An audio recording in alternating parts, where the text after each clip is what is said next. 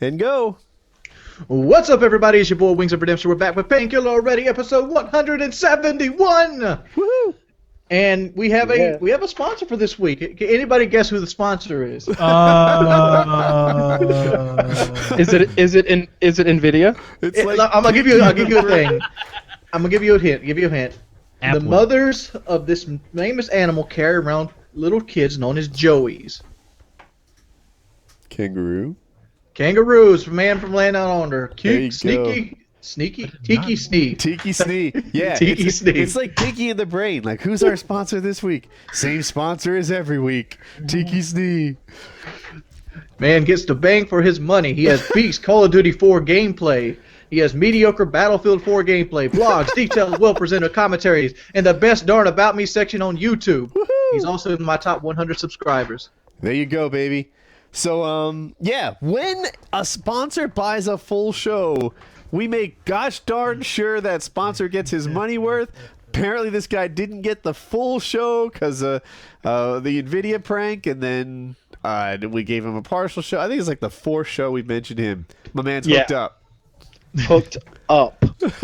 That's your experiences may vary. The level of You should guys to really go over to his channel, which is youtube.com/TikiSnee, and give him a criticize on his best about me section. Yeah, give him a criticize. Go in there. What are you doing to this poor guy?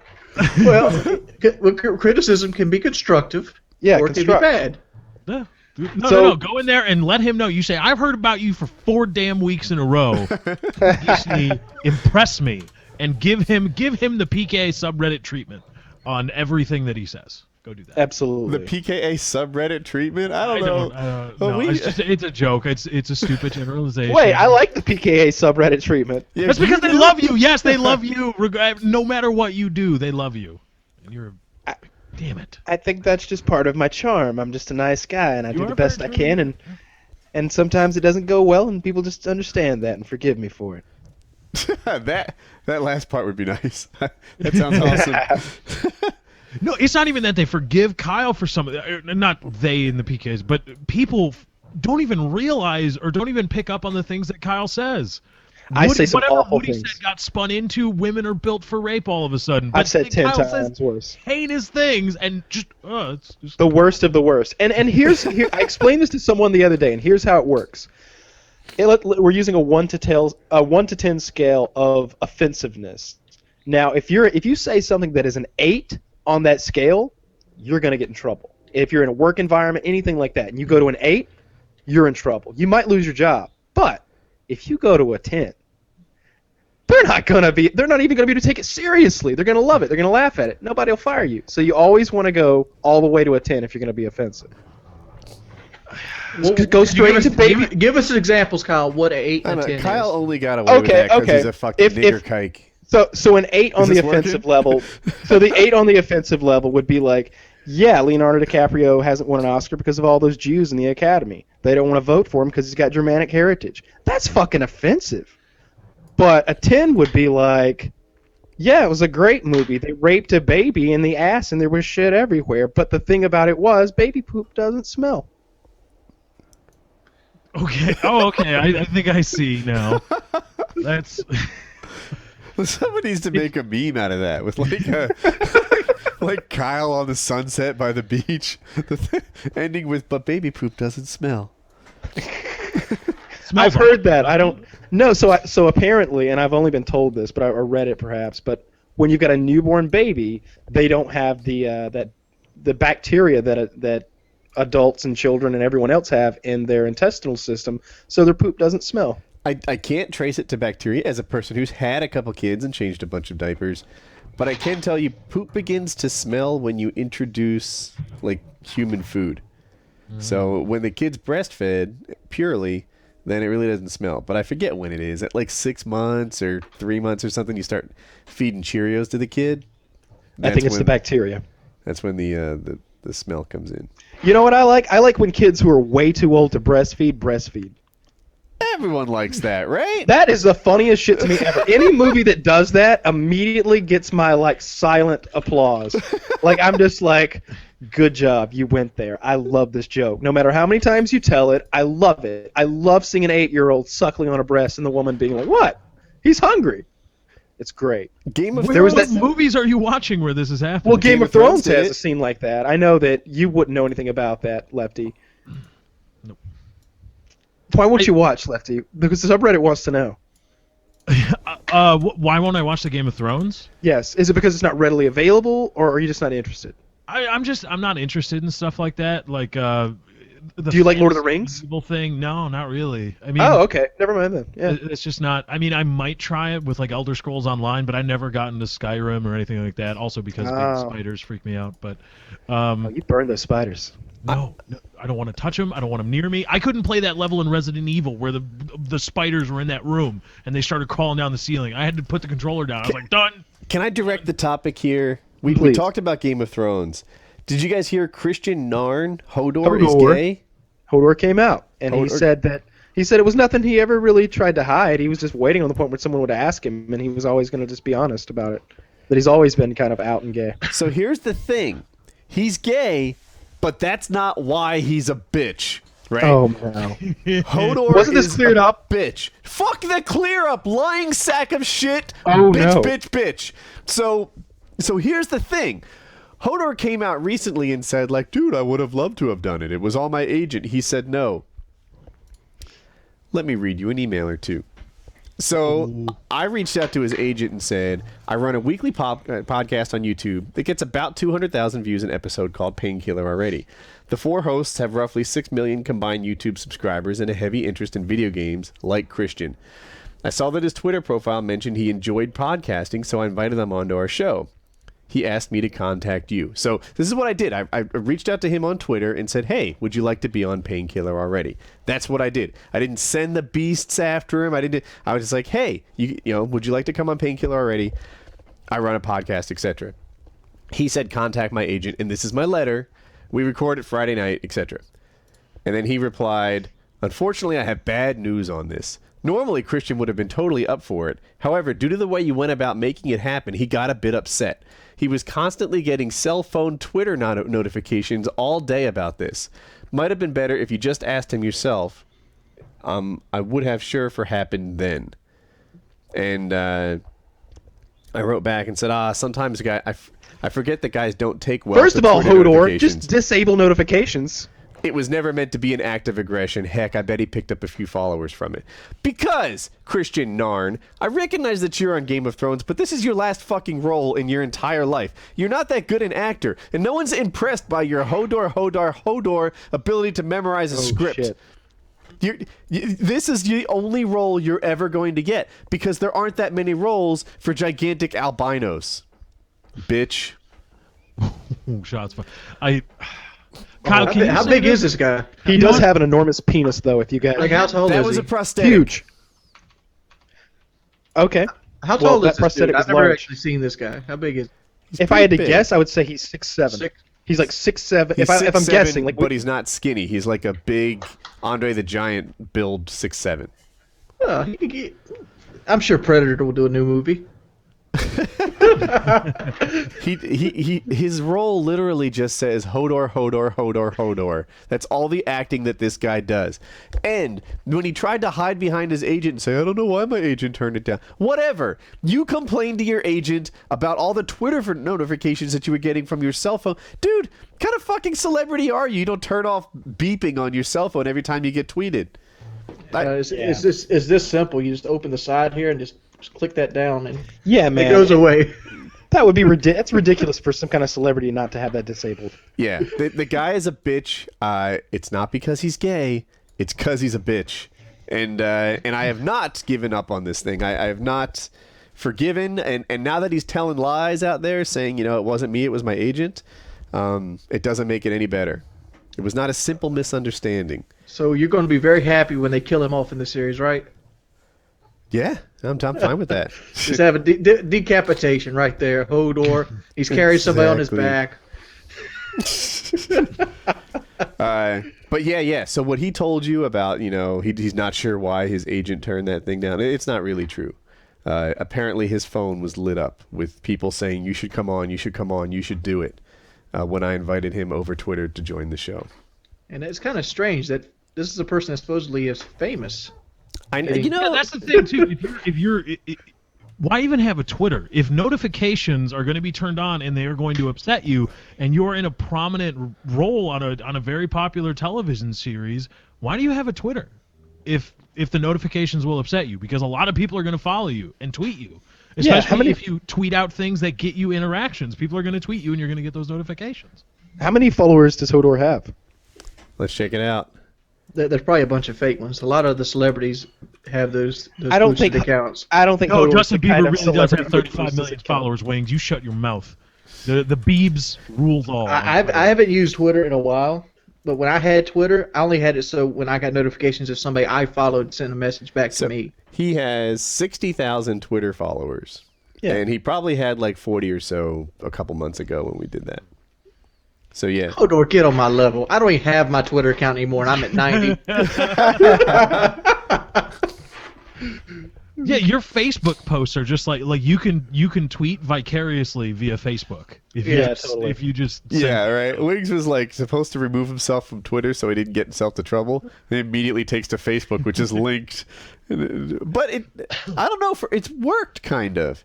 Yeah, it has. Maybe it's because you don't get the same negative feedback. On Because Facebook. they're right there. There's their name. I can click on their shit and like, oh, there's your mother. Let me call her.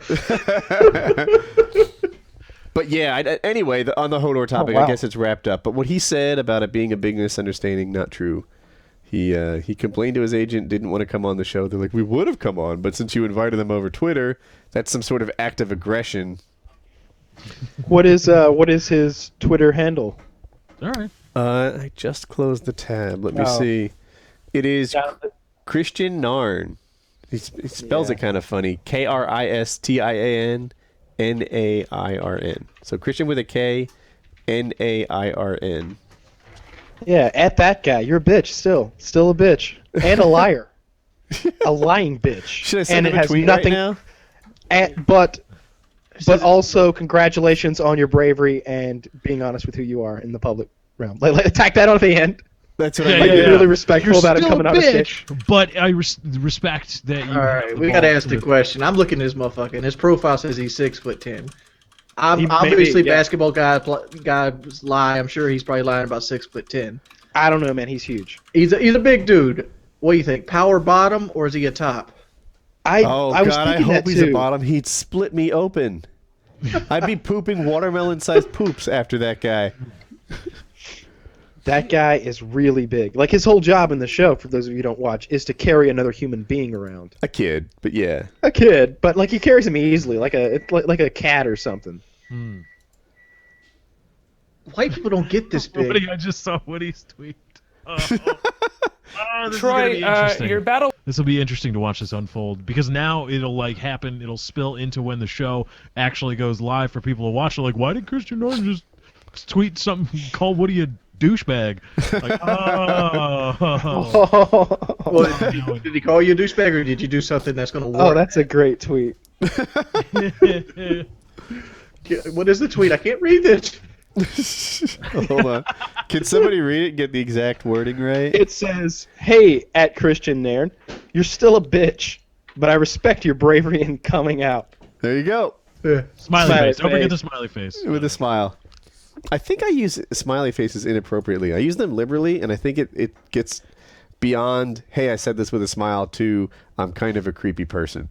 Yeah, right? I always put smiley faces on like everything, and it's not that I'm being weird with you. I'm just like, hey, and I'm happy as I say this, because text can, you can lose connotation with Exactly. text. But now everyone uses the XD. It's gone past Fuck that XD. No, that's What does that even mean? What does that mean? It's a big smiley Big face, smiley like an face. ear you're to like, ear, "Ah." like crazy. Yeah, that's pretty much it with the eyes like a closed. Japanese anime character. You're that fucking happy about this text message. No, I'm gonna I give you a see. normal grinning smiley face. I might add the winky eye on there. It depends.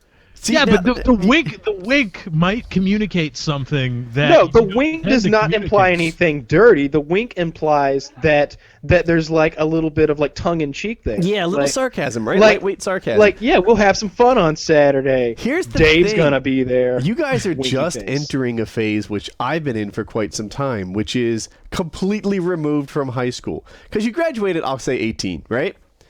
But up through like 22, 23-ish, you're still like in touch with what's going on, right? Like, you're hip, you're on top of this stuff. When you hit like 26, 28, you're not in high school anymore, right? You have become invisible to 18-year-old girls. It's not your set anymore. I'm way past there. But when I see like, oh, everyone's switching. Wait a minute. Let's go back a minute. I don't know that Let's last not go- comment you made. Let's not go back a minute. Accurate. Let me tell you the bad thing about 18-year-old girls. They want your fucking attention too much. Do not go after 18-year-old girls. Always go after the older women. I disagree with everything Wing said. You're the same age as me. Kyle, How can you disagree? 15's good, right? Back me up here. 15, 13, Oh God, no, but 18. 11? No, I'm no. going to Hey, ten. what Just, you- why are you just, going just lower? somebody I'm to going talk to 10. to. It's a Just somebody joke. to Come go on, play Kyle, some tell games us. in the back of the arcade, and then you can invite them up to. Oh my God. Stereo. If Yeah. If the All you 16-year-old gotta do is prom be queen that was guy all with the about big- you. You just need to be the guy with a big cup full of quarters. What was I going to say? Oh, anyway, so where I was headed with that was, like, sometimes when I see, like, all right, so the world is shifting from colon right parenthesis to XD, I need to shift with it, or I'll forever be that guy in, like, bell bottoms and a butterfly collar. Like, what? This isn't cool anymore? I didn't get the memo. Dude, that's most of the old men that I know. They still listen to fucking Led Zeppelin, smoking pot. This not cool anymore? all right. Hey days. guys, you got one new subject? Okay. Sure. I got a video. I don't know if you can show it or not, but I'm gonna let you look at it.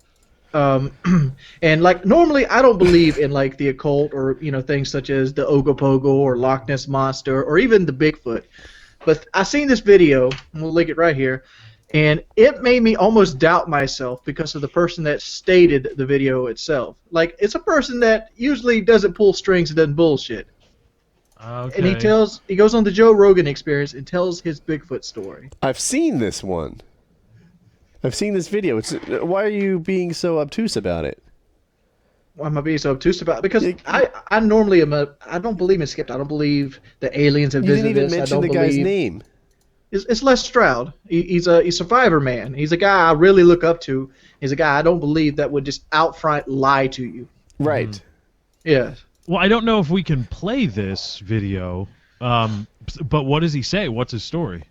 Well, he basically says in season 2 of Survivor Man, which is in episode 6 in Alaska, on day 5 or 6, he's making a bed. He's like cutting leaves in a bed, and it shows it on camera of him cutting these leaves. And in the camera of the show itself, you can see him like look up and turn away, look up and turn away.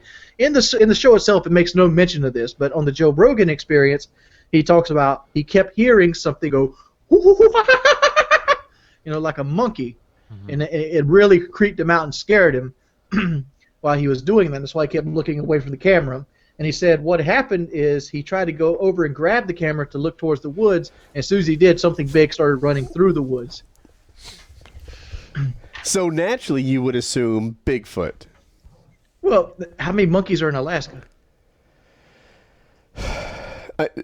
Les Stroud believes that Bigfoot and the abominable snowman and things like that are real. He went on the Joe Rogan show and he talked about it for a little while.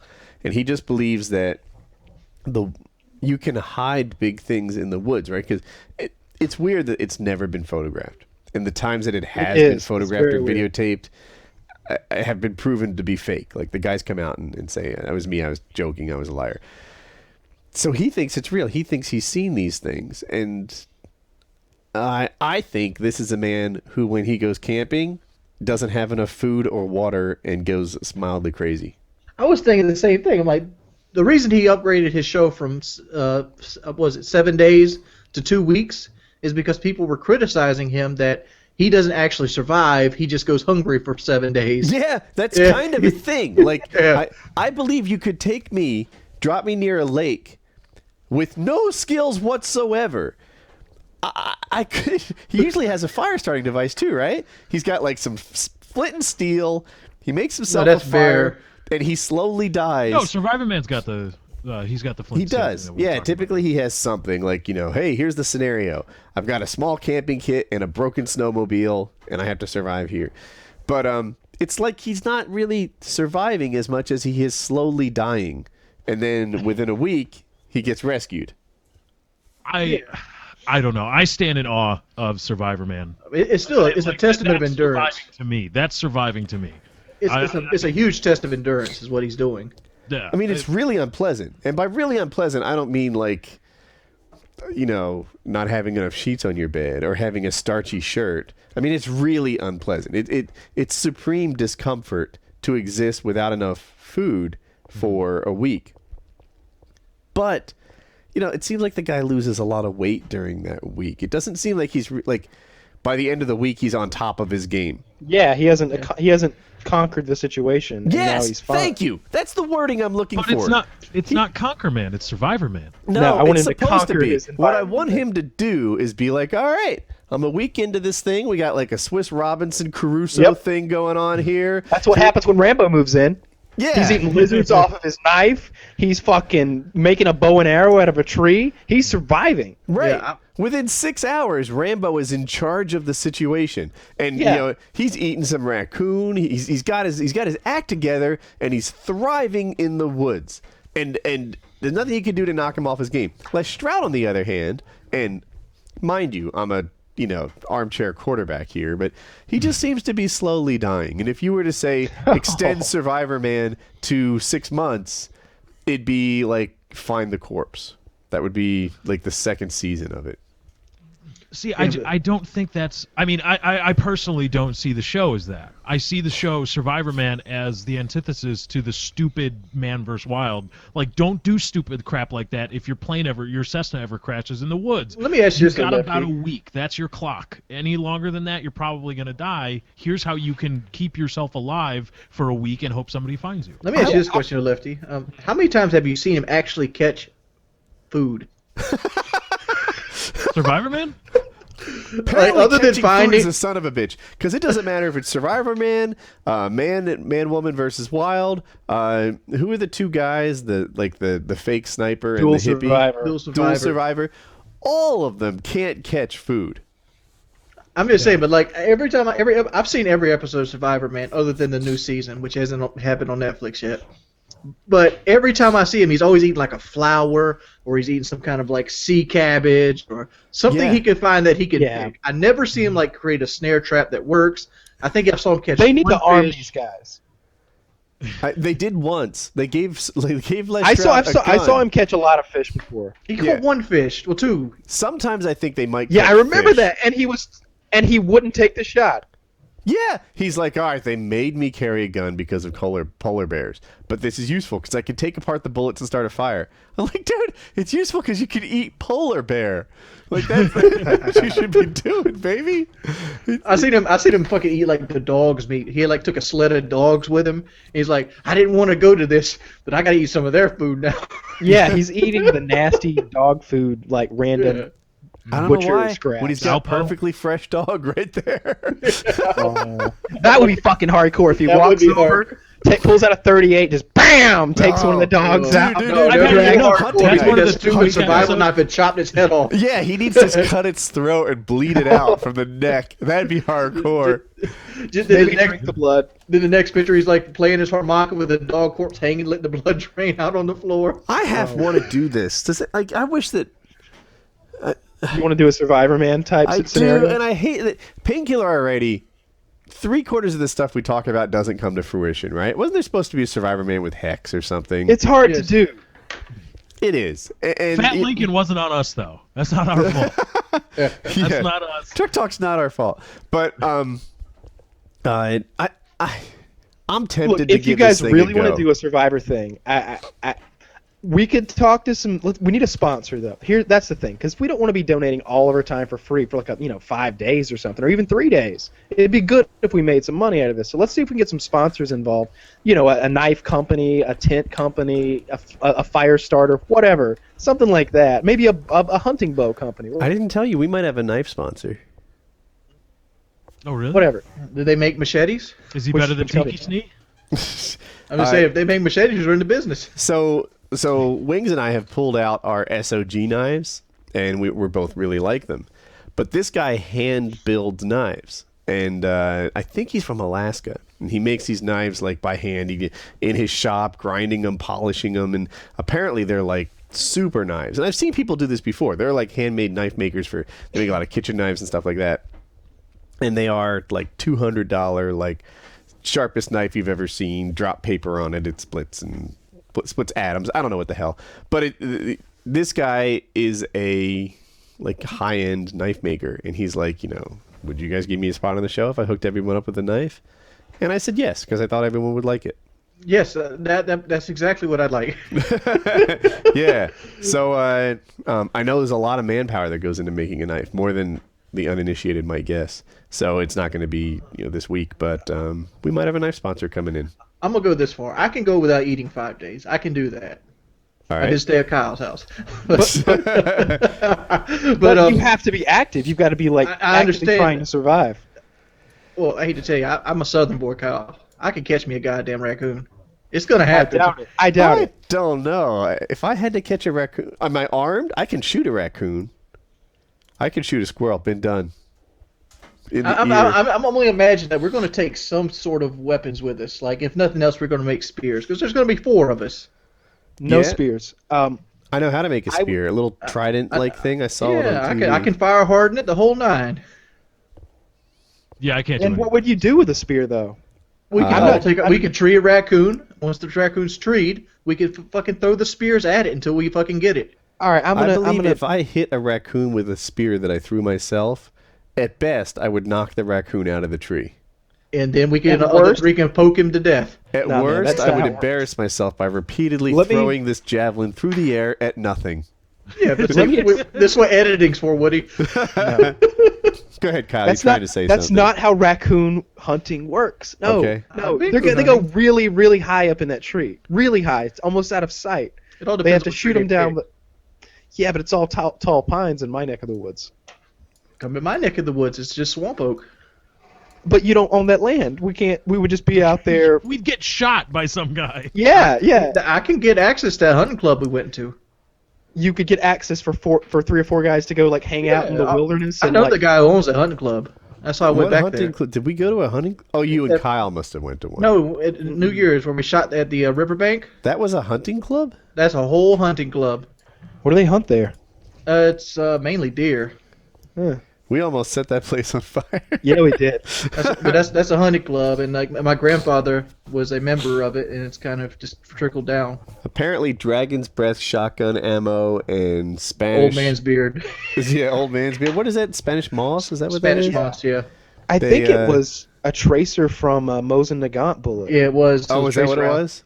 Yeah. A ricochet, right? Yeah, Yeah. ricocheted off the TV.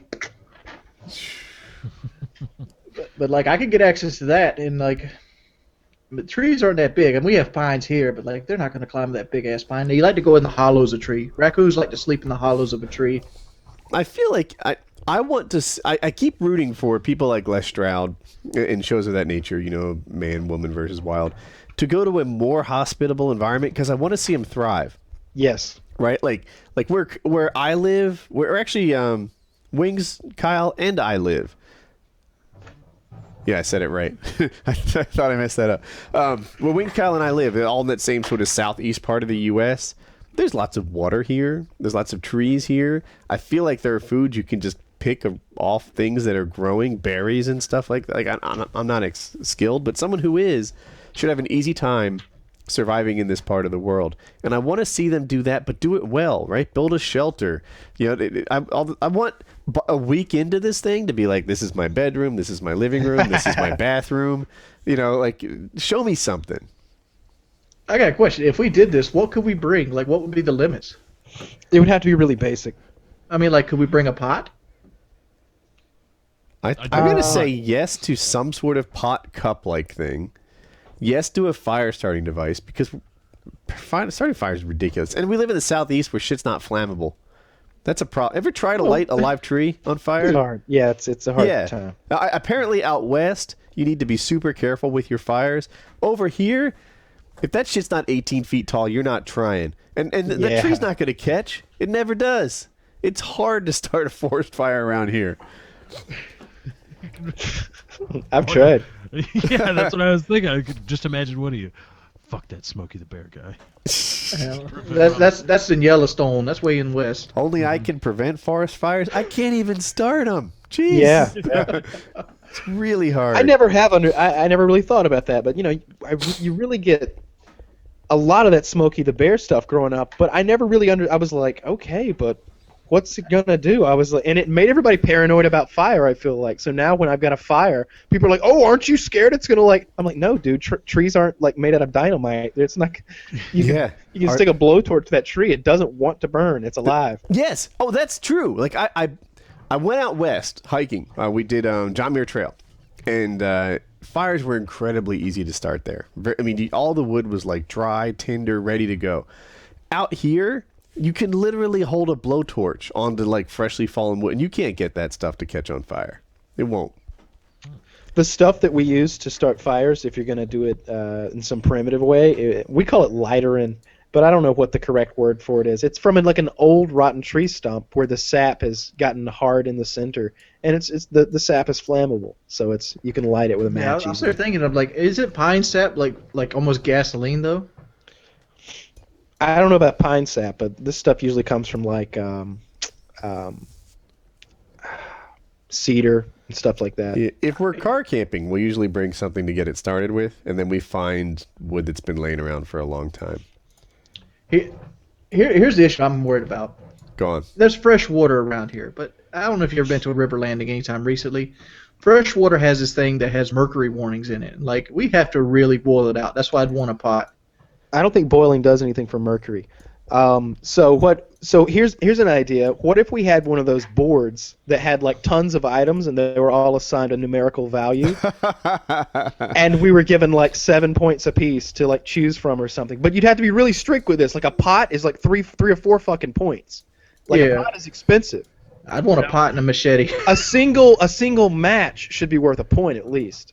Oh, fuck you, man! I don't want it like a single match. Yeah. I want one of those necklaces where I can just strike it and it creates sparks. Like a .22 rifle and one bullet, 5 points. Yeah, Kyle, I'm not going with you. Screw this. Yeah, this is ridiculous. Hardcore. I don't know what I'm doing. I don't think we should create rifles at all. Like you should end up out there with like a fire starter and like a small metal cup and a knife and I'm maybe not going out there to play this on veteran mode. I'm thinking we all have a pot and we all have a machete. Make videos that people will watch, pimp the sponsor, and maybe like walk around, go on a nature hike, and then cool. I don't think we should have to go to that primitive survival like we're lost, but more of like a lines like let's make this the best it can possibly be with limited utilities. Yeah, I think we should have like fire starting should be a thing that you get. It might be interesting if we were all armed. You know, that might add a thing, but I don't want to be short on ammo. One bullet. No, I think it'd be more fun. The week would be more fun, and the show would be better if we had 600 bullets. Oh, wow. We go in with one of those tactical vests with all the magazines loaded. We'll just get it. I'm not with 600 bullets, but how about everybody have a high-powered rifle with a fully loaded magazine? This is so let's give the guy that's never shot a gun a high-powered rifle with a fully loaded magazine. We'll carry like one of these things into the woods, right? Like this will be by the base station, and we'll have all the rounds we want. And no. But what are we declaring war on the forest? Yes. We gotta go. We'll go on patrols. We gotta set up regular. If we win this thing, if we win at camping, we have a beautiful like Robinson Crusoe structure, and the rest of the forest is burnt down. Slash and burn. Oh, just holding our nuts, just letting the top of the food chain's here. All of the forest creatures have either been shot, eaten, or enslaved. Because the weekend that Kyle's describing, or weekend, I don't know what it would be, is like severe hunger, arguing, no food, very little water, like collecting, fucking eating bugs and stuff like that. The week I'm describing is hunting shit down, cooking up snakes, cooking up raccoon, seeing what squirrel tastes like. I don't know. I think you want to go on a hunting trip, Woody. That's what you're describing as a hunting trip. But yeah, because you shoot stuff and then you check Twitter, Instagram it. Just.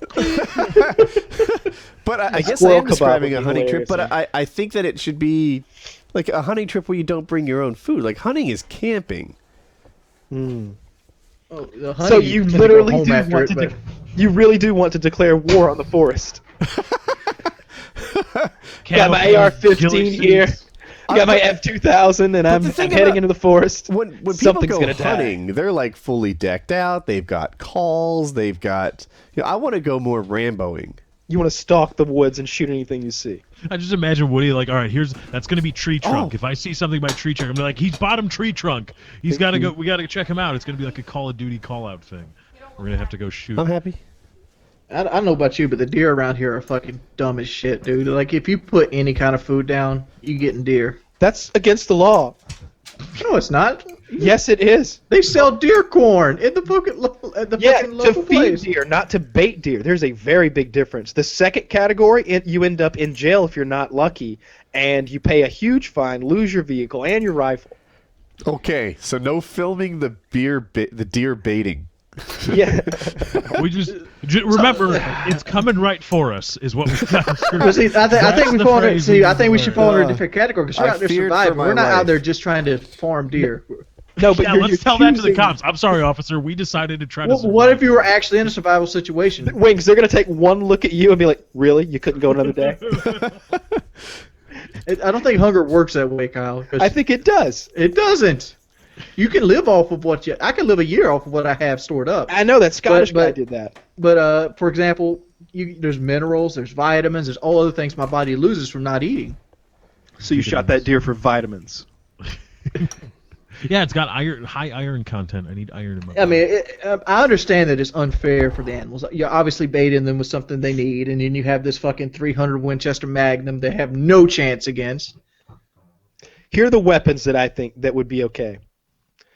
A crossbow, any kind of bow would be okay. I've got all three. I got a crossbow I've got a recurve zero bow. FN2000? I got a compound bow, and no, not an F2000, not a 30 round capacity 5.56 semi-automatic rifle. No, No, It's not essentially that. a bow, AR-15 though. was my It's next essentially thing. a bow. Bows and Nagant. Iron what are you sights. gonna? Yeah, but you can't have more than like 2 bullets. No more than 200 bullets? 2 bullets. What about the whole magazine, Kyle? 5 bullets. It doesn't have a magazine. It does. No. I'm a going bullet. camping it's without you, internal. Kyle. What? The most of Nagant's magazine's internal. Yeah, that's true, I suppose. But you 2 gotta also bullets use is clips. ridiculous. But what are you gonna shoot with a Mosin gun? Like, what is your target? A deer. Deer, bad That's guys. okay. Well, we would have to wait until deer season to do that. Trees where we're just dicking around. and what you got to keep in mind, if you're in the woods during deer season, there are also other guys in the woods with guns, and they're trying to shoot deer, and we wouldn't be wearing vests necessarily. I don't think deer is going to be on the menu. I think we could go somewhere where there were wild pigs. Those things Texas? can get dangerous, right? Wild Yeah, pigs are that's very why you dangerous. shoot Oh them. yeah, Fuck They're that. very dangerous. No, I just want to go film some stuff, Twitter, shoot. I shit. have If you to quit always- being a bitch, son. No. You have a dick for a reason. I've God always damn it. wanted Get a to fight. procreate. What does that have to do with going out and hunting and killing things? Apparently, in Wayne's always- World, you use your penis on wild pigs. I'm just throwing that out there. I've always wanted to hunt wild pigs with a lance, though. That'd be cool. Yeah, A I'll lance? spear the shit out of a wild lance. pig. Like a spear. Like A from a well-made horse? spear. No, no. Like just a long, wide spear. I want to be on foot though. Fuck it, do it from a horse. Here's the fucking problem with doing pigs with spearing or pig sticking. One, pigs walk in fucking packs, Kyle, and if they get you on the ground, you're dead. DEAD. I've fought a pig before. Have you fought a pack of pigs? Was the pig maybe on a farm? No, I shot most of the pack, and then I fought the big one with a pocket knife. No, you did not. Yeah. Really? Seen the Yeah. pictures. Wow. All right, that's legit. You Lefty, see, don't you wish you had that store? Imagine how much pussy Katie would be giving you. You come home with like a pig's testicles around your neck. Wait, Kyle, I think I've seen the I'm doing video pretty for that. okay now. It was bad video. It was like night vision when it wasn't always on target, but the audio was good. Does that sound yeah. right? I don't know where that audio is anymore, though. There was the audio of me fighting the pig, but Yeah. it's not filmed. And I didn't really want it filmed, but now looking back, I really wish it was. Oh man, dude. So Kyle wants to live life on impossible mode in the forest, and I just think if you're gonna go, you should go. I'm with Kyle. You know, if you're gonna play the game, play it on hard. no, I want to be Bear Grylls. I want to be Bear Grylls. I want to have a crew. I want to have evac at the ready. I want to have harnesses. Like when I create my own little harness to go down a waterfall, I want to have a real harness with a real rope backing me up. We're not going down no fucking waterfall because there isn't no waterfalls in where we live at. Yeah, but you know, I'm somewhere in just between. that idea. All right, I don't want to go out there and slowly die like Lestrade does. And I don't want to go out there and car camp like Bear Grylls does. I want to go out there well prepared to thrive in the woods. I mean, Lefty, I don't eat fish, but I'm willing to eat fish if it's all we have. You got to be there with me. But why would I put myself in that situation in the first place if I don't? Because know it's I'm- good fun. It's okay. And imagine sleeping on the ground with the fire ants, Lefty. That might be a real possibility. We got these things called diamondback rattlesnakes here too. That can slide. That sounds great. That sounds really great. Or you timber guys go do rattlers. film it. I'll do the voiceover for it, and we'll make an episode out of it. There, Wow. that's my compromise. That's all. That's all. Snake ain't gonna fuck with you, Lefty, because one, they're cold-blooded creatures. They don't want to be around the fire. Well, they do want to be around the fire, but they're scared of it. So all the people walking around, so they're gonna stay away. You got to watch where you're walking throughout. I mean, we have black bear around here too, but they're very rare. Yeah, not making a good case, Wings. Yeah, That's why we're carrying the high-powered rifle, Lefty, the one you don't want to hold. It's not that I don't want to hold it. It's just I think it. You know, for a guy that's never shot a gun, like, hey, here's an AR-15. You can't miss a bear, Lefty. He's fucking huge. He's 600 goddamn pounds. children can shoot AR-15s. They don't kick at all. It's a little bullet. I just don't know proper gun safety, all that. That shit's Gun safety is for fucking nerds, dude. Gun safety, don't pull the fucking trigger. Don't point a gun at somebody else and shoot them. That's gun safety. Wings does that. What? Kyle and I shot with Wings, and Kyle looked at me at one point, and he's like, we're in a lot of danger right now. Because I wish I could properly draw this picture. You got Wings shooting at a tree, and then Kyle and I down here. So the bullets are going like, choom. Yeah, there's the possibility for that. We're sort of downrange from him, but he's shooting at a target that's off away from us. So I was like, this isn't really safe because it's possible that bullet could just ding off that tree, come over here and ding off our head. Kyle, you've been hit with 50 caliber rounds. After they hit that first thing, they usually don't have enough kinetic energy to kill you. Oh God, that's so not true. I've seen tracers. I've seen from an associate of Kyle's. I've seen videos of tracers pinging off into the woods, and they look like they're going pretty fast. Perspective might mess with it a little bit, but Ricochets are dangerous, man. Ricochets are dangerous. those tracers look really fast still, and really dangerous. Yeah, probably like 2,000 feet per second or something. It'll be all right. Yeah, until you shoot a fair amount of tracers, incendiary ammo, stuff like that, where you can see the bullet, you kind of have this notion that it disappears after it hits something. Like, all right, I hit it. That's where it went. No, that's the first place it went. It's going somewhere else next, and it's that those bullets fly everywhere. Kyle knows. Yep. But Wings is not number one in gun safety. No, fuck gun safety. I want a meme. Gun safety is for nerds. I want that. I'm gonna point it out there, dude. But people freak out about gun safety. That's because it's they can kill you. You know what else could kill you, fucking Lefty? Driving a car. You know how many motherfuckers are like this in a goddamn car? Yes. Which is why they should at least. You know what be kills punished as more worse as people than drunk guns? drivers, but- Fucking cars. You know what kills more people than fucking guns? Big Macs. I don't give a shit. Who cares if the thing could kill you? This knife could kill me. I could be walking around, fall on the motherfucker. I can fall. My steps can kill me. Quit being. That's right. Do you run around willy-nilly with the knife in your hands, like, ha-ha, and then throw a bunch of clutter on the floor? Knife safety is for pussies. No, I'm just saying, people over-exaggerate gun safety. It's like, please point the gun down. Don't do that. Dude, All right, so I'm not a dumbass. I'm not going to point it at you and pull the trigger. So I think there's a middle ground here. While I have seen people who are really overboard with their gun safety to the point where it's like, you know that we're all adults here, right? Like, it's just me, you, and those other two guys, and we're all like grown-ass men, so maybe we can handle this without like shouting out every time we do something. Mm-hmm. I've seen that, but I've also seen people who are just kind of willy-nilly with it, and they'll hand a kid a gun, and they'll like won't be attentive enough, like monitoring that kid, and that makes me uncomfortable. I've went and hid behind cars before because I thought somebody was being unsafe, and it just seemed like a, you don't want to correct a 40-year-old man and be like, hey, what you're doing is unsafe. So I usually, sir, muzzle down range, please. Yeah, I don't want to be that dick, side, because see, I'm different than the other gun owners in this thing. Like, I didn't really get into owning guns until like my early 30s, and so I wasn't raised around guns. I wasn't like mega comfortable since the time I was 8. I didn't have my own shotgun as a kid or pistol or anything. Kyle tells stories where like he'd walk along the street, see a rodent or something, pop at one with the gun on his hip. That wasn't me as a kid, right? I was lucky if I threw a rock. So I didn't handle guns until I was 30s, and that means that I was like formally trained. I learned at a gun range from people who were giving you gun range safety, and then the gun range in my area is particularly overzealous. I didn't realize it. I thought that was normal, but now I realize like, things like there's a bench behind you and a bench like where you shoot towards the thing. You have to have your gun bag or case pointed down range, and you can't even remove your gun from the case unless you turn the case around so that it's pointed down range while you take it out. Like, they're really on top of that stuff. Here's the one I always hate. I hate when I carry my guns in the backseat of my truck. When I carry them places, I just lay them on there. They'll be empty. And people are like, you should open the door on the side with the butt of the gun. The motherfuckers are empty. That's kind of a shame, but like they don't even have the bolt in them. It'd be fairly normal to take the gun from like the table behind you, point it down, and walk it to the part where you shoot, and then bring it up, right? Because generally, like in gun safety, you point it towards the ground, and everything is cool.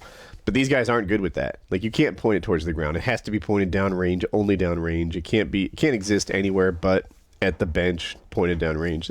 So now when I shoot, I'm, I guess, like 110% careful. I don't criticize grown men like Kyle doesn't either, but I think it. Now, on the other hand, like it does seem silly to have all those rules and for it to be so strict. But if you go to a gun range, one that's had a lot of traffic, and you walk into the booth, you'll notice if you look closely at the ceiling right above you, at the walls on the left and right side of the range, and the floor, that they're covered with bullet holes where people have completely missed what is supposed to be like a square, human-sized target downrange and hit the roof or the walls, the floor. They even shoot the booth that they're in, and we're talking about plate steel that's kind of, around them to their left and their right at 90 degrees away from them. Yeah, but let me point this out. A lot of people go to these places to learn how to shoot as well. Like, my mother has very little handgun control. And when she first shot a handgun was at a firing range, and she didn't even know how to stand with it. And those are the kind of people that make those mistakes. People that shoot anytime or any regularity, even if it's once a year, can shoot a paper target. No, I don't know. I hear both points, actually. But yeah, gun safety is important. It's not just for nerds. Just throwing that out there. I'm just saying people are overzealous for the shit. Like, I want to point a gun at people that tell me that shit. Because that's the smartest thing, Wings, that you've probably ever said. I want to point a gun at people who tell me to be more safe about guns.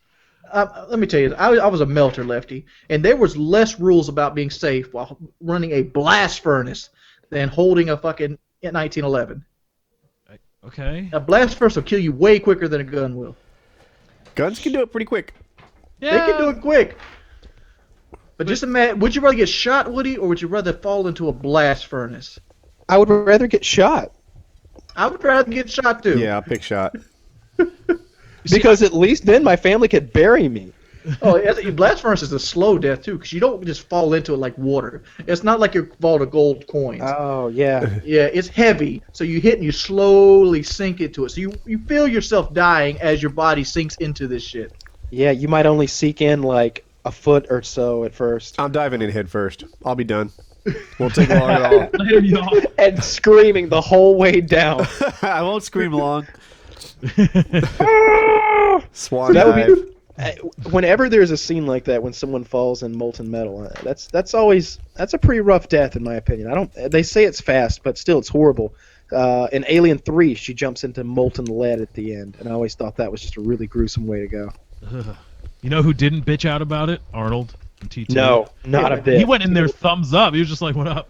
Yeah, he went in there too fast though. That wasn't actual molten metal. But Do he we was need a whole very, new very topic? heavy. He's Yeah. a Terminator. New topic. What person in history gets way too much credit? Oh, What was his name? What's Lincoln. Lincoln, yeah, I don't think Lincoln did a good job at all. he didn't. Even his constituents didn't think he did a good job. And I don't think that he should have let the war happen. I don't think he handled the war well. Over 500,000 Americans dead. No, it's a failure in my eyes. Wow. He freed the slaves. No. The I Emancipation think that- Proclamation was a way to win the fucking war. It wasn't. Yeah, had nothing to do that- with freeing the slaves. Yeah, that's the thing. He didn't free the slaves until like a couple years into the war, right? Until You're Gettysburg. right. Yeah, he was losing the war. He's like, well, we need more troops. Let's free the slaves if they'll fight for us. I think there's a quote from him that was like, if I could end this war by freeing every slave, then I would. If I could win the war without freeing a single one, I would. Lincoln don't know, was I full don't- of shit. Yeah, I'm a big Washington fan. Washington's the man. Lincoln's man. Wow. So both the Southerners in our show are like, you know what? That Lincoln guy. That war in Northern Aggression was just so not cool. You guys did that to Yeah, us. but look, you don't even learn about the You're war just of sore Northern because he kicked aggression. your ass. And if you keep talking smack about Lincoln, I'll do it again. But I mean, I guess there is a lot to the to the whole Lincoln thing and the idea of states' rights and that whole thing that doesn't get covered in vanilla history classes in the U.S. I mean, there is another side to the story where the Southern states being like, "Hey, don't we have rights as sovereign states?" And Lincoln's like, "No, fuck you." I think Steve Jobs. Oh, that's a good one, too. Steve Jobs. He was a prick. He a lot of people. He steal a lot of stuff from people or not. He took credit or his name was ascribed to things that were actually created by other people. Like he was everything. a genius marketer. Steve Jobs was Keemstar. The graphical user interface, it was stolen. The mouse was stolen from Xerox. So- And then you go into the later days, and I don't know if the iPhone was stolen. I mean, it seemed like a lot like the Palm Trio that preceded it. Okay. I didn't even know about that. I had it. Here, let me grab a picture of my first smartphone. Mine was called the Blue Brick. It was a Nokia 2230. Yeah, those were the phones, man. Those things. Here. 2 bars on each side of the screen. One was your signal, the other your battery. I'm not saying that the iPhone wasn't like a huge step forward from this thing, but the idea of like a touch screen interface with icons all over it that you pick was, it's not like the iPhone was the first smartphone. Okay. Didn't they call these things Blackberries?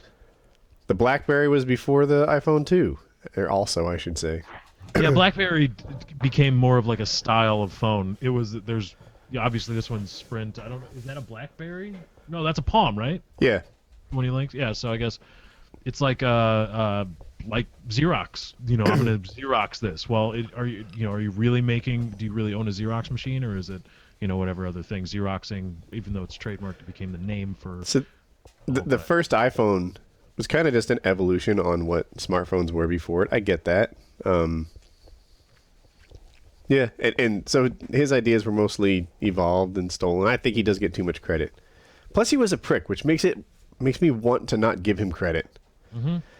Like, if he was the greatest guy, if he was Bill Gates, with Steve Jobs' gadgets, we'd all love him, right? You know, it'd be like, yeah, this guy, he made the iPhone, he made computers, he made this, he made that. Now he's curing malaria and AIDS and changing humanity and bringing clean water to places. And if that was Steve Jobs' thing, then he'd be I'd be like, yeah, he was the greatest. But it's not. It's like he was a prick. He denied that his kid was his kid. He cheat on his girl. He was bad. Yeah, and also the whole, oh, it's so tragic that he died, so tragic. 6 months after his initial diagnosis, he sought out holistic healing instead of going for chemo or whatever it was for his form of cancer or whatever. Yeah, it was curable. Got him. It was curable, but he was like, no, I want holistic. I'm going to go holistic. Well, okay. You're kind of your fault, bro. Kind of like you decided, they're like, hey, this thing works, but no, I want to go holistic. It's like the people that don't vaccinate their kids, which we can talk about later because the measles are back. Yep. Oh, you know who my guy is? Ronald Reagan. Ronald Reagan. I like Reagan. Ronald Reagan raised taxes like a dozen times. Ronald Reagan. I mean, if Ronald Reagan won the Cold War, then Barack Obama won the Gulf War, because that shit was going on for 40 years before he took office. It just ended while he was there. That if you look at when the U.S. was doing fine on the debt. Even under Carter, we weren't in deep debt. You know, under Nixon, under JFK, we weren't under deep debt. Reagan comes along, and that's when this period of like skyrocketing federal deficits started, because he cut taxes and he raised spending. And all of a sudden, like for the rest of history so far, America has been spending more and more and taxing less and less. And it's like their trick to get more tax money is to cut taxes. And then their trick to get more tax money is to raise spending. And they just keep doing that, and it keeps getting worse. And I'm not forgiving Obama for it, because he's done it too. But Reagan was the guy that really kicked off a, 35-year trend of low taxes and high spending. It might end the United States as a major power. Reagan started that. Reaganomics. Reaganomics. Is yours. And the whole trickle-down economics, let's make the rich people rich, and then they'll spend it, and the poor people will get whatever's left over. Like, nowadays, that sounds like heresy. Nowadays, you're like, what? Get out of here. Like, no one would seriously say that out loud. But that was actually his plan. He's like, let's just make the rich people as rich as possible, and then they'll start hiring people, and they'll start buying things, and the richer we can get the rich people, the better everything will be. But the rich people just hold on to their money more by cutting jobs. That sometimes happens. Rich people are good at holding on to their money. That's why they're so rich. That's true. that's it's very true. And as in personal finance, that's something to remember, right? A fool and his money are soon parted. I watch the people in and around my life, and it's like, well, there's your problem right there. Every time I put $1 in your pocket, you find something that you need. Stupid. But I really want that PC though, Woody. Come on. I hear you, and but some people, every time there's $1 in their pocket, they find something else they need, and that's why they don't accumulate any money. But for federal policy, it's kind of important to remember that the rich people, if you suddenly gave me $2 million a year, it wouldn't really get stuck back into the economy. I just start being rich. Yeah. Here's the thing, though. Like I said, I was browsing Reddit. I was looking through the news section, and they said that the military last year spent $760 million on stuff that they didn't need, just because they could spend it.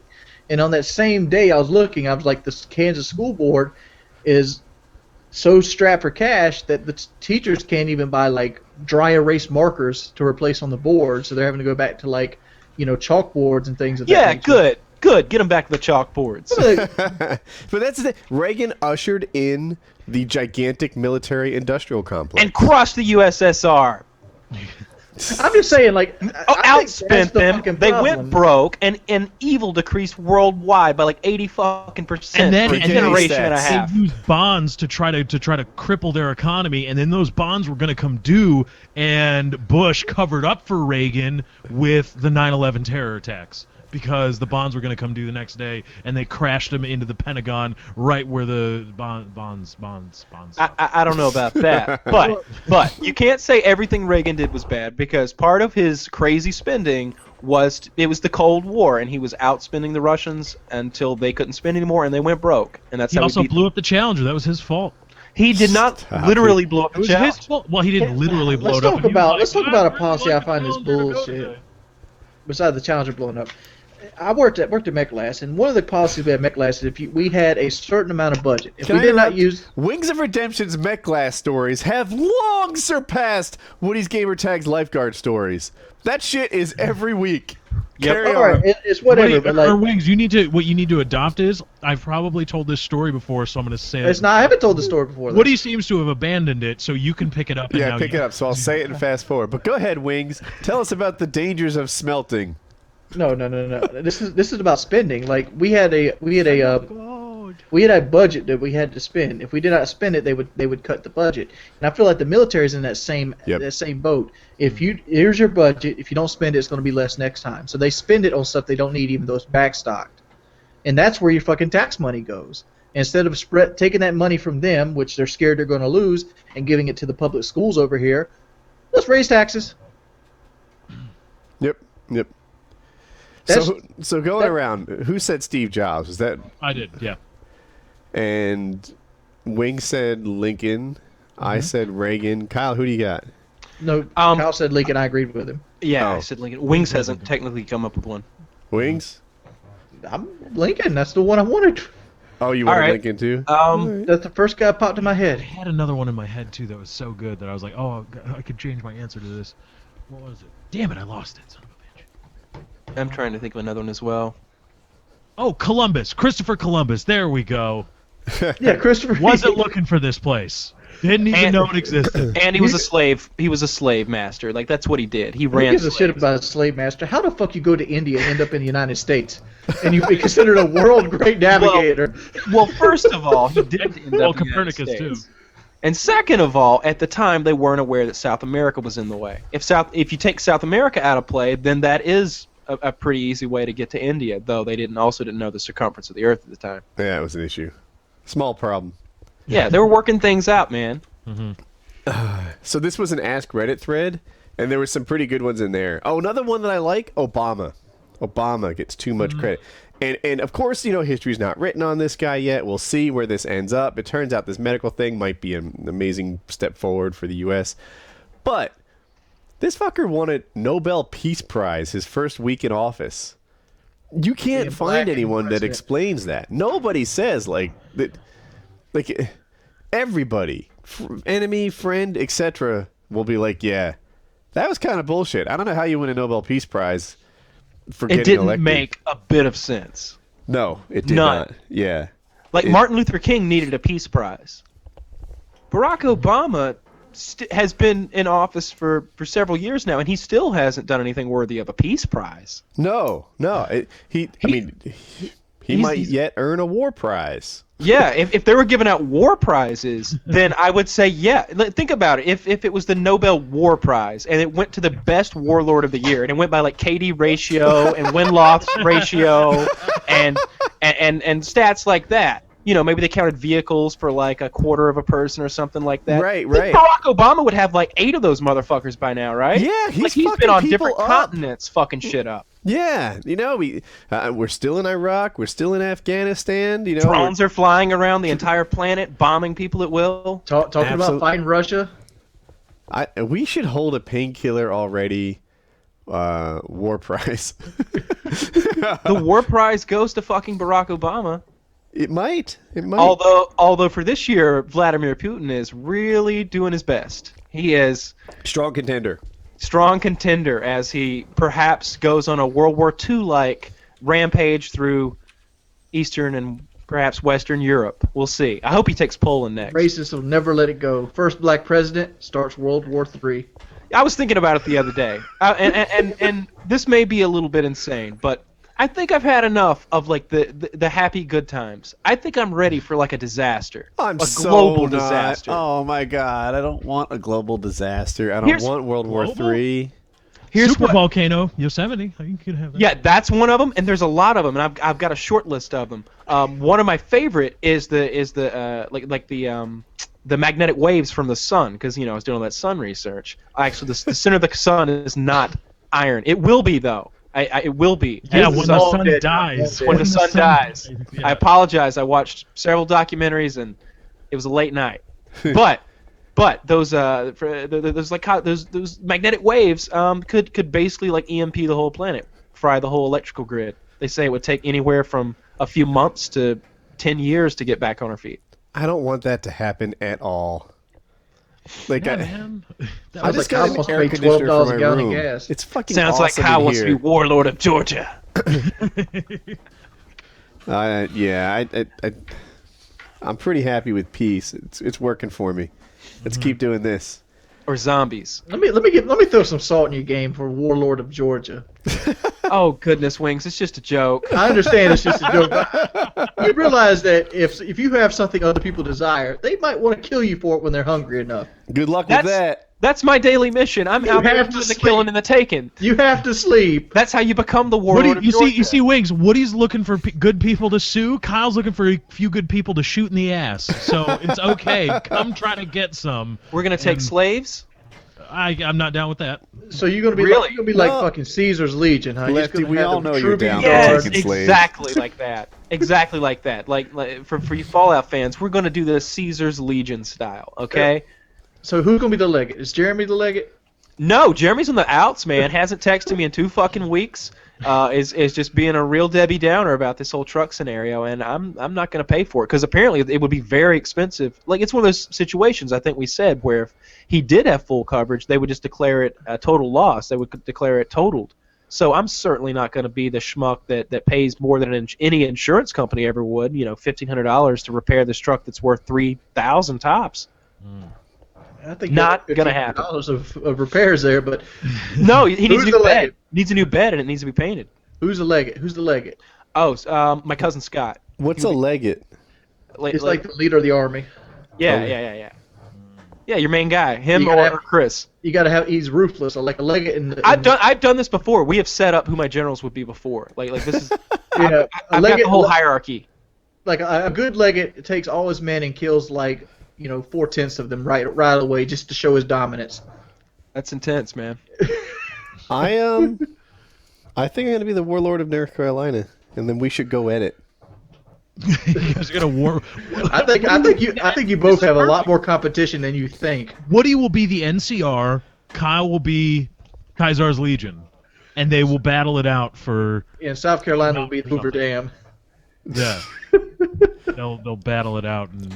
On the who gets more credit than they deserve? It was, like I said, it was an Ask Reddit. One person said Marilyn Monroe, junkie whore that fucked the president. Not bad. Joe DiMaggio. Well, she cheated on Joe DiMaggio with JFK. I don't think she gets properly criticized, but I was going to say crucified. If I was smoking Joe DiMaggio, I'd be happy about that. Oh, the bitch went up for me. She had to fuck the president to find a better guy than me. Not me. I'd have been like, you were my woman, you left me for that guy, and he doesn't care. Like, Joe DiMaggio was seriously emotionally wounded by that, right? He loved Marilyn Monroe. Marilyn Monroe was his woman. They were a pair. She was his everything, and then she's like, JFK, I'll fuck him too. I got a question. Was he on cheating his hitting streak when they broke up? Is that maybe what broke the 62 I think it game? was after he was retired. I'm not sure, but yeah, I just. It was an incredible act of disloyalty. Obviously, cheating on your husband is. But something about, she didn't fall in love with JFK. She didn't, she didn't think that they had a future together, that he was going to leave his wife or anything like that. She was just like, this is a mountain I feel like climbing. I'm fucking JFK. And she was with Joe DiMaggio. That's not cool. That's good. The kind of guy who took the pussy. Let's see. Who else in history gets too much credit for what they? Edison. Edison's on the list a lot. I'm not well educated. They're all saying that he didn't really invent stuff, that he was more like a Steve Jobs where he had the the workshop where people invented stuff, but the stories of him personally trying like 400 filaments is not true. Oh, okay. I was thinking about this when I went to the bathroom, and I don't know this for sure, but I'm sure somebody out there does. And I was really curious about it. Teddy Roosevelt got the Nobel Peace Prize for negotiating the end to the Russo-Japanese War, right? I think. Forgive me, I have been woefully uneducated on that part of history. Yeah. I don't know. The Nobel Peace Prize. You think I have instant recall? And the worst part is, I'm a big Teddy Roosevelt fan. You know, he cured himself of what's the thing when you can't breathe because your inside your lungs they swell and get inflamed? Asthma. He cured himself of asthma Nice. Cured himself of asthma? Yeah. Oh, okay. But anyway, apparently I've heard, I don't know where I got it from, so I might be making it up, but I've heard that there's, like, in real history, not just, vanilla stuff you get from 6th grade or U.S. history courses, that it was kind of bullshit, that he didn't really do all that much. He was just kind of there, and he said some things about it, and they're like, oh, you negotiated, but the war was going to end anyway, or something was going on. So, but I heard that Nobel Peace Prize was just pretty much bullshit. So, come for you, Teddy. I got one. Paris fucking Hilton. Does she get that much credit, though? I don't think so. She's fucking famous for what? Being rich? And for, we all had to watch her have sex and everything. I've seen that tape. That tape sucks. That tape's like a 1 out of 10. Yeah, I get to watch her Scale. just give bad head and then just kind of take penis. Yeah, I mean, I'll be upset if my girl sucked my dick she's like not, that. Exactly. I feel like she's one of those really pretty girls that feels like she doesn't have to try. You know the hottest thing about a woman? Her enthusiasm, right? When she's down, when she's getting into it, that is a huge turn on. And Paris Hilton, it seemed like she was whining about it, and the picture, like her in the bathroom, like, oh, really? This? Yes, this? That's why you're here. I want her to suck that dick like the cure for cancer's in that motherfucker. Exactly. Oh my God. Like you're trying to beat the record to how many licks it takes to get to the center of a lollipop. Suck that thing. Yeah. I want the motherfucker to change color from like, the peach tone to like red. Give me some kind of hickey on it. That's make it. Come on, woman. Make it bleed. Paris Hilton was really kind of a. That kind of head's like you just got to push him off. She's like, a, I'm not I want a into it blood anymore. blister. Yeah. It's like, hey, if you're not into this, I'll find someone who is. Beat Where's your Nikki feet. at? Give me Nikki. Oh, that's her sister. No, that's her friend, right, Nikki? That's her That's her sister. sister. Oh, who's her No. friend? Who am I thinking of?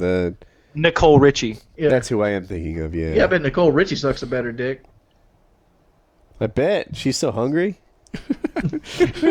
Yeah, Tara Reid then too. Yeah, she probably thinks she's trying to get a milkshake like she's at McDonald's or some shit. Poor Tara Reid. Her star fell so fast. That must be dreadful. Sharknado 2 coming soon. Oh, I It haven't. is, and she's Starring in it. Kurt Angle. Yeah, and Kurt Angle's going to be in it too. And Benji from the Howard Stern Show. Sharknado 2. So glad there's a sequel to that. I didn't see the first one. Was it any good? No, of course not. I haven't seen it either. It's on Netflix. Yeah, it's crap for the sake of being crap. Netflix.com/Woody. Get your free month. Check out Sharknado. I heard it's amazing. Didn't Tara Reid's career fall just because she was hard to work with? I thought it fell because the boob shots came out. That doesn't usually that usually shoots the career up. I'm waiting for Miley Cyrus. But they I were think bad boobs, I and don't it was think embarrassing. you saw these boob shots. She had botched plastic surgery. Let's hear Reid. Oh, really? Where's- Yeah. Oh, you guys haven't seen this? It's No. bad. She's like on a red carpet, like literally 30 or 40 photographers, and her dress falls down and her tits hanging out, and it looks bad. And they're taking pictures so rapidly, it's like nothing you've ever seen before. And she thinks it's because she's such hot shit, so she's just like, yeah, it's me, like smiling bigger and I bigger. think and maybe like, she raised her arm to wave or like Yeah, something, and a boob came out at the top of her dress. Which I guess is a thing that happens. It's never happened to me. Great. It's great. And it takes literally like 4 or 5 seconds for like an assistant or whoever to run over and like get her tit back in her blouse, her dress. Yeah, and she had some bad plastic surgery, and I felt sympathy for her. It didn't work out. I'm looking for these pictures. I can't find them. You said their pictures are getting took like candy. I've seen them. Wing smells titties, and he's what? Where? I see like I mean, everything I see is like she has like this pregnant stomach. That like a woman that's had like 2 or 3 kids. See, I thought her career fell because she was just partying too much, and From my understanding, she was hard to work with, and she would always show up inebriated. I didn't think she was that great of an actress. no. I like how they always put glasses on her and turned her into a scientist. Yeah, that's not even. That's always ridiculous. I didn't think she was a good actress. I didn't think her star fell as much as she got a couple of decent movies that did okay, and then she went the route that we always knew she Which would. movie did okay? Alone in the Dark? Which one, Kyle? I don't know. I feel like I like recognize her. I know her from stuff. Like maybe she was a co-star in something, but I know who Brooke Hogan is too. That made her a great star. Brooke Hogan's hot. Oh, Tara Reid had the bad boobs, but she also had the bad belly, right? Remember that? Oh, there it is. Oh man, they're all edited. Oh, go to a porn website then. Ah, Nah, I'm good right now. I don't need. Oh, there it is. Holy shit! Yeah, that's bad. Link it, Lefty. Link it. Link it. Go ahead and link that shit for us. Yeah, there you go. Let's see this Tara Reid He didn't hot link piece of ass. He didn't link it. He did not link it. Hold on. I'm trying to. Do you want the direct image URL or the Google? How are search? you so link-tarded? Why is this taking? I don't know what's proper procedure. All right, I there don't we go. There it is. There we go. Let's see this. It's the Google search. That Ariel looks like a baby has had a full 5-course meal. This That's a this bad to me Ariel. is almost as bad. I'm just double checking. Nothing not safe for work about this. Oh, I'll send you the link. Watch how long this takes. Bam, done. But you see that belly, that like liposuction thing? Oh, okay. And the hangers. Wow. Yeah, she. So what she's got going on there with the boob job, I'm not sure if how botched that is. It doesn't look good, but it looks like it's fresh. I think that's a big part of it. Oh. Because I've seen one when it's like, say, 2 months, 2.5 months after a boob job's been done, and like the area around the nipple is like really red and doesn't look that great at first because they cut their nipples off and sew them back on. Yeah, but like this one's scarring something fierce. Like normally you can't see the scarring it's like fresh. this. It's fresh, True. I think. I think that's what it is. Because, like, I've seen boob jobs from, when the girl first got it in the date in, week 1, week 2, week 3. I know something about boob jobs, and at first they look really bad. I've never touched a fake boob. You're not missing much.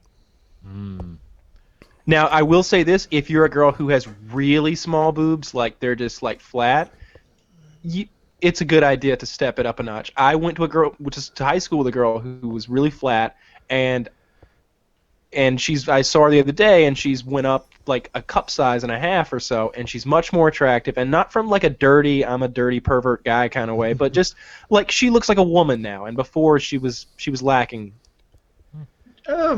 Small boobs don't really bother me. Yeah, But if you got like a B and you just really want that D, you're not gonna like the way they feel. It depends. If you have really small boobs and you don't want a boob job, trust me, there's a guy out there for you too. Wings might be another one. I wouldn't care if a woman was. I just don't find that much enjoyment out of boobs. They're more of like something you look at. I'm a fan. I just don't need them to be that big. Yeah. I mean, like, the butt is a much better, tool for sexual pleasure. A tool. Yeah. I'm a much bigger fan of ass. It's a minute Go ago. on. I was on my phone. A minute ago I was on my phone and I accidentally touched the wrong button and I almost changed the header on my Facebook page to an ass. I was like, oh god, that would have been a disaster. And it wasn't even like an R-rated, a PG-13 ass or an R-rated ass. It was totally an X-rated ass from like a Gone Wild subreddit or something. I was on Pornhub doing nothing. Shut up. And well, no, PKA was there. You were investigating. right. Why PKA was No, on Pornhub. finding topics for the show, work stuff. And I clicked the Twitter icon, And I'm like, oh my god. It doesn't tweet. It sends you to it's almost like a click to tweet. Like if you click on it, it takes you another page where you have to submit, like, hey, I really like this video. And I was like, that would have been disastrous. That would have been terrible. You don't got to worry about that stuff when you Control Shift N though. When you're in Control Shift N mode, like you're not logged into anything. Should you be an asshole if you criticize like the women with the hangers? What do you mean? I think he means saggy boobs when he says hangers. Yeah. Well, right, but I mean, I've been saying like you see a lot of people like I've met guys that are physically grossed out by like love handles or like boobs that sag and things like that. And, like, how can you be so brazen? We all, I don't like the idea of someone judging you because of what you're attracted by. I don't like it at all. So just for the same reason that I wouldn't judge someone who's attracted to another man, I'm not going to judge someone who says, no, I need my partner to be fit. That's what turns me on. That's what does it for me. Or somebody's like, no, I need a lady who's really curvy. I want something to hang on to. I want some cushion for the pushing. It's just how you feel, and you shouldn't have to define it or make it fit someone else's parameters. I've mentioned this before, but I swear this is a change. Like back in the 80s, it was all about like that Christy Brinkley. Who's the chick from Blue Lagoon? Brooke Shields. Right? Brooke Shields. Yeah. It was that super thin, tall, busty, Sports Illustrated swimsuit model. That's what hot was. With sort of a small butt. Yeah, and nothing else was hot. Now, it's like there's a million ways to be hot. There's someone out there who's like, I like small boobs. There's someone out there who's like, I like a thick thigh butt combo. There's someone out there who likes tall it's like there are so many different avenues for hotness now, whereas before it was how close you were to this standard. Now there's like a half a dozen standards. Someone out there digs it. Yeah. It's hard to find girls that aren't somewhat hot. Unless you live in Toccoa. Oh wow. I don't live in Toccoa. But no. I there are women that I'm kind of just a dirty person at heart. So if I walk through a crowd of women, maybe my standards are a little low. But yeah, there are unattractive women. I see them all the time. There was this fucking hag at the store the other day who started telling me stories about her daddy when she was growing up, and she had this like skin infection where like parts of her hands were like super super dry and crusty, and she's like handing me the change, and I'm trying to like move my hand back and forth so she doesn't touch me. She just drops it, and she's coming at me with this fucking crusty ass claw, just like one of those machines where you control, like the claw machine. She's coming at me with it, and I'm just drop it. It's not her fault. She had just recently molted. Yeah, exactly. And there was an example of an individual with whom I found no physical attraction, that masturbation would always reign supreme over anything that involved her. Yeah, I can find unattractive women too, but but it's not that they're not out there. But like, I'm just saying they're few and far between. Like you'll find more attractive women than you will unattractive at this point. Kim Kardashian would not have been hot in the 80s. Right? She doesn't fit she doesn't look anything like Christy Brinkley. She's got this big thick ass, right? That's her thing. But there's a lot of guys out there now that'll say, like, that's my preference. I like the Kim Kardashian body. That to me, is I measure girls on how close they look to her, not how close they look to Kate Upton or how close they look to, I don't know, a prime Christy Brinkley or something like that. I don't understand the preference because I don't personally have like a specific type. I've been really attracted to girls who were very tiny, who were like 5'1", like 95 pounds, and kind of flat chested with a nice butt. But I've also been attracted to like a 5'11" chick who like had huge fake tits and like was hardcore. So I'm not picky. I'm just not. I prefer that they have vaginas. Yes, as long as they have vaginas. I always get surprised when girls are taller than me. You get. Oh God, I saw a girl. What did you say, Wings? I always get surprised when girls are taller than me. It's very Oh. few I meet a female that's taller than me. All right, I thought you got fries with girls that were taller than you. Like, I see a girl that's taller than me. We head to Mickey D's. We get some fries. No, you go to Central Park for French fries. Fuck McDonald's. Okay, so I am with my boots on. I'm 6'2". So I have never seen a woman who's 6'2". I guess like I just haven't encountered one in public, like at a gas station or something, until like last week, and it was shocking. This lady was wearing flats, and she was at least as tall as I am. Like we were totally eye level, and she might have had a little on me. She definitely was taller than me because I had my fucking shoes on and she had flats on. Yeah, this chick was taller than me, and it was intense, and she was super fucking hot. Dude, at the Flog at Molly concert, this bitch was like 6.5 feet, dude. I don't think I've ever been more intimidated by a woman, ever. I'm like, I thought I was standing next to a basketball player, but like her butt came up to my shoulder. It's like, God damn. Yeah, I was at the grocery store once, and there was a chick there that was, and I'm well above average for males in America, probably. I'm about 6'4", 6'5", and this chick was easily 6'7". Oh shit! Was she attractive? I guess she was normal. She was just normal. She was a normal-looking person. That's insane. She didn't look like, a WNBA player or anything like that. She was just like, if you were in Photoshop, you hit Control and you just dragged, and it just. Think about the positives. If you married a lefty, it'd be very easy to propose. Let's think about this though. This is a little bit coarse, I suppose, but she can't have a very tight vagina, can she? I don't know how that dictates. You see, this is funny. I always thought that, like, okay, if I see a guy that's 7 foot tall, he has giant hands, right? He has giant feet, right? He's got really long forearms. His thighs are quite long. His calves are long. Guy's got to be hung. He's 7 foot tall, right? Why would that be average? Mm-hmm. If there's a woman and she's 6'5" or something like that, her arms are longer, her legs are longer, her chest mouth is probably bigger, her mouth is bigger, her ass is wider, her eyeballs are probably larger, her thighs are bigger, her chin to forehead is longer. Her vagina is bigger. It's gotta be. It has to be. It's gotta be. They gotta have. And when you see these women, here's the thing: when a woman is like 5 foot or 5'1" or 4'11", they typically struggle in childbirth. Right? Because they've got tiny little hoo-has. This is where I was going. Okay. In my experience, these much smaller women are much, much tighter. I can confirm that. That is absolutely true. Smaller women have I was just thinking about that. Like, yes, totally. Yeah, Shalene was like 5'9", whereas Brandy was like 4'11", and Brandy was like, woo! Woo! Need lubricant. There was a girl in college I couldn't fit. Yeah, dude, with Brandy, it's always lubricant. Like, How tall was this college girl, Lefty? She was 4'10". This is like wow. Mm-hmm. And she was super skinny too. What were you doing with a 13-year-old? No. I was hammered out of my mind. At volleyball practice. Everyone's done that. No. But it was she was confirmed like 20 years old.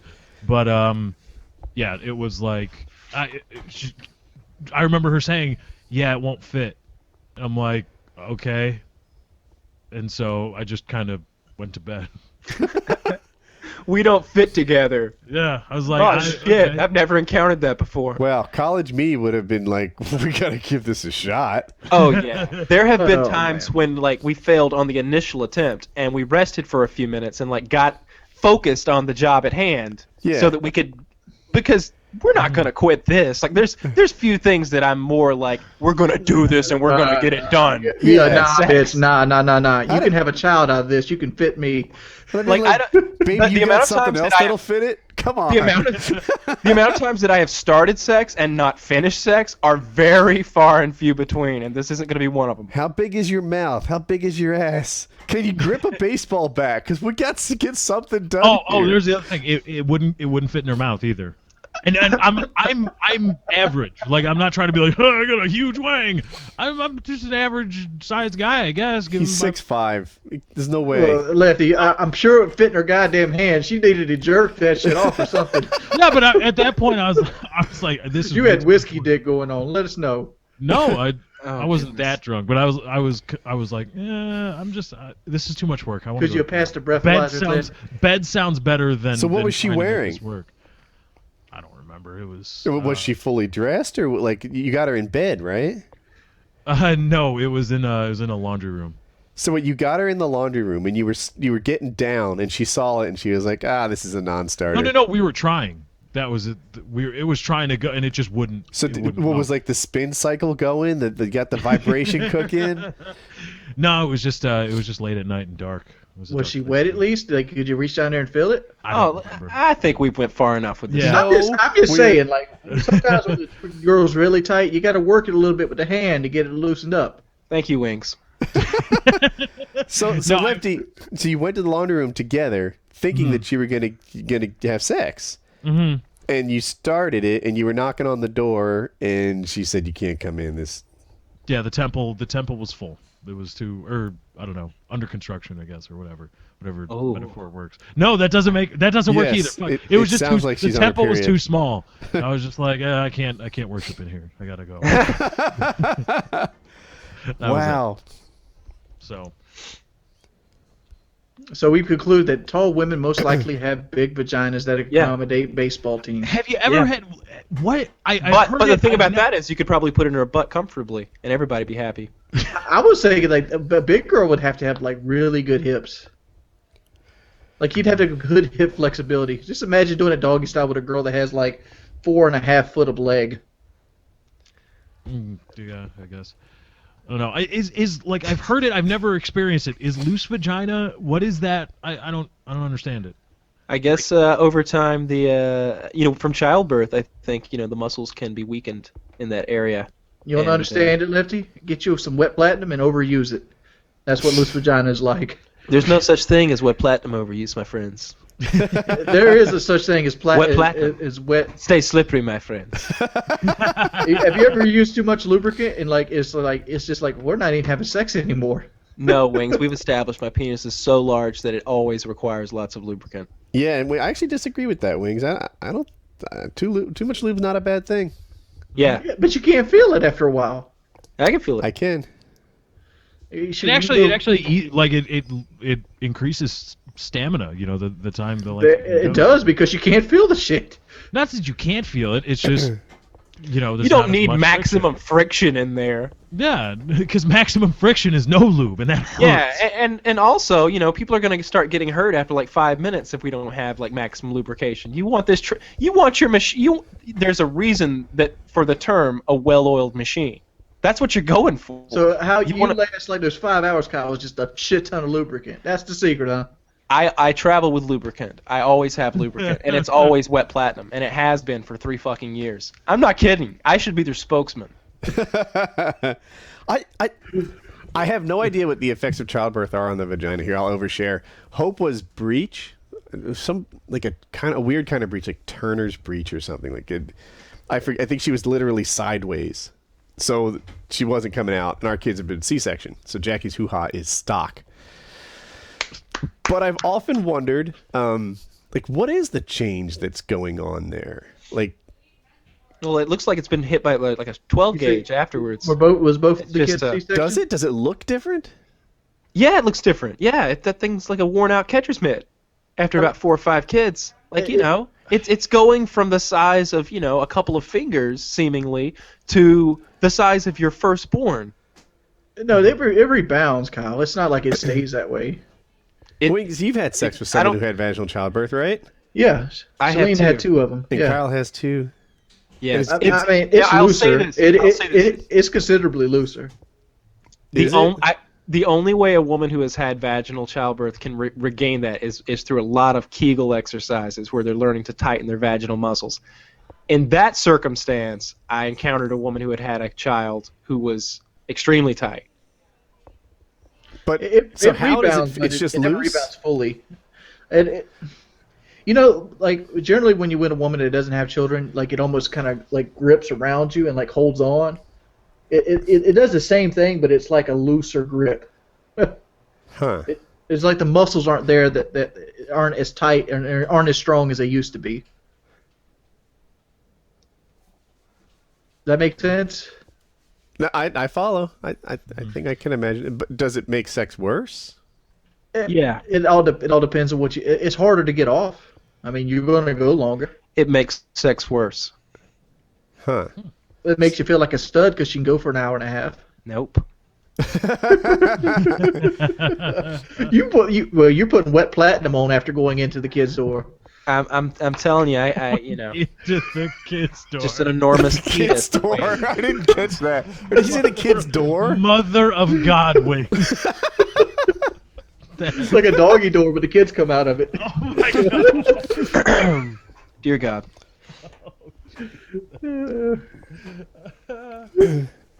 Dear God. Is that an 8, Kyle? Is it We were- to a 10? So See, if people say I limit wings saying shit like that, there you go. so earlier today we were in a group text because I was running a little bit late, and let me see what he said here. Oh my God, is this the dream one? I said, oh, here we go. I said, hey, and this is a group text to all the guys. Hey, I've got 3 or 4 more hours of driving to do today. Could we push the show to 6 p.m.? Woody replies, works for me. Lefty replies, yeah, no problem. Wings replies, I had a dream you guys asked me to traffic pot. Lefty did. inquires, did you say yes? To which Wings says, I never made it to that part. I was in the what do I hit stage what do I do stage, I What do guess. I get? What do I get? Oh, he was bargaining. So yeah, that's how we knew Wings was okay to start the show at 6. How would you Because- traffic pot, wings? Would you? Let's assume you said yes. We're like, yeah, we'll give you a cut. Where for is the money. trafficking from and to? I didn't really get that far. It was like one of those hazy dreams. It's like, there's a trailer and you're like, the trailer's unhooked up from a truck and you're like, we need somebody to drive this. Oh, and everyone's like, Wings should do it. He's a good driver. So are all 3 of us in this dream trying to get you to traffic? We're all pot? standing out next to a trailer, and then I had the trailer pictured as like one of those work trailers that people tow around behind a van. Like Jeremy wrecked. Yeah, and like inside the trailer was just loaded with fucking pot. And like you're asking me to drive it, states to state. I'm like, there's a lot of risk here. I should get something for my troubles. You should. So what would it take, Wings, to drive a U-Haul full of marijuana to like Tampa, Florida? Oh my god. At least That's- 10 grand. That for you is like for you, the way you drive, no offense, it's a safe way to drive. You're hauling marijuana. It's going to take you like 16, 17 hours. No, it'd take about 12 hours to get to Florida. No, to Tampa though. Well, yeah. I need at least 10 grand. At least. Really? That's pretty cheap. That's Is pretty it? cheap. Is that true? Yeah. How much Yeah. pot is he haul? We're talking about a fucking trailer full. Yeah, you fault. They open it up, I'm going to jail forever. He's got like a ton. He's got like a ton of marijuana. They're not gonna give me parole here left. They're gonna be like, motherfucker, you remember how much weed you had, and they showed a picture and like send me back to myself.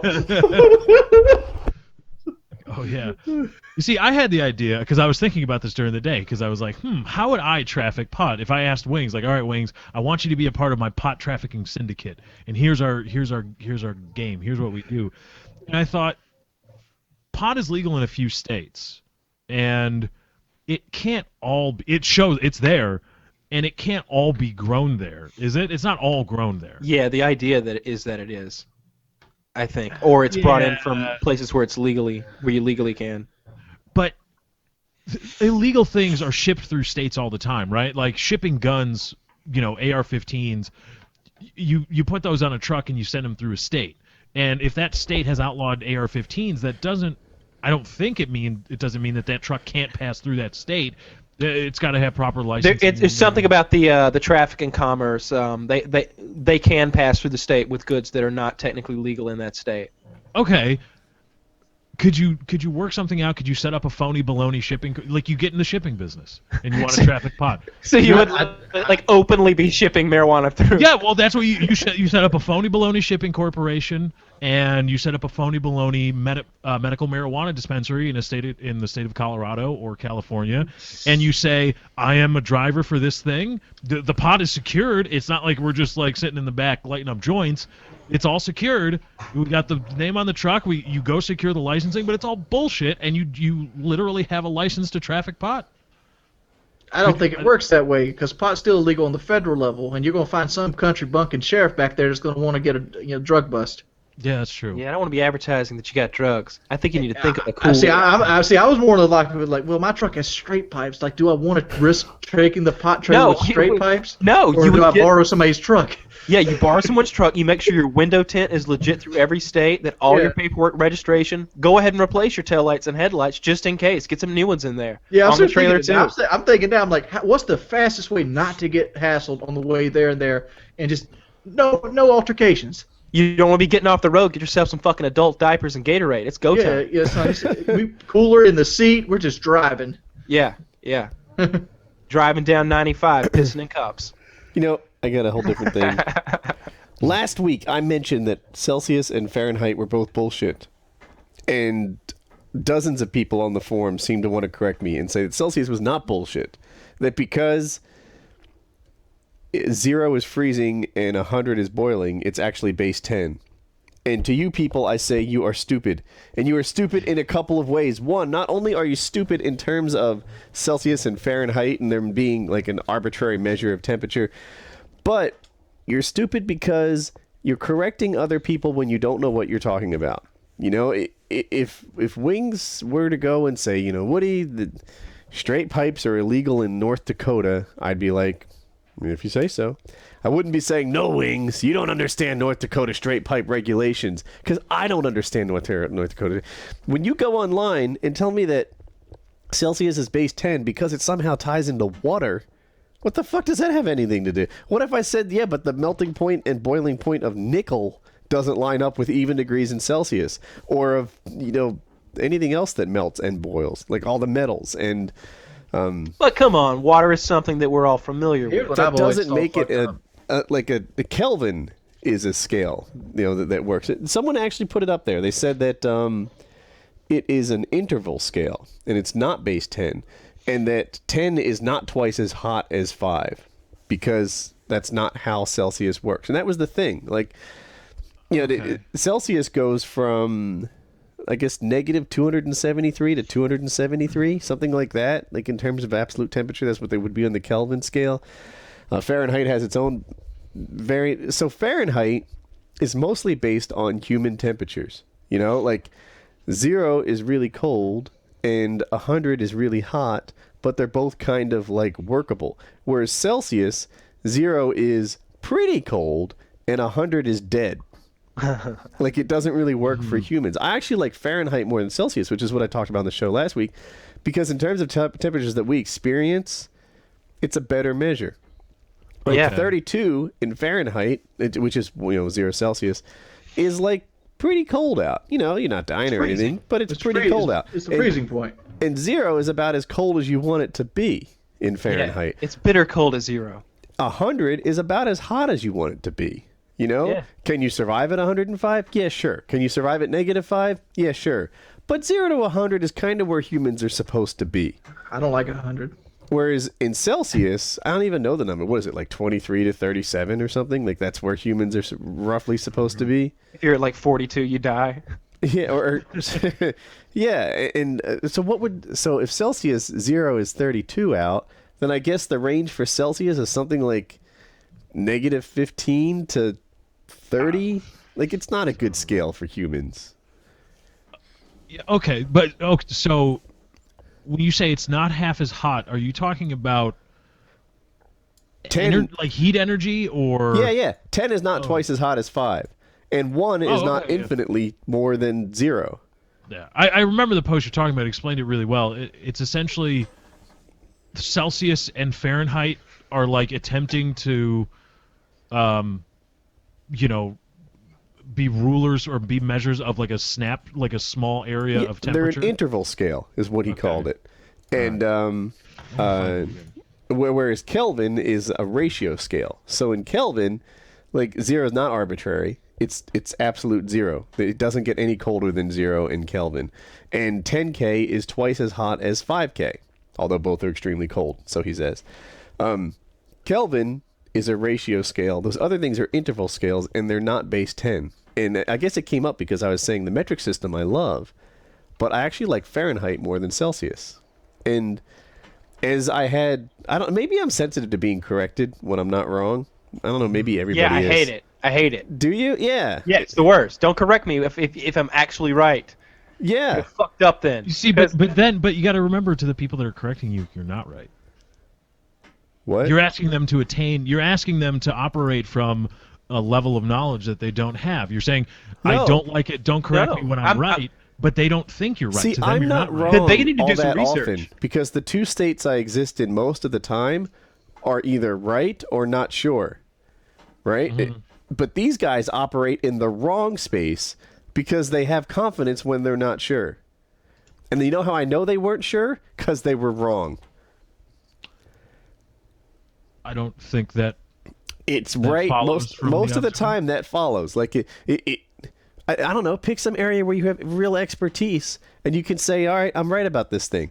But if you don't have expertise in it, then you can always default to not being sure. You can default to, just listening. If you don't have expertise in this area, you don't sit there and tell other people, override what they're telling you. Okay, but I still think that, I mean, just because you're wrong about something doesn't mean that you are unsure about it. Usually that follows. If you're wrong about something, that means you don't have any proof to back up your opinion. It means that the body of evidence supporting your position is really freaking weak because you're not right. Okay, let me think for a while. Yeah, Come back on that one. I'm it's trying to think. possible you could people Yeah. get wrong. Everyone's wrong sometimes. You can remember something incorrectly. You can, it happens. But, to sit there and tell me that I'm wrong when you're actually, don't correct me when you're wrong. Don't correct me when you're not sure, because the body of evidence supporting whatever bullshit you just made up, the temperature of water, wasn't good. So yeah, I got lefty thinking. Yeah, you don't have to be wrong very often, because if you don't have any evidence to support your position, back off. That's easy anyway because I'm always right. So screw Yeah, it. yeah. Must I be just hate nice. cops. But yeah, anyway, Celsius and Fahrenheit are interval scales, and I prefer Fahrenheit because the temperatures, 0 to 100, kind of are human conditions, as opposed to like water measurement conditions. Okay. Then that explanation does make more sense then, and is right. And did not know. I don't know. I hate it all because when it's fucking hot outside, I have a leather steering wheel and it burns your hands. Fuck that noise. Do we need a whole nother topic? I think so. I'm going to start with wings, and I hope Kyle comes up with something good for this one. What do you regret doing in your life? One person winning syndicate. Really? Lifetime, that's the one? Well, there's a lot of small shit. I regret peeing on myself in kindergarten. But it has like no. I don't think that actually influenced my life at all. But it's something I regret doing because it was like natural. It was humiliating.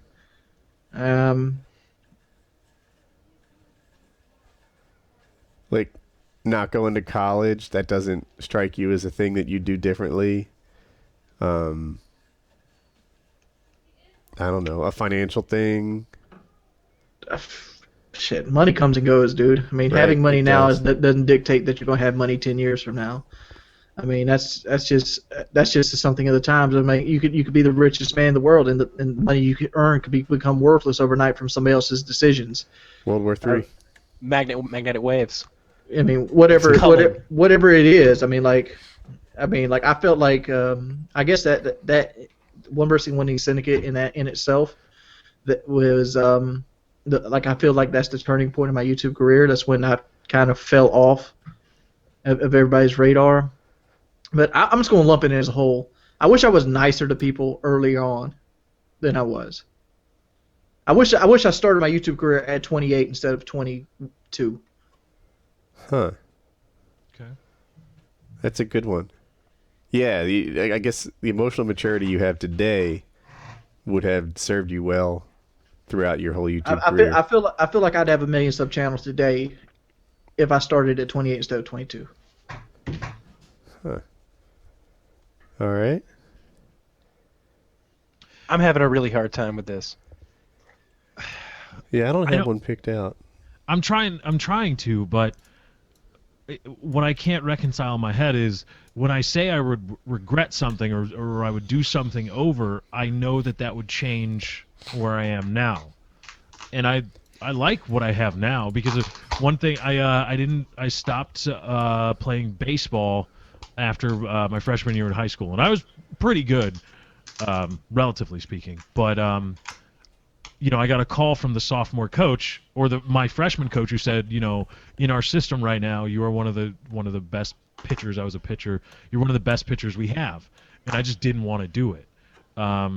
I'd been scared away by the sophomore coach who said, we're going to run you into the ground, and just made it really daunting.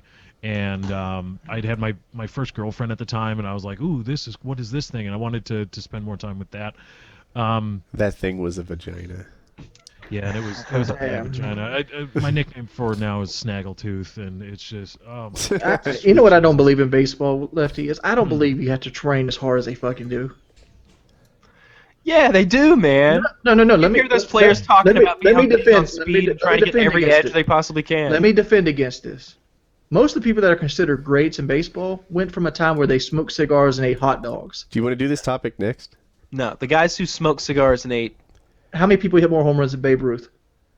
This Barry is the shittiest Bonds. topic 3 ever. people. Dietary 3 topics people. of... go ahead, yeah, let's talk about Babe Ruth and hot dogs. Fantastic. I'm just saying, like, the people are like, you all got right. So we can add sports talk to the list of things we can't talk about. Agility training. Fuck no, baseball is a sport of the mind. There's physical aspects to it, but it's more of a mental game than anything else. Right. It's not purely athletic, of course, but there is athleticism involved. But anyway, my reasoning was, if I had stayed, my regret thing would be, well, I wanted to see what that could have been, because there is a shot being what I am now, 6'5" and left-handed. There could have been something there in terms of baseball, not major leagues, but I could have gotten paid maybe somewhere, or at least a scholarship from somebody. But when I think of that, when I start going down that road, Katie wouldn't be in my life, my girlfriend, and I really like having her in my life. And to say, oh, well, I regret not playing baseball in high school and maximizing my ability to go, maybe pursue that would remove her from my life, and I don't like that. Yeah, so don't live your life with regrets, Lefty, because you could have thrown your arm out. Right, and I don't. So it's I don't want to. You could say have been an that I actual kinda cripple instead of a pretend one. He's not What is like regrets. wait? What does Wayne Gretzky say? Something like you miss all the 100% shots of you the don't shots take. you don't take, right? Meanwhile, Wing says, don't regret it. You'd have probably thrown your arm out. All right, think Wings about it. Wings is actually right there, I think, but he may not know, because there is an injury nexus. A lot of pitchers in the 18 to 19 range. Let's go Tommy Johns. Well, no, when you start playing baseball as like what you do, not just high school, because high school is seasonal. When you go to college, or you get drafted out of high school and go into professional, when baseball becomes your life and you're doing it all the time, when your body stops growing is when you will eventually, a lot of people, that's like a weeding out phase is 18, 19, 20, because a lot of arm troubles, if they are going to develop in that age range. I'm going to say this. Reason. Very few pitchers don't go through the rotator cuff injury or the Tommy John surgery. And in most part, like Sandy Koufax retired because he says he doesn't know what the effects of baseball pitching was, but he hated getting cortisone shots so he could continue to pitch. And most pitchers throw their arm out. Cortisone shots are a big deal. But yeah, that's my thing. I don't want to say that I regret it. If there was one thing, if I wanted to change my life now from what I have, which is not to say that I don't like my life now, if there was one thing to change my life, I would change that. I would like to see, or I would see what I could do with baseball. Yeah. I thought of mine too. I should have got better grades in high school. Like There's a good one. I Yeah. was smart enough to get good grades in high school. And just like you, Lefty, and so people don't know, I graduated high school with a 1.98 GPA. It's terrible. If you're international, you might not know what that means, but it... Oh, here. Out of the 330 kids in my class, I was ranked the 300th smartest. Right? So, and I was smarter than that. I could have done much better. Because of that, I ended up going to, much less of a college than I could have gone to. Because of that, and it ended up, like, not finishing there, and I went to night school. So now I'm in night school, and I spent like a decade. No, it was like 12 or 13 years getting my undergrad degrees and my master's degrees at night. Whereas if I had good grades in high school, I would have just had 4 years. My whole life would have started a little bit quicker. Not getting good grades in high school set my life in a direction that required me to work super hard for the next 13 years. Can I be devil's advocate? I even know where you're headed. I think I'm about to. That experience gave me a really good work ethic. And that Exactly. Yeah. And like Lefty said, I also met Jackie on that path. And I feel like Jackie's 1 in a million, right? Jackie's as good as it gets. And she's my personal perfection. Yeah, so I don't have a plate of food in front of me. My door's open. Nothing's coming through it. you'd have approved of my meal. I had what we call George Foreman chicken in this house. It's just, boneless chicken on a George Foreman grill, quinoa and broccoli. But anyway, yeah, so I met Jackie on that path. I developed a work ethic on, even now, like if I'm not working, like because I worked all day long and I went to school all night long, I did that for so long. Now just the notion that I like sit still for some extended period of time seems weird. Like feel like I'm supposed to be productive. Whereas I feel like a lot of people maybe feel like they're supposed to have hours a day. Like if you break your day into thirds, right? 8 hours sleep, 8 hours work, 8 hours play. 8 hours of play seems ridiculous to me. Like that's a lot of playtime for every gosh darn day. And so because of that, I came out wired with that line of thinking. The experience made me good, but man, like if I were counseling someone else, I'd be like, don't waste your freaking 20s and into your 30s doing school all night long and stressing out. And when you're in school, they feel like they own all your time. And even when you're not doing schoolwork, it's like you're supposed to be. You can't go to a movie without thinking, I just wasted 2 hours. I'm not supposed to be going to a movie. I'm supposed to be finishing this paper, this project, this code, this whatever.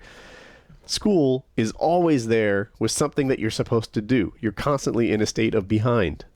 And now I feel like I'm still wired that way, which is possibly a good thing. But gosh, if you just did it the easy way, which is get good grades in high school, get good grades in college, it's so much less effort.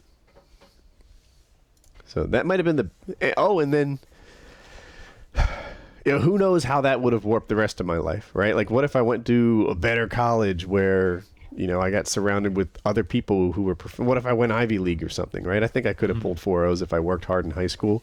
What if I went Ivy League, and how would that have changed life? I don't know. What if you got a big job paying really good money right out the gate, and then you got a wife that was a gold digger, then you divorce her, then you lose half your money there, and then you get another one. I mean, life is uncertainty. That's what it is. Wait, why can't you just default to what if Woody would have been a millionaire? And he is a millionaire. Well, no, but multi-millionaire. You got to be like, well, you make a little bit of money, and then it's all cash. I'm just saying, if he had the path you did is not a bad path. What's the outcome? You own your house. You got $1 million. You got $1 million plus in the bank. You got a nice car. Your wife's got a nice car. You're not worried about where your next meal's at. That's a good life. That's not like most people. It's not bad. What was I gonna say? The thing that worries me more, I don't think I would be. I really like that Jackie's a stay-at-home mom, and if I had gone to I'll make up a school, Princeton or Harvard or Columbia or something like that. Like people in the Northeast, those are the schools they aspire to go to, the Ivies.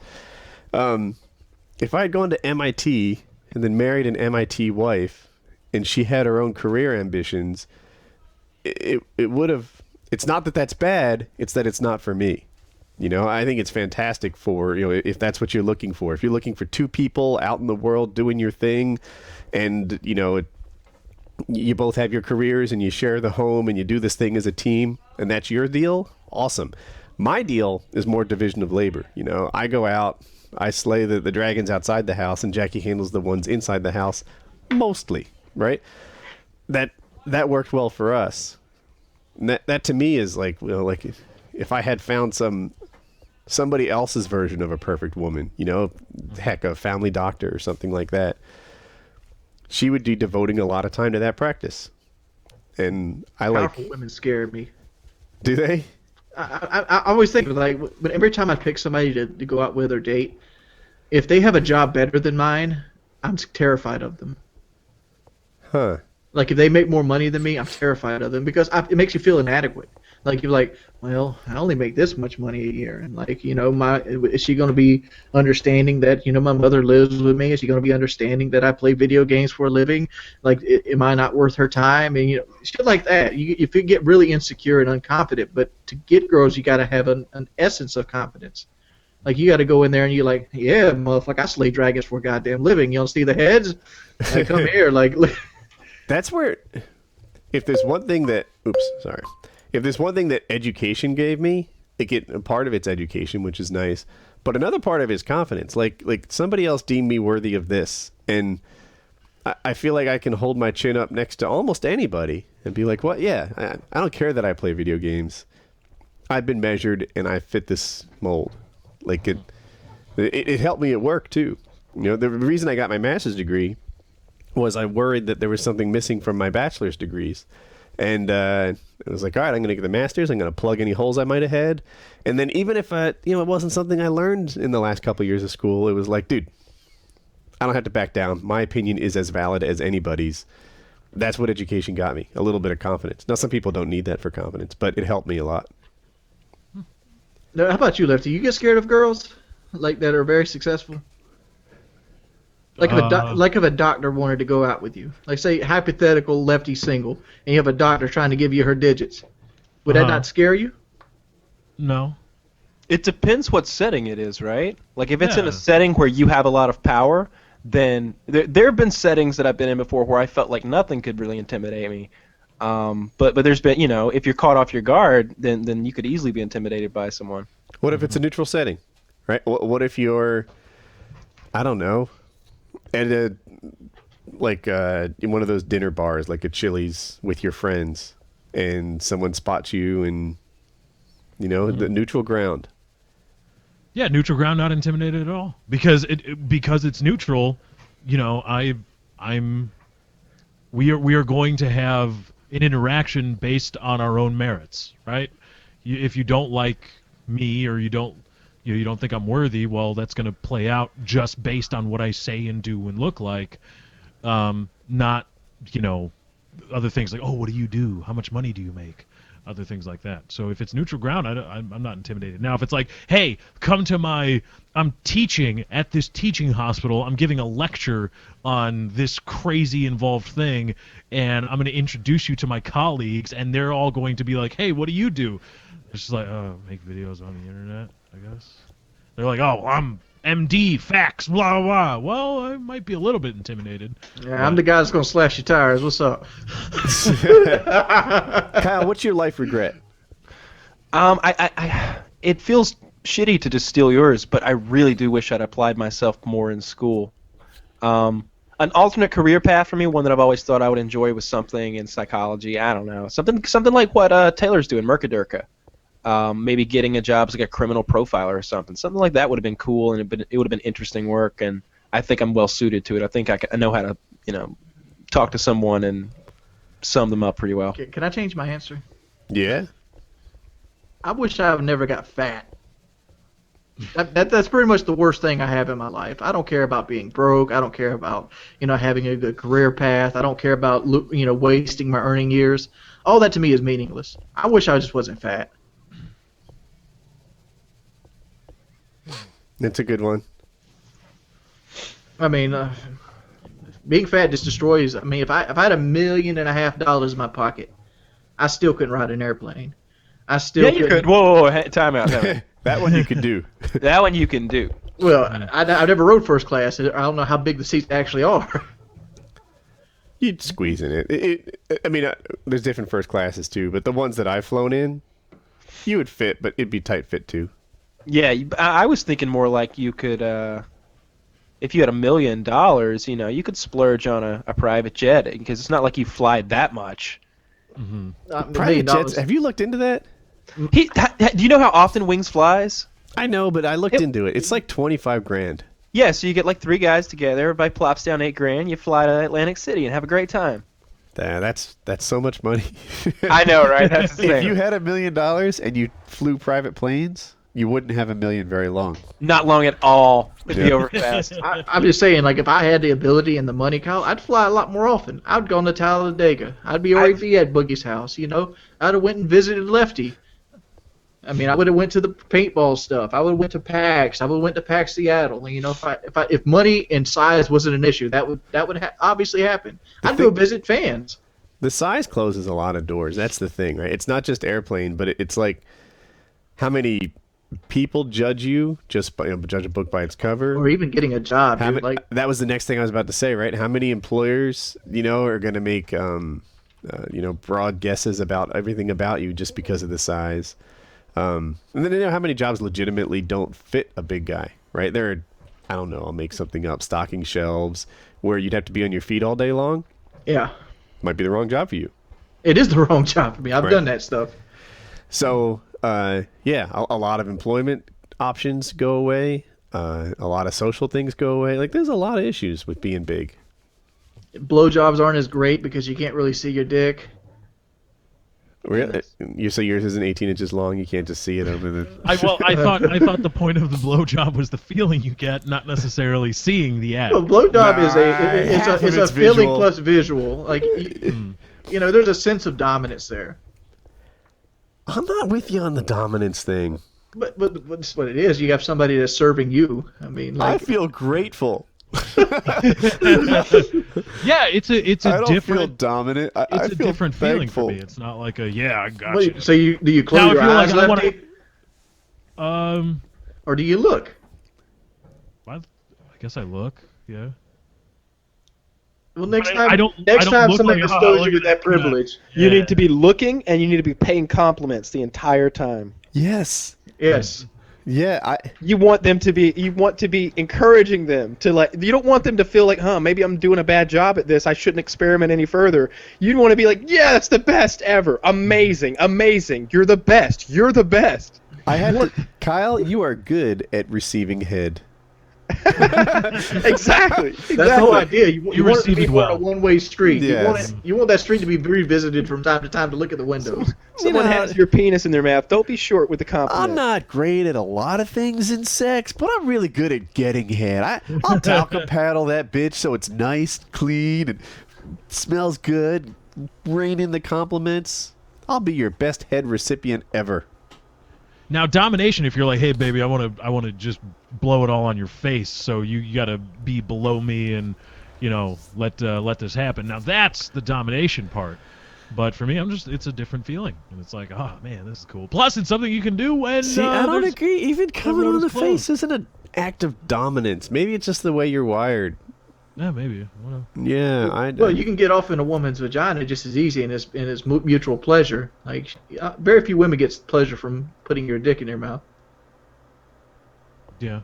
I mean, like, it's a dominance thing. It's like, even if you don't think about it, it's what it is. I won't allow you to sign my thoughts. If I'm getting ahead, I'm just happy about it. I'm not like, yeah, that bitch is doing it. Nope, not at all. I'm like, this is awesome. It's a head night. So that's me. Yeah. My blood sugar is dipping, so I'm gonna pop out real quick see if I can find something to eat. I'll be right back. Okay. All right. Woody, you're wearing a Titanfall shirt, and Titanfall is released. Your thoughts so far on Titanfall? I'm a horrible person. It's Friday. It came out Tuesday. Haven't even played it. Oh, come on. I know, right? Ah. All I do is I was working, making the server better. It's Never mind. WoodyCraft.net, getting better every day. Just saying. but stagnating in bank accounts and maybe dipping a little bit and then coming back because of. You want to talk about chargebacks? Sure, but I mean, if Yes. you want to keep it general, just because there may be litigation going Yeah, on, that so- might be a good idea. Some people seem to think that you can just pay for things with PayPal and then charge them back against good people like Woody here, and just get away with it scot-free. And so we've decided that some examples need to be made. Yeah, my attorney gets me all excited. We've got two guys. Attorney, I thought we were sending Wings Buddy with the gold-plated meat tenderizer. He's gonna go the perhaps if they were in a certain situation, if they were determined to be minors and their parents and their delinquent parents. That's what I assumed. The thing is, like the Wings thing. What's his name? Sharif. Yes. Like that's a joke, right? Yeah. I'm not fucking joking. I'm sending your ass to prison. It's fraud. I will see you in court, and then I'll see you in jail. And I will. I'm putting heads on pikes right now, so that everybody knows not to fuck around in this area. It's what happens is someone will like play on the server every day. They get like borderline addicted. They're there for months, and then they're like, all right, I think I'm done here, and they try to take back everything they've ever spent. And you can't do that. Right? Like when you buy a song, you don't listen to that album. Wear out that album, listening to it on loop every day for months, and then say, I'm done with it. I'm going to get my money back. You can't return digital goods. That's like not how it goes. You can't use it up and then send it back. Yeah, I would love to return all those Call of Duty maps. I'm not. Yeah, right. We're done. We're done, Activision. Give me my money back. Yeah. I haven't played COD 4 in over a year, and I surely haven't played those COD 4 extension maps. They were free. Were they free? Right? You might be Did we right. pay for Creek? I thought I did, but I'm not and sure. And Kill House? I liked Kill House. I liked them all. I like all the maps. But until this year, which I didn't like most of the stock maps. And usually the stock maps are really good. But anyway, yeah. You can't buy a song or whatnot and then just undo it. So I've talked to my attorney. He got back to me today. A bunch of new policies in place, and we're pursuing people to the full extent of the law. And I really do want to put some kids in prison. And some people or juvie or whatever it is. And I remember there was this one guy on my forums. He's like, I don't think you're doing the right thing to go criminally after them. That'll mess up the rest of their lives. That's the goal. Yeah, that's how we're doing this.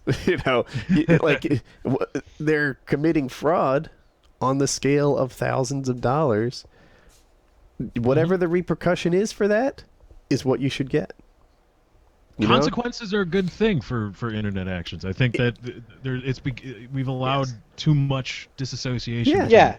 People get away with too fucking much on the internet. It's time some people got fucked. If this guy went to my Quickie Mart and stole thousands of dollars from me, then everyone would sort of get like, yeah, that's what the penalty for that is.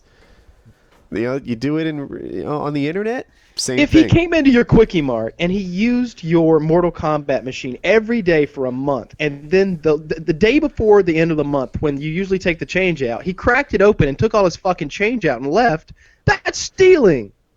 Yeah. Some of these kids are taking it back from last year. It's Painkiller already, right? There was a guy bought a Painkiller already ad, stole from everyone on the show now. Yeah, that's my money. Yeah. That's my $280,000. Yeah, I was going to use that. I was going to use that. New PC, new everything. Yeah, I was about to buy 2 trucks with that money. Yes.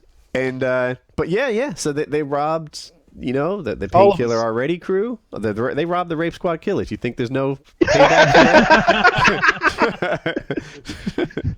They should count themselves lucky we're not sending Sharif. There's only legal troubles ahead for you, not Sharif. Because a guy that knows Wings of Redemption and will, for like a couple $100 smash and under a miner's hands with a meat tenderizer, he would probably rape you too if we paid him anything. He knows Wings and he is willing to commit crimes for Wings. Let's see what Wings thinks about it. Wings, if we paid Sharif like $800, would he smash a kid and rape him? Not a kid, but an adult that we had a problem with. I doubt that, dude. I mean, you don't think he would lay a rape into somebody for like $400? Nah, dude. Like a man. Like a man that he was mad. He doesn't have to have sex. We're just things in orifices. Yeah. Like what if he would have put a mop hole in the guy's butt? He'd do that. Yeah. Floor a lamp mop handle, like a broom. You'd have to actually ask him this stuff. Like, I mean, the guy's almost a family man in a way. Can we get him in here? He's just a.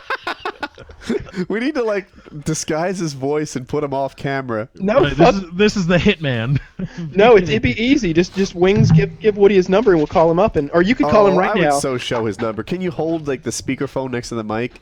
Give him a call. That'll really hide his number. There's a reason he does stuff for dirt cheap, guys. That motherfucker's broke.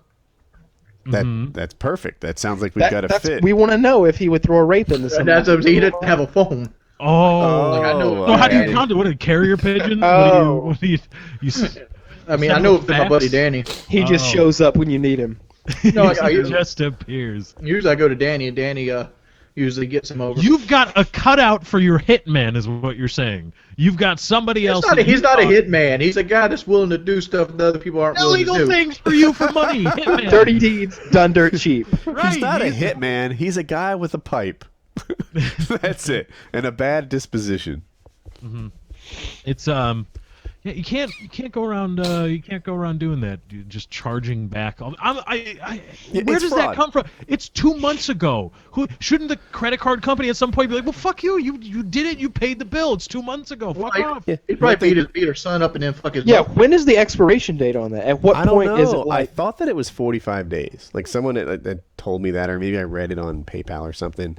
But obviously the PKA one and some of the other chargebacks I've had have been older than that. And it's not even the money as much as it is the principle, right? I'm developing you can't a be letting people reputation fuck with you. You gotta as roll some someone you heads. don't fuck with, and that's why I'm sending a motherfucker to jail, right? Because everyone else who's interested in doing this is gonna know, like, holy shit, that guy still can't go to a normal high school. He's in juvie because he's a thief. Yeah, beating sloppy joes in juvie soon enough. Yeah. You ever for seen that real. new bullshit about prisons?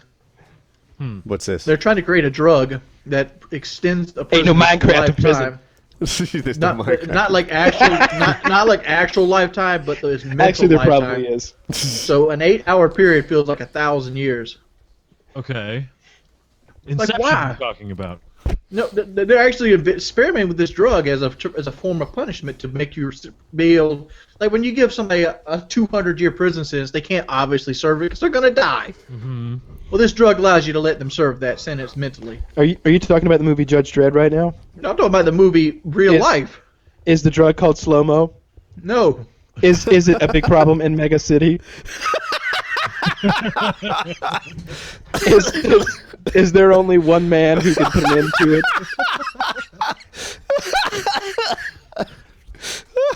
And is that man in fact the law? I mean, it's a legitimate drug. I mean, I don't believe that one bit. Give me a Wings, link. you gotta Give me a source link. this kind of stuff. Yeah, I need to Source see. it. You gotta. well, I can't really source it because it's on the Reddit news and there's an article. Let me find it.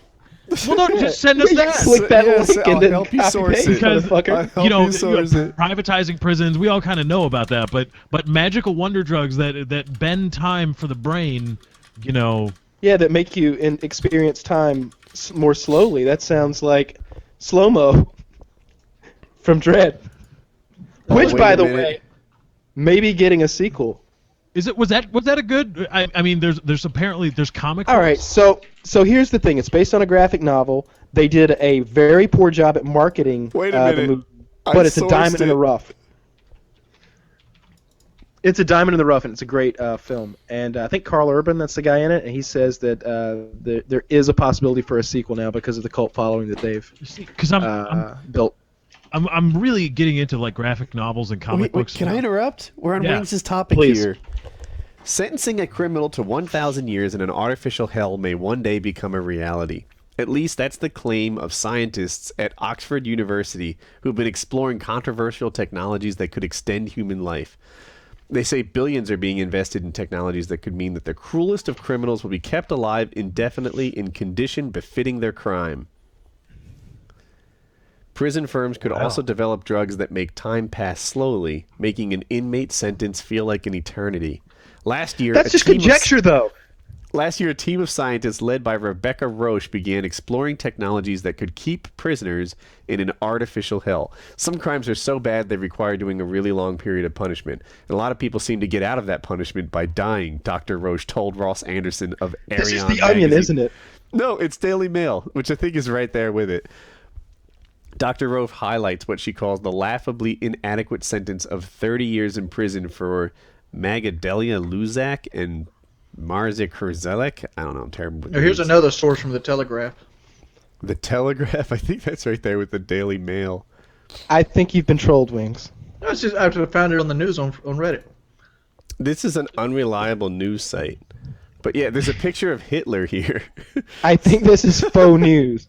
It might be, but like this is some shit I believe that people would actually create instead of worrying about the cure for cancer. They're worrying about getting your dick hard. I mean, shit like this. I think prison terms are too fucking long. Why would you give a motherfucker 60 years? Just kill the bitch. Just go ahead and kill him. You took his life from him. I am the law. Uploading the mind of a convicted criminal and running it 1,000,000 times faster than normal would enable the uploaded criminal to serve a 1,000-year sentence in 8.5 hours. This would be much cheaper for the taxpayer than extending the criminal's lifespans to enable them to serve 1,000 years in real time. Yeah, Wings, this is bullshit.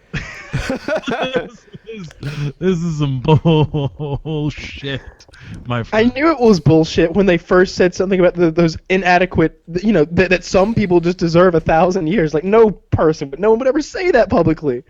What the No hell one is thinks this? that because the politically correct viewpoint is that it's rehabilitation. Now, hold on a second. Let's assume for the moment that it's real, and people are actually trying to do this. That's wrong. Can't do it. Yeah, that's wrong. Wait. You know what might Totally not cruel be and unusual wrong? punishment. They could serve usual punishments much more cheaply, right? Like, let's say that a guy does a chargeback at WoodyCraft.net and deserves, 7 years in jail? What if they could serve that in 10 hours?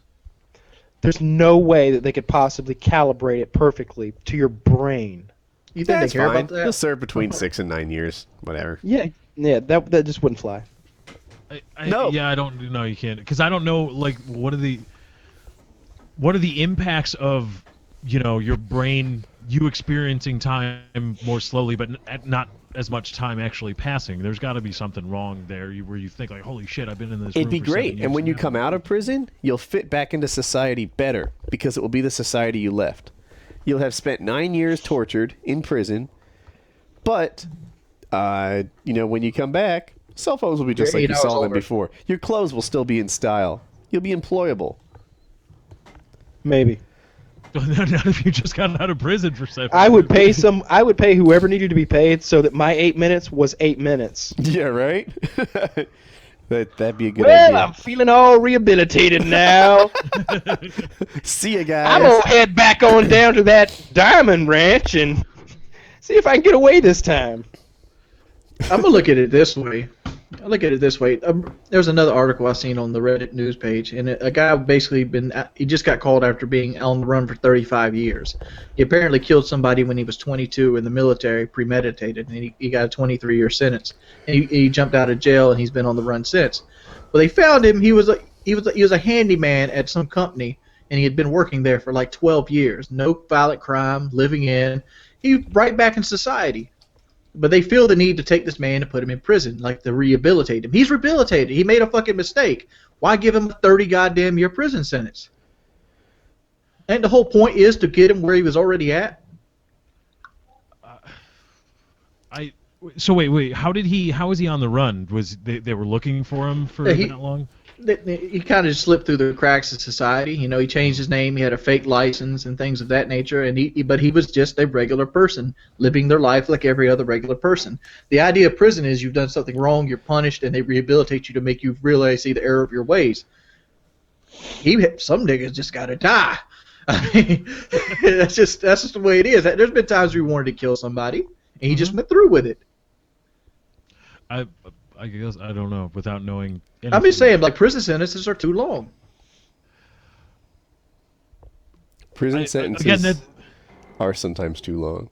I think you're right about that. I think that they kept growing, and it became politically popular, and the way to be tough on crime Like yeah, 20 years ago, every politician was running on longer jail terms, being tough on crime, stuff like that. Now I feel like the population has changed their mind on that, and they want to have shorter jail terms, but it would be politically unpopular to be like, hey, I'm soft on crime. I think that, whatever, rapists stay in prison for too long. I think that, armed robbers stay in prison for too long. Well, like Armed robbers do stay in prison. Let's just say this guy that's ripping WoodyCraft. Do you think he deserves 7 years for $10,000? Would 2 years not be enough? Would you don't think he learned the error of his ways, that there's real punishment for his consequences? That That's for depends Judge if he Dredd can make to decide. restitution.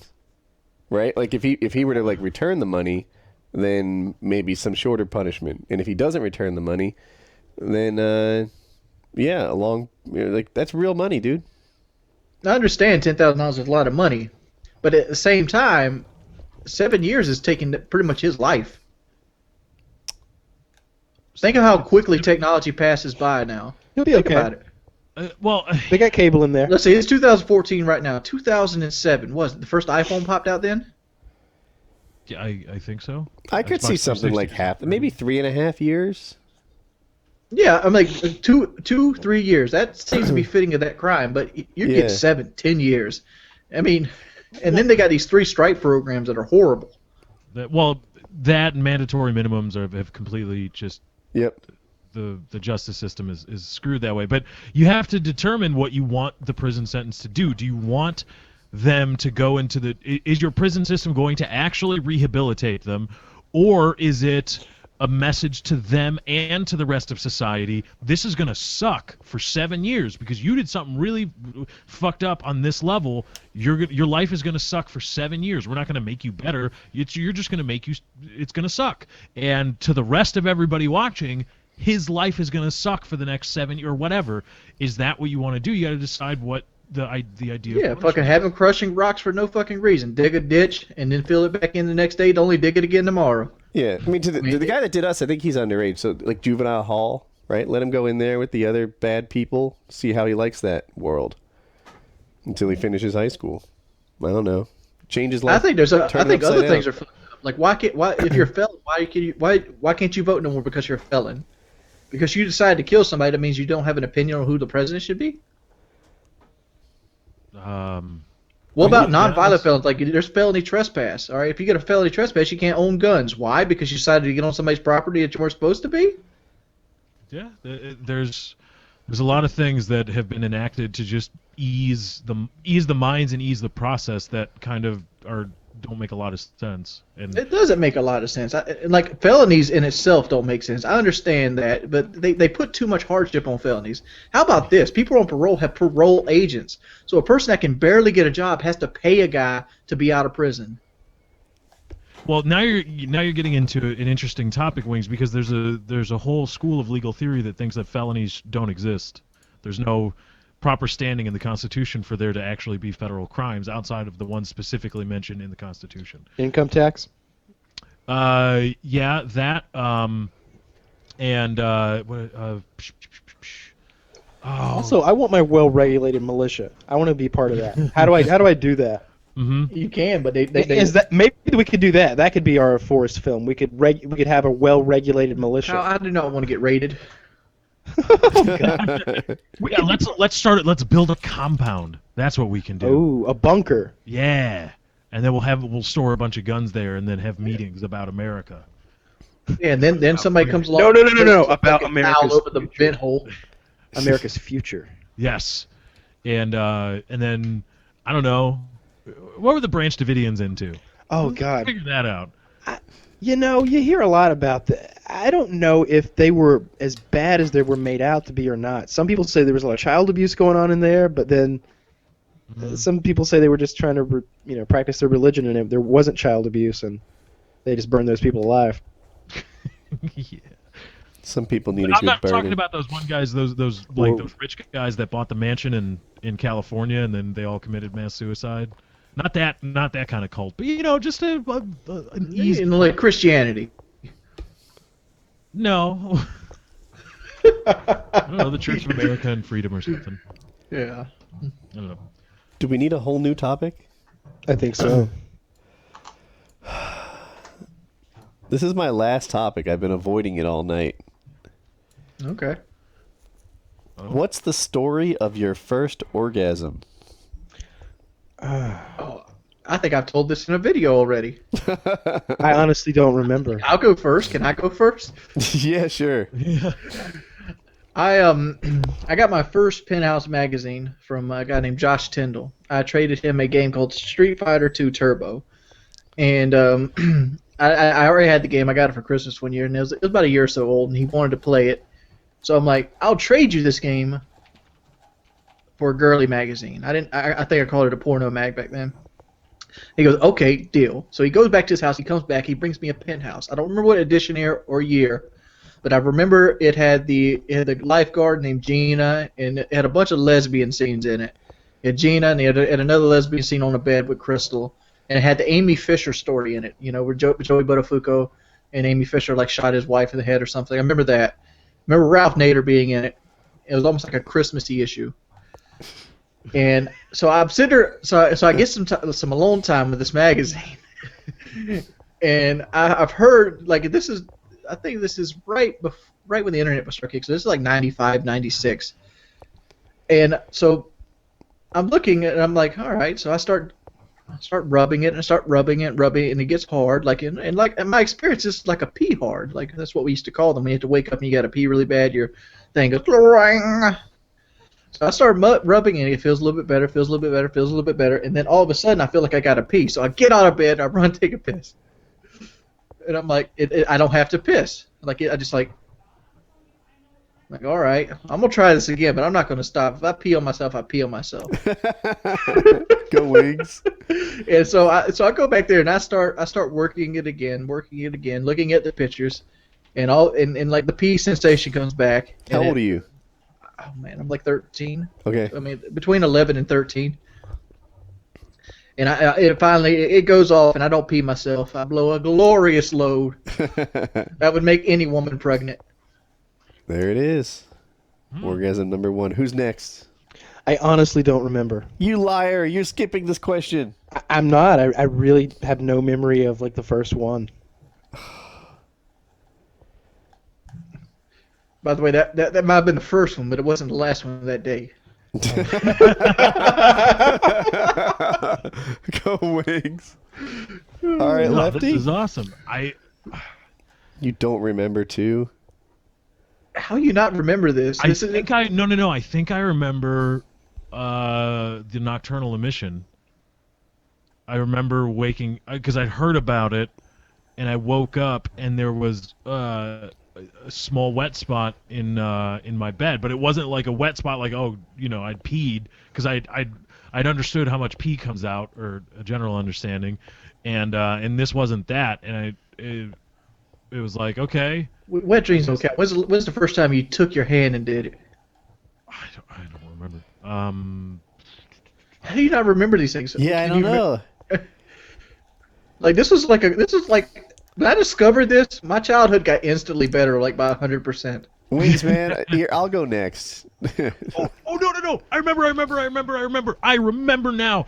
We were doing a project in elementary school. It had to be 5th or 6th. No, 6th grade, I think. And they were the school was just figuring out filters, and we were doing a project on the White House. And at that point, especially because we were little kids, not many people understood the difference between .com, .gov, or any of those other things, or .edu. And so we were supposed to do something on the White House. We were supposed to research it. And somebody in the computer lab, when we had computer lab time, went to whitehouse.com instead of whitehouse.gov. Those are two completely different sites. I wonder if that's still a porn site. I don't think so. And I figured it out, and I was aghast, and so like, what is this? And when I got home, I connected to 28.8 kbps internet, or whatever it was. 28.8 kbps, and I went directly to whitehouse.com, and I explored that site vigorously.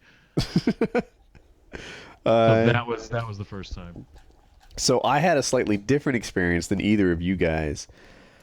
Well, the main difference for me was that I was 15, and I was a late bloomer, right? 15 years old. Most guys have figured this out before then. And it was late at night. I had stayed up later than everyone else in my house, so I had the living room to myself. And in our living room, we had like a cable decoder box that got every channel, including Cinemax. And do people still call that Skinemax? Yeah. So I was watching some sort of we also had the Spice channel. That was another thing. It might have been that. But I was watching something on TV that was totally inappropriate. Oh, let me just check and see if anyone's listening at my door.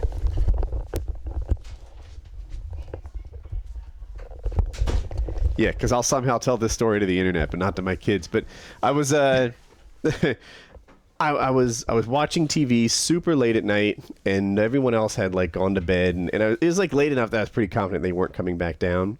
And I was laying on my belly watching this, and the tent pole was raised, and I started humping the couch almost, not really even thinking about it, just awkwardly teenage couch humping or something.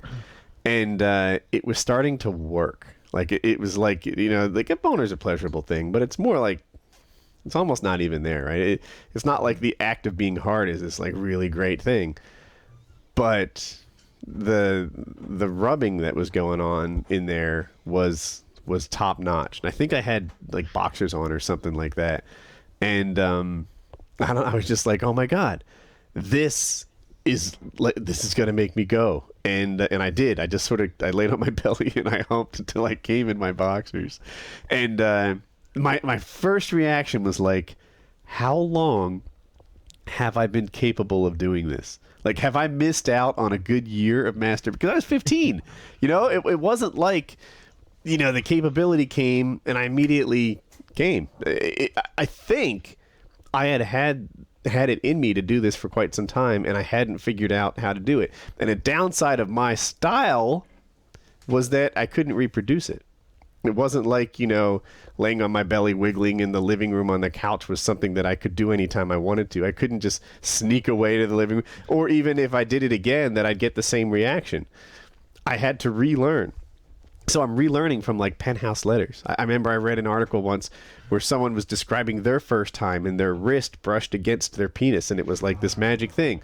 So I'm all right, let's give this a go. See if we can figure out how to make this happen.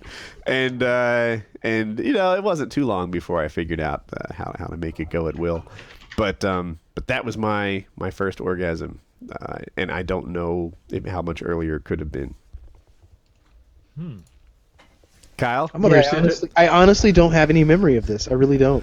I just kind of knew what I was doing. I just that doesn't make any sense. But that's my memory that yeah, I've just kind of always done this. I don't remember when I first started.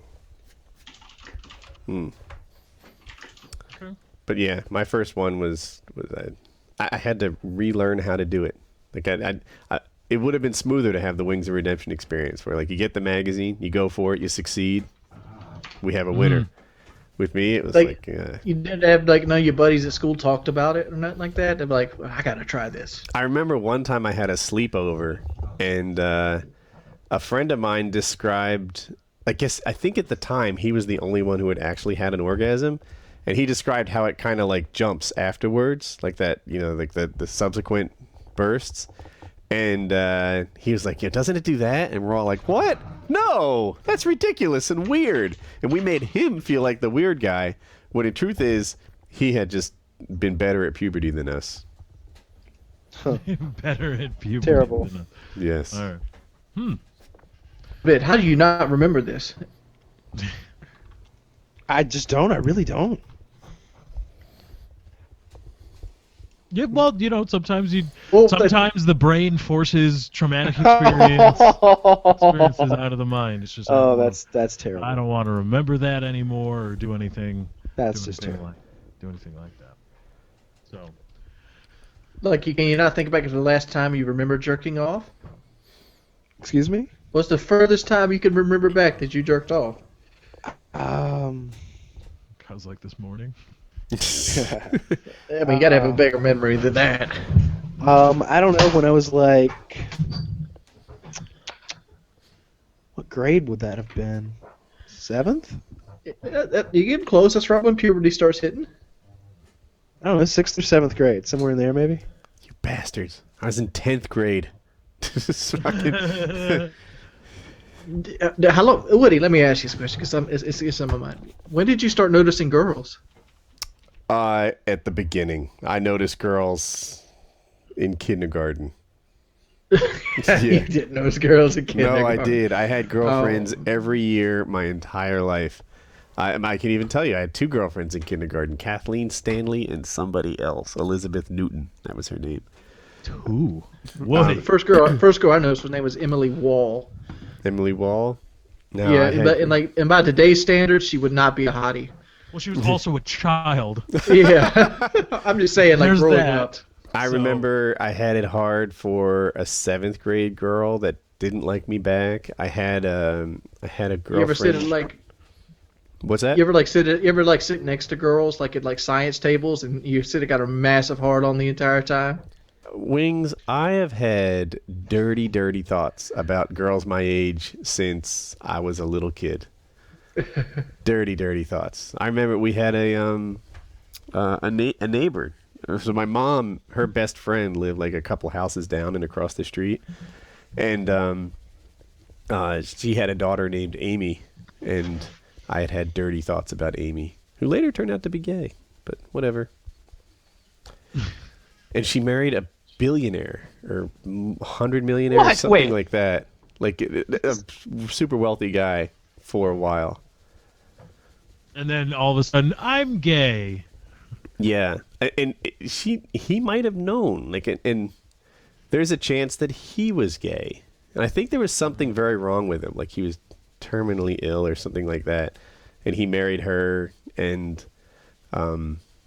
yeah, I remember she came back and met my parents again, and they felt like she had an air of superiority, like, look what I did, like I'm really special, haven't things changed, and my father, he's not like 100 million or anything, but he's self-made and he's pretty wealthy. He didn't like the way she came off. It's like, you married somebody. Don't go getting too high horse. You guys want to see the house I grew up in? Sure. Yes. I was looking at it recently for some reason. Oh, by the way, while Woody's looking this up, earlier I had mentioned Judge Dredd. For those out there that may have read the comic books, I don't know, Kyle, if you have. If you could point me, I'm getting into graphic novels, and if you guys could point me in the direction of maybe some cool stuff, because I'm really into Batman, but I'm running out of Batman stuff that I like, so I need to find some other characters I can get into. But the things I'm looking for, I like glossy paper and colorful art. I don't like the more drab paper setting, just like normal printer paper type stuff. I like high gloss paper and all that stuff. Graphic. Seems like you. I was gonna say you should get into the Jack Reacher books. That's not what you're looking for. Yeah. No. This High gloss paper, colorful art on comics. This is the house I lived in from when I was 3 until I was 12. For some reason, it struck me as interesting. Sadly, Google Maps has like a crease across the right side of it. But okay. It looks like one side's like pressure washed and one side's like nicotine yellow. Yeah. It's like it's taken at different times of the year too. Maybe. I feel like there's less leaves on those trees on the left than on the right. It looks like one leaves are changing.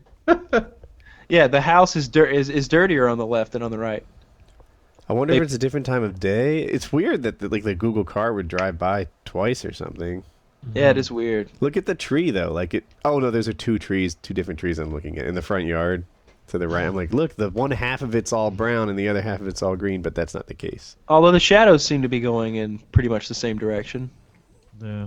It might be just a weird, I think the car glitch has or a whole something. bunch of cameras on the top, and they just assemble an image. So Yeah. I'm guessing that the image from the other part was from down the street, maybe looking backwards. Yeah.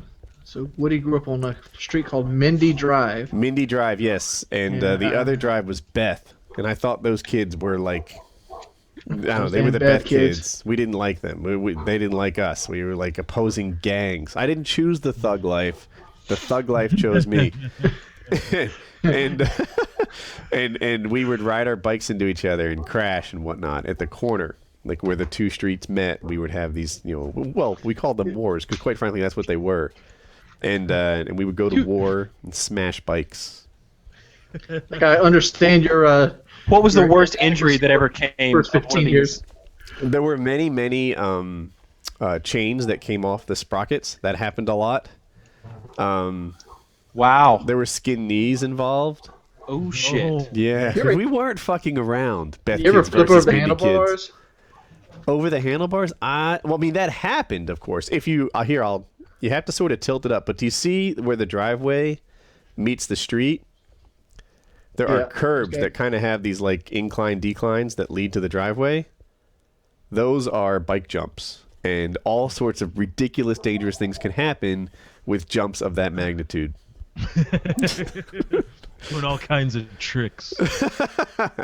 You jump off it. You jump off. We do I forget what they call it, like a kick out or something, where you jump and toss your back wheel on your BMX bike sideways. Yeah, we did some legit stunts back in my day. You can see the stupid Google car shadow on this road. Can you? Yeah, like if you take the thing and spin it around from opposite 6 o'clock of the house, there's the camera. Oh yeah. I see it. But this is where I grew up until I was 12. At which point I lived in Ocean City, and that house is now torn down, so it'd be hard to show you. I could not live in a neighborhood like this. Okay, tell me more. I like loud rap music too much.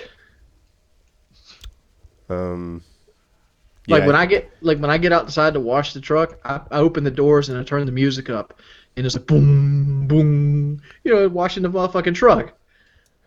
This seems like I'm washing my truck. You know what I need? Gangster rap. At high levels, these two things were made for each other. You don't ever like play the car radio when you're washing and stuff? No. You couldn't get away with that in this neighborhood. When I think of New Jersey, this is what I think of. Like, if you don't do anything to New Jersey, these trees grow everywhere. And, they call it the Garden State, and it sounds like a joke because you mostly think of, like, industrial wasteland and landfills and stuff like that. But tomatoes grow in New Jersey incredibly easily. That soil was ripe. This is the Jersey that I think of, South Jersey. When I think of Jersey, I think of Jersey Shore. Do you want to see the next place I lived? Sure. I can't really show it to you because I think it's gone, but... God, I wish I could show you the shitholes I live in. I think I can show you the first one. How do we find these things?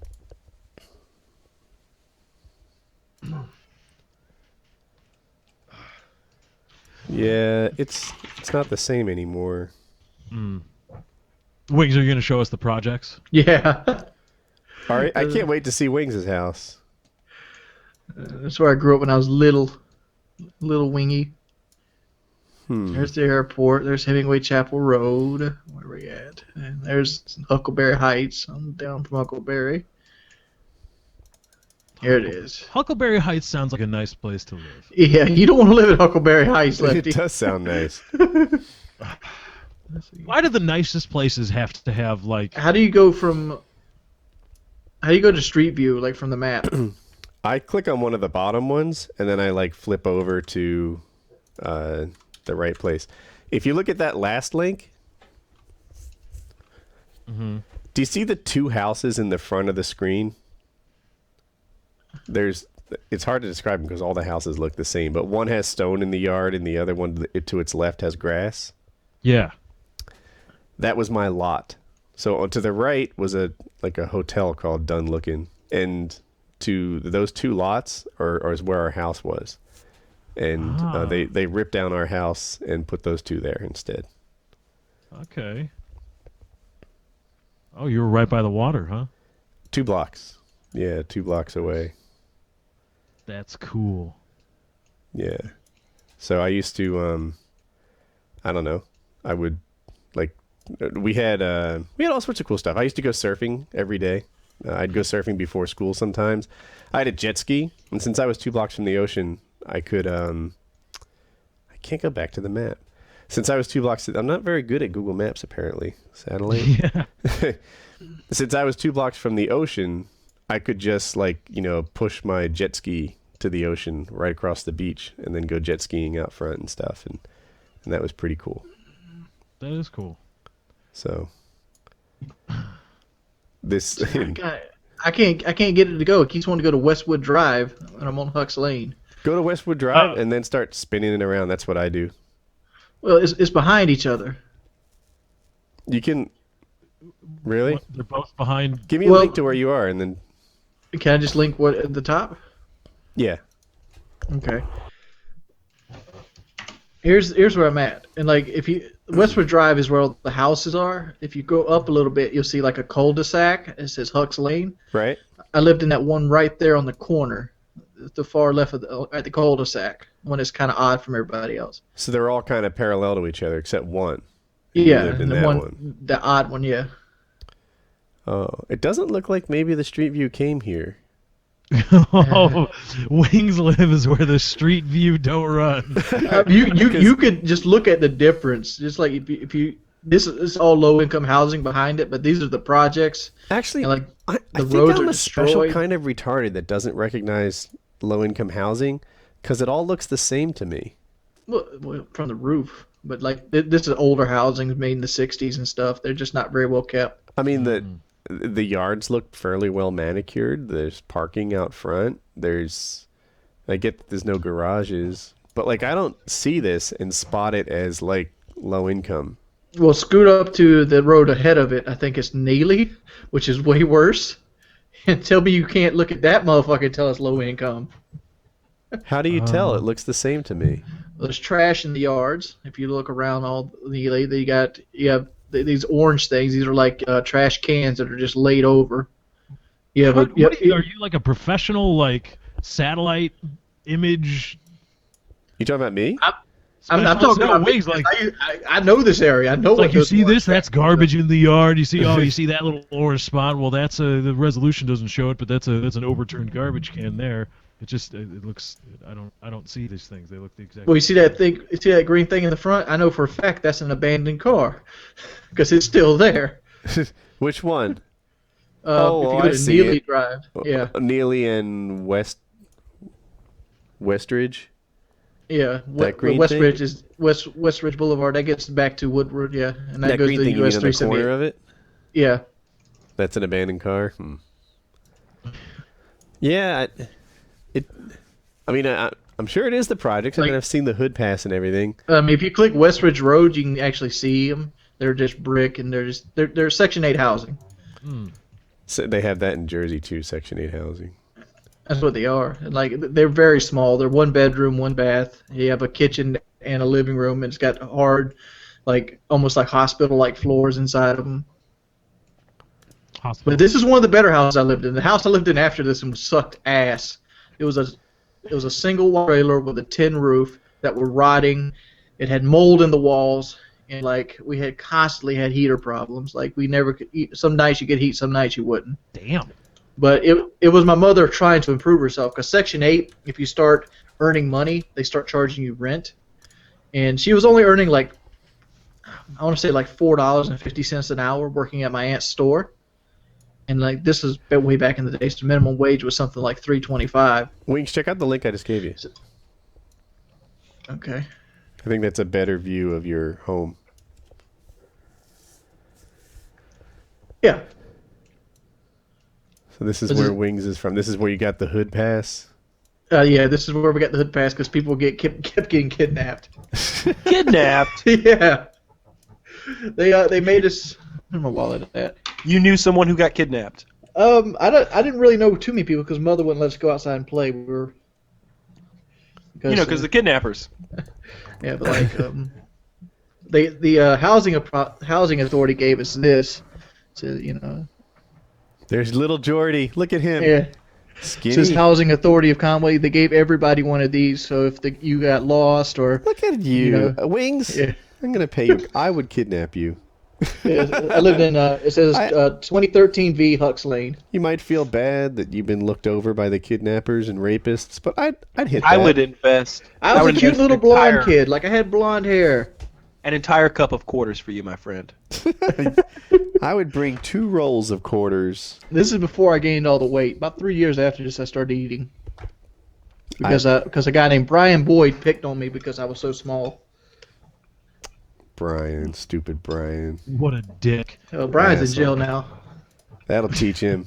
Yep, there you go. See? Yeah, he beat his wife. Now someone's picking on him. Yeah, you can't. Yeah, you can't. Lefty, can we see your childhood home? I'm curious. Yeah. Let's see. Show it to you. Where would it be? This No, is I'm just Ocean gonna- City where I grew up. Long and thin. Oh, let's see. Oh, where's Ocean City? I didn't get to see that one. Oh, really? You?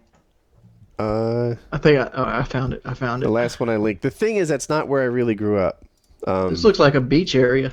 It is. The thing is, so I was telling people that if you click that link and don't change anything, the house with the grass and the house with the stone right in the middle, Oh, that was our lot, but our house got torn down. oh my God! If you do a 6 o'clock on the one in Ocean City on Woody's, you see somebody with that stupid plastic dip on their truck. Don't ever do that, people. That is so viciously ugly. The rhino liner thing? No, on the wheels. He has the same wheels my truck has. Those are alloy wheels. They're not black. He's either spray painted them or dipped them in that plastic coating crap. Wow. Truck talk. Stupid plastic. He's also improperly smoked his taillights. If you're gonna, Yeah, well, you can't. Yeah, can't have that happening. well, if you're gonna won't smoke taillights, the proper way to do them is to take the housing apart and paint the interior of where the lens sits around. Like the bulb goes in the middle, and they have this, like, I don't know what they call it. I'm with Winks. This is a shitty truck. It is a shitty truck. This is a shitty I'd truck. be This embarrassed to thing drive looks- this. If this truck were stock, it would be considerably better. He put a lot of effort into making this truck worse. Yeah, I mean, like if he even has he has like the running board on it's broke. He put all this effort into the rim and the fucking shitty ass tint on the taillights, but he left the running board broke. But back to the houses. Yeah, our house was old. It actually wasn't very expensive. It was built before plumbing. So there's like an add-on to the house where the kitchen and the bathrooms were. And yeah, I don't know. It wasn't really nice, but it was big and it had a big lot. It does not like Street View goes to where there's the. Yeah, There's you the- have to like turn it around and do your thing. Hey, let's go to the high school where I hit that girl. You guys want a link? I'll show you. Wait, when you say turn it around and do what is it, like? Just grab the screen. Like if it doesn't link to your house, just grab the screen and start driving. Click in, stuff like that. But if Oh, you go okay. there, you can see how the track was like. I'm trying to think, where's the actual high school? Yeah. The high school is. Where the hell is it? I don't see the high school. Here's mine.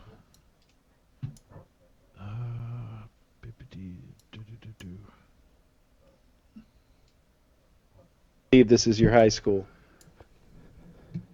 This is awesome. It's you're on the water. Really? Yeah, the Oh, wow. ocean's right there. Yeah. Oh, what am I thinking? Did they move the freaking track or the high school or something? They really did. What's that big white building in front of the track? The gym, I would imagine. Like I a think basketball that's gym. the high school now, but that's not where it was. It's not big enough to be a high school. Look at it comparatively with the.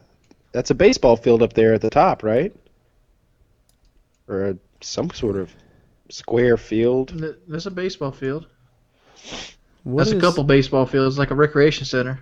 Yeah, looks like you guys just did nothing but sports. It's like the Spartan high school or something. Where, do you see where the I tennis imagine there's courts sharks are? in the water. My There's high sharks in the school water? used to be across the street from the tennis courts. Kids used to misbehave and hit the tennis. Like, not everyone could do it because it was kind of hard, but you could knock for the tennis ball onto the ceiling, not the ceiling, the roof of the high school. And I think it was where this big plot of land is now, between Wesley and Ocean Avenue. Yeah. Now I don't even know where the high school is. Did they knock the thing down and redo it altogether? Is it that building by the track now? I don't know. Which Which used to be parking when I went there. Oh. There is a little thing that says Ocean City High School, but it's on a parking lot. You were also right next to an amusement park, apparently. Yeah, Jillian's right. Little bitty roller coaster. It looks like Jillian's Wonderland Pier. Yeah, sure. You could see the waves from chemistry class and get a vibe on like what you should do after school. And That's so cool. To go home, if you like wheel out a whole bunch, you can see that. Yeah, it wasn't the quickest way, but I would sometimes take my bike to the boardwalk and then ride the boardwalk home and then hop back, to my house. Oh, so it was kind of out of the way, but it's nice to ride your bike home by the ocean. They got a water park. Yes. Oh, that's so cool. Yeah, it was a good place to grow up. Yeah, it looks like it. That looks. I think we should all resent Woody for his awesome high school. Yeah, my high school looks like shit compared to Woody's. Oh yeah, man. Not cool. I mean, like I linked mine. This is an overhead view of mine. It's small compared to yours. I think I mentioned it before. I'll check out Wings' now. What was interesting about my high school is back in the day, it's not like this anymore, but it used to be that how much funding your school had was based on real estate taxes. And in Ocean City, we had a lot of real estate taxes per capita because a lot of people just had summer homes. So in the summer, the population was about 250,000 on a busy day, like a 4th of July weekend. And in the winter, it would be like 18,000. So you can just imagine how much empty houses were contributing towards the school, but not using those resources. And some of the homes were expensive, right? Like these oceanfront homes could be well over $1 million, and they're contributing a lot towards like the schools, but they're not even sending any kids there. So we had a lot of money per capita, even more so than the average income would do. So it was a rich school, even though there weren't all these rich people. Well, my school won everything in sports, and our field looks like shit. Did your school win everything in sports? Dude, we have a trophy case in Conway High. If you come into that building next to the parking lot, all the way to the middle section, in the middle section at school where it kind of branches out, that entire hallway is trophies. It's just glass down it. Yeah, we took our turns, but we were just normal. We won when I went there. We were on a 10-year winning streak for the championship. You know what we had that with? Girls track. Our girls track team was a force. For some reason, they always won. But like the major sports, like football and basketball and stuff like that, tennis, well, I don't know. Well, we didn't really dominate. Conway's predominantly black. I recently watched Hoop Dreams. Have you guys seen that? Maybe a long time ago. Dude, that show is so amazing. It's free on YouTube right now. But yeah, I watched Hoop Dreams, and it was just like that. I looked up where they ended up too. Like if you saw Hoop Dreams, that guy's brother that seemed to be really sort of intrusive in his career. He's like, I don't feel like I'm Michael Jordan the player, but as a manager and knowing what to do, I'm like Michael Jordan. He's dead. The dad who got off drugs and found God and stuff, he was a murder for hire victim. Someone murdered him, I think because he owed money or something. Wow. The other one that seemed to have the slightly more privileged life, what did he end up doing? He played a little college ball, and I forget where he ended up. But yeah, it's cool now because it's so long ago. They're like 40 years old, these guys. You get to see where they landed. When a guy's 40, you kind of know what he's doing. You know how he's going to turn out. But yeah, Hoop Dreams is an amazing show. Documentary. Worth your time. So I have one last topic, and I don't know if we want to use it, but do you guys remember Ryan Twin 20? Yes, we do. Yeah. There's another guy on YouTube who just wants to be called. And I bookmarked this thing like a month ago. And do you want to risk it? Do you want to call him? No. That whole the Ryan Twin 20 thing started a whole like we opened Pandora's box. If we called him and pranked him, now that would be funny. That's what they originally were going to do, and it turned out to be But I don't know what I would say to this guy. I mean, I'm usually pretty good at coming up with stuff, but this is a guy who's prepared for a phone call that could get weird, so yeah. I don't know He what has to say. a 43-second long video where it's been so long since I watched it, but I think he pretty much just says, "Hey, call me." There's a whole YouTube genre where they just say call. Like Ryan Twin 20 apparently thinks he's famous and like he's some big deal. Like he's the YouTube guy. Verizon should pay me or something. But there's like a ton of people who do this, and I just have one bookmarked. If Does not, anybody realize? Does anybody else think that we uncorked Ryan Twin 20? We uncorked that craziness. Was that our fault? I don't know. He seemed pretty crazy. From the beginning. Check his Twitter feed. He was like writing Was that Charlie before Sheen us? like Oh, they were really? buddies. Yeah. Oh, okay. He writes Justin Bieber like, we should totally hang out, dude. Like he's always addressing these people like he's on their level.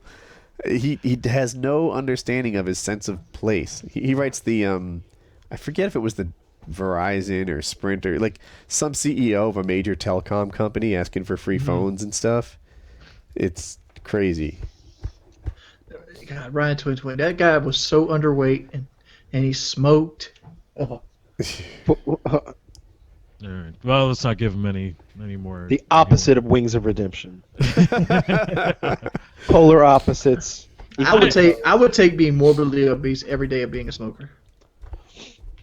I can at least. I feel like it's easier to like rectify the problems caused by the smoking, though. It is easier You because just throw them away. you don't have to smoke to live. That's the thing, But I was thinking about that actually. I was thinking about you in the shower yesterday, Wings. Oh, did you have a high one? The what one? Did you have a high hard one? I did. So Woody was imagining Woody had a dream actually that he got a ball pick from Wings. I haven't asked for a shot of your nuts in so long. We gotta make that happen. If we go camping, totally stealing your clothes. But back on topic. I think it was Boogie who was like, the hard part about quitting a food addiction is that you have to eat. Like, you can't go cold turkey. If you're addicted to meth, then you can just eject meth from your life. If you're addicted to food, then you have to sit there and moderate it and control it and own it forever. You can't just say food's no longer a part of me. Well, just like earlier, I had to get off the show to eat, and I had like a little bit of cereal. Like, I don't even have milk in the bowl. I put like fucking Raisin Bran in the bowl and ate it cold so it'd be healthy. But I had to do that or my sugar would go out of control. And I've been doing your apple peanut butter trick, by the way.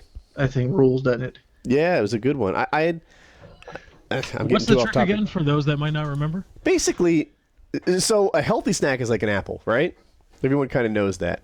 But I find that after an apple, I'm still hungry. After we have clementines in my house, and they're fantastic. But unless I down like 8 of them, I haven't satisfied any kind of hunger. It's more like, I don't know, just a tasty snack, not something that helps you get to your next meal. But what Wings does is he puts a little peanut butter on the apple. Now, no one's kidding ourselves that peanut butter is some sort of health food. It's not.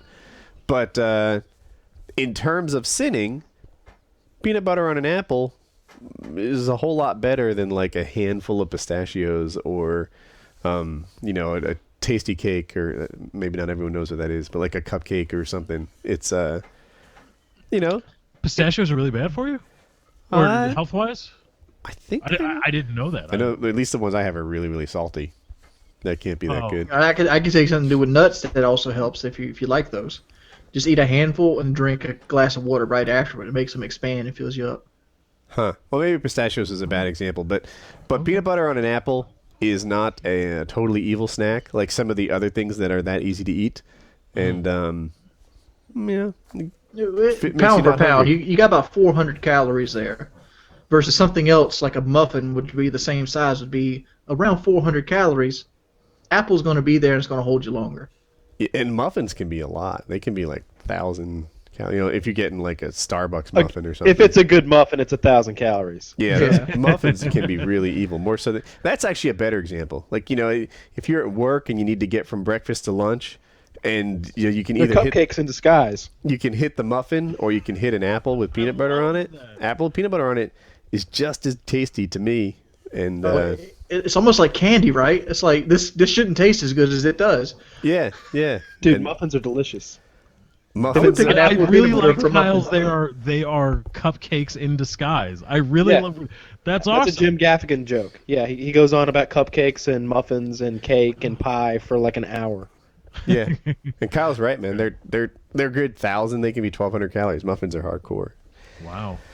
Dude, But, what about candy apples? Have you seen like the supreme like premium candy apples when they'll be like just smothered in things till they're the size of like a softball? I know of them, but I can only imagine their caloric count. Oh, they're so fucking good. They're so fucking good. Kyle could eat about 6 of them and lose 8 pounds. Woody put us on this fucking cookie of the month club or some shit, and so every fucking month a box of cookies shows up at the house. Right this month they're chocolate cookies with like green mint chocolate chips inside of them. They're incredible. Apparently, there's this place called Cheryl's Bakery or something, and they make extraordinarily good sinful cookies. They're supposed to be amazing. And Kitty devotes a lot of time, and she's just really nice to me on WoodyCraft. And I think it was actually when I was just like ousting my partner at the time. Kitty was helpful in that situation, and as a thank you, I got her on a Cookie of the Month club, and I guess Kyle benefits from it too. Yes. Occasionally, I'll take like half a pint of ice cream, put it in the blender, and throw 2 of those cookies in there, and then like a half a handful of chocolate chips and a half a handful of caramel chips, and then just let it blend for a while, and that's just delicious, Woody. So I appreciate you sending all those cookies. God damn it, Kyle! I hear you getting fatter. Kyle's got it though. If Kyle decides that he's not happy, he's able to just like flip that switch and. Yeah, don't worry, that goes away in about 10 years. It's not that easy. It takes 20 days of diligence and hard work to knock out 8 or 9 pounds of like real fat, not just water weight and any other bullshit. I have a question since we're talking about this. It's something I noticed in the wake of last week's show when we had Boogie on and the topic of weight struggles came up. What is it that turned? Because I should substantiate this, I guess. I saw a lot of people, some people, not a lot, some people, just being really vile towards Boogie and what he thinks he had to say about food addiction and his struggles and where he's going, and they brought up his wife and were demeaning her as being an enabler of his lies and deceit. And it was wow, I didn't see that. It was one guy, and it was just one guy in this thread, but actually no, there were a few. But I see it a lot on Boogie's videos. What is it about that just brings out the worst in people? I don't know, It's weird man. too, right? Because like I don't have a problem with meth, right? It's not a part of my life. I have a problem with not liking that it exists and it ruining other people. But for me, I've never had any meth struggles. But you don't see me running around to meth heads like, blasting them because it's an addiction that I don't have trouble with. But with food, people do that all the time. People are especially negative about food. And I swear, if I told them that I was addicted to video games, and this is where I was, like I'm addicted to video games, somehow I think about them all day and all night, and I have like 65 days played in COD 4, and I can't stop myself. And as I look back on it, it's had some serious detrimental effects on my health and my social life and my career and this and that. If I were to say all that, it's not really true of me, but if I were to say all that, I think there'd be a lot of sympathizers, people who are like, whew, I feel that too, right? Like I have it just as bad as you. I have half of what you have. They'd be like, yeah, video game addiction is a real thing. And I understand your struggle with it because it's happened to me. There have been times where I felt like I was addicted to the internet. Like I would just read news sites to the point where, like, dude, it's way beyond just reading news. Like somehow I'm addicted to learning more news. And it could come from Reddit or CNN or Fox. Like I'd take it from all over and just absorb, like, what's happening here? I need to know more. I need to know Your more. information diet was gorgeous. Yeah, you get upset when you see the same repeat article. yeah. I was gorging on my information diet, and I think a lot of people like wouldn't get that because they haven't had it, but I don't think they'd come with the same sort of hate and anger that they do towards a food addiction. I don't know. Boogie's one of the nicest people I've ever met. Like he is just a straight up genuine person. And I guess he has to be in a way. Let's not pull any strings. I mean, he doesn't have athleticism or like job opportunities pouring in him left and right. If he was an asshole, people would just give up on him completely. So you kind of have to be nice at that point. But Boogie is genuine. he is genuinely nice. He's a nice person. He comes on here every time he gets a chance to. Like I could call him any time of the day. He'd be waking up from a dead sleep and he'll talk to me. Mm-hmm. But it's not even I that bet he he's appreciates genuinely. that. Yeah, I thanks, Wings. Sometimes I call him 3 a.m., 4 a.m., just to tell him how my day went. Does For Francis ever hours. answer the For phone? hours he sits there and listens. Yeah. As I drone on and on about Bastard Brooke and Granny and all the things that transpired on the day before. He says it's causing his night eating. I've never called him that late, but like No, of course not. Yeah, I bet you have. I've not called him that late. I mean, eventually there's a point where it's like, damn, ain't nobody on Skype. But I don't know. I mean, I see him. He's a man that's struggling. That's what he is. Like I'm a man that's struggling. And the guy who visited me yesterday, he's a man that still is struggling. Talk Like I about said, him. I had a guy come visit me from Germany. He's from Frankfurt. He's from Frankfurt, Germany. His buddy was from Wiesbaden. I remember because he had a Wiesbaden T-shirt on, and he'd always show it like he's Superman every time somebody said, "Where are you from?" Wiesbaden. But he came over here. He's on a business trip. His job is for the German government IT security department. So he had to do something over here in Charlotte, North Carolina, and he drove the 3.5 hours down to my house to meet me. And he has these pictures where he was 470, 480 pounds, borderline 500-pound guy. He was an IT guy, and he seen one of my videos. It wasn't even the boot camp videos. It was before that. It was about a year and a half ago on one of my attempts to lose weight. And he seen me attempting to lose weight, and he decided to do it for himself, and he lost everything. He lost 250 pounds. And, like, there's stuff that we took pictures, but there's stuff we didn't show, like his stomach, dude. His stomach's the first thing I ask him to see. It's like the third thing out of my mouth. Like, would you be interested in showing me your stomach? Because when I'm thinking about it, my stomach's what's got me really self-conscious and worried. I'm worried I'm going to get an uglier body by losing weight. Even I think, well, how can you get an uglier body? But like, it kind of looks like a pregnant woman. I don't know if you guys ever seen people that's had natural babies and stuff. Their stomach gets really bad stretch marks. It gets really soft and loopy. And like, it hung down probably something like that past his waist. Uh-huh. Like you could probably literally take and cover your genitals with it. And it was like, wow. But you can get that fixed. You gotta get cut in off. terms of excess skin, that's what he's Yeah, got. next to the skin, yeah, because he's a guy my size. He said his belly was bigger than mine because I I'd showed be him my excited belly. about that. Like I would be excited. He said sex life got better though. Yeah, dude, cut that off. Get it Dude, done. It costs a lot of money to get that shit cut off. How much can it cost? 25 grand. That is pretty expensive. I for thought it was gonna be cosmetic 15. surgery. That's, I don't know. I It saw- might have changed. It might have gotten cheaper, but when I first looked into it, it was 25 grand. I saw a picture of a guy, I believe it was on the PK subreddit, and somebody had reposted it as a way to, or maybe it was the guy himself, and he had lost something like, I want to say 175 pounds. It was a substantial amount of weight. Not like, oh, I dropped 60 pounds, look at me now. It was, he went from health hazard obese to really fit, and he was like, it was a gallery on Imgur, and he said, I know a lot of people want to ask about the stomach, and he showed his stomach, and it was just normal.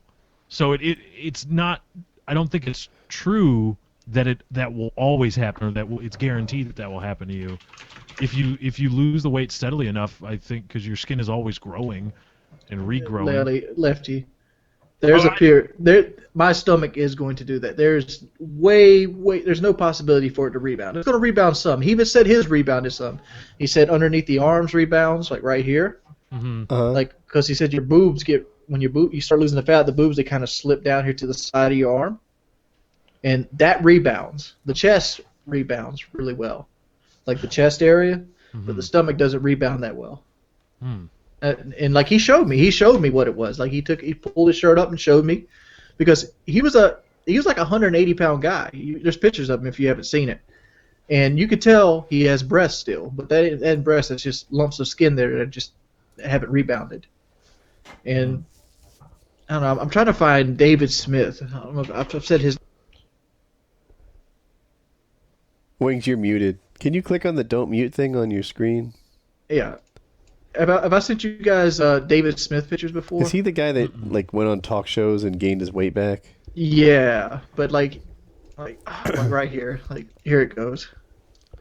This is David. This guy looks just about the same as David Smith. David Smith obviously was bigger than this dude, so he has a little bit more. But like if you see right here,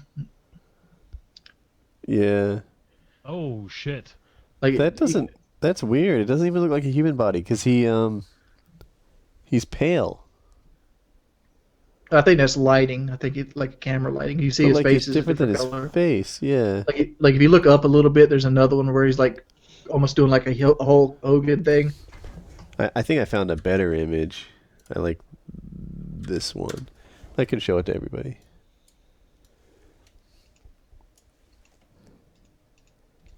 It shows the loose skin that he's got to deal with. And look at his, like, if you look at his arms and his shoulders and stuff, he's pretty fit. It's just that he has extra skin that needs to be plastic surgeryed away. Yeah. Like no, obviously this guy's a lot bigger. I mean, David Smith got up to 680 pounds. Yeah, That's but hardcore. that's hardcore. That's can't walk hardcore, and that's where I'm worried Boogie's going to end up, especially now since he has income. And like you might be like, wow, what now that he has income? Well, you think fat people shouldn't make? No, when you give a fat person money, all he thinks about is food. Like when I go out, because I want to call him Mario. I can't say his name. He has an Italian German name. But my friend, he talked to me, and he hit me right away. He's like, dude, when I went out with a girlfriend, I didn't care about going out playing mini golf. I just want to know where we were going to eat at. When I went out to put stuff at the post office, I want to know what restaurant I could eat at. I'd been to every restaurant in Frankfurt. I knew what they are served. I knew what was good. I knew everything. And I'm the same way. Like when I go out with a girlfriend or something, I think, what restaurant are we going to eat at tonight? That's like the highlight of my night. Opposed to going to the movie or opposed to, having sex at the end of the night. And like I identify with it, but I'm scared of that. I'm afraid of that. I'm afraid of that, but just like you get there and now you're uglier than before. Nah, that's a problem money cures. Don't worry about it. Money, shit. I don't have money. Big problems in life are health and relationships. Yeah, Wings, have you tried having more money though? That's what you need to do. Yeah, Wings, have you tried it? You might like it.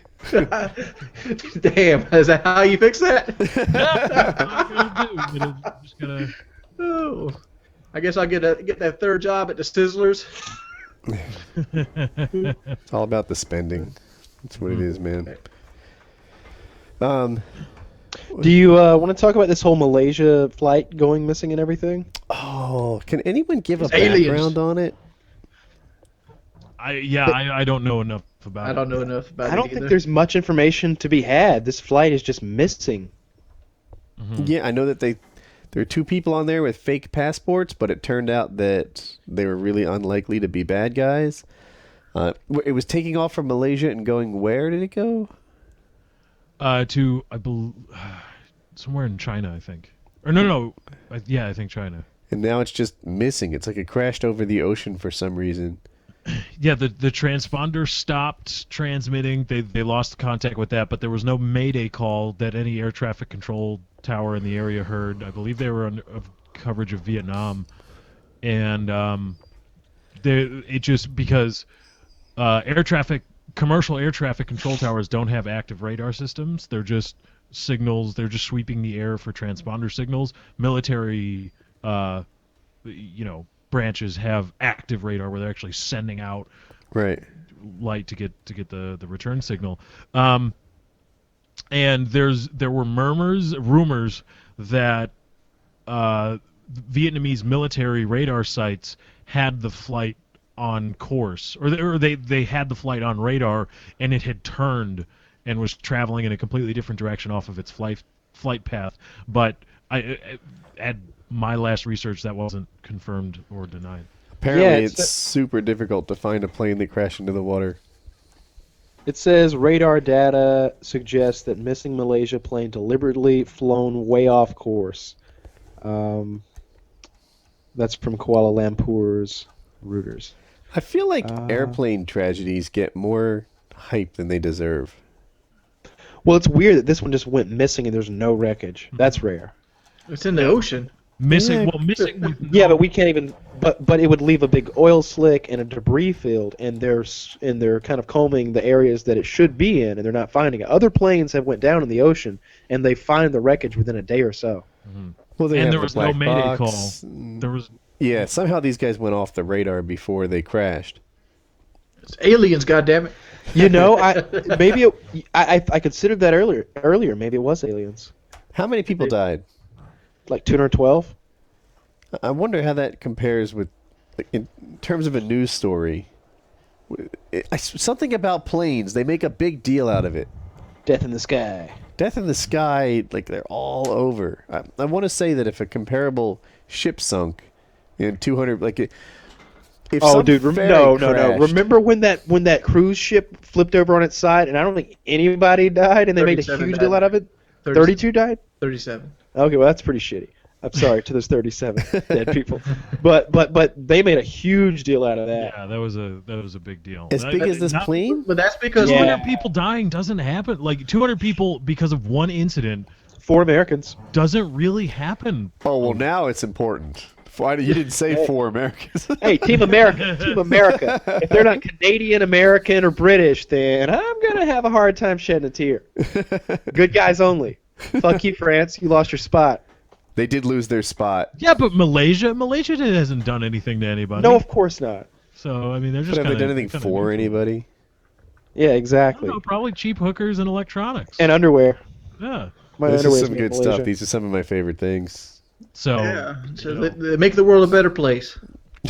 Cheap hookers and electronics. And underwear. So yeah. In underwear. So it was either like a really catastrophic failure that broke through all the redundancies of the plane actually flying and communicating, or it was like a terrorist attack of some kind. Probably. Don't use that word, Lefty. It's not a goddamn terrorist attack. You don't think so? Or a hijacking. Why would you hijack a plane and kill and wreck it into the damn ocean? Maybe it didn't go as planned. Maybe something on the plane fell out from poor maintenance.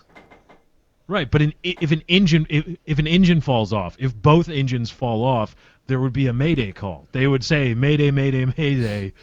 Our fucking engines just fell off. Engines falling off doesn't mean the radio stopped working or that the transponder stops working. All right, well, let's use an alternate scenario. That wouldn't be a terrorist. Maybe somebody on the plane goes crazy and kills all the pilots. Yeah, okay. It doesn't work like that. There's security. It's hard to get up there. I fly a lot. Trust me. This is Malaysian. No, this is a Malaysian airliner. I'm sure it's third world, isn't it? It was a Boeing 777. It's a modern plane. It's Don't not- imagine like like Malaysian field like rice paddy workers in there like flying plane- this thing. Like these The are plane fucking from Temple professionals. of Doom or something. Yeah, exactly. Flying around.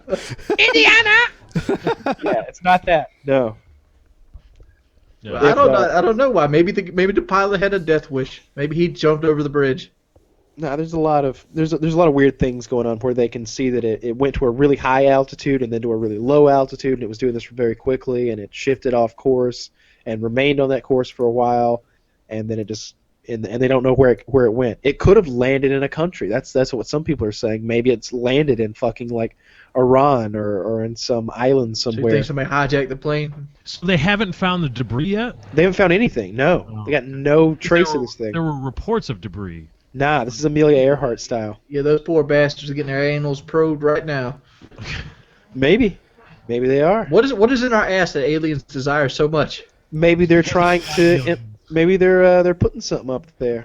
I bet you can learn a lot from the butt, right? Yeah. Like you could learn all about our diet, and if I were to find some new thing and I wanted to know about it, I'd look at its gut. If I didn't want to kill it, I might look at its butt. Yeah. Because if I start opening its head up, it's not going to make it. Yeah, I'm yeah. going where there's easy access. That anal probing is an act of kindness. Yeah. Some people like it. They're like, Yeah, at what point do you think? like Hodor. Aliens get home and find a dead hamster up there, pull I it had out. I had a money Hodor joke earlier, and I told Kyle he should say it because he could get away with it, but he wouldn't do it. Oh yeah, I don't want to use that word. You could do it. I That's a 9 No, or a 10. I'd rather say nigger than that word. Oh, What's the first letter of that word? Fag. you just. Well, you can say the word, you just can't direct it at someone.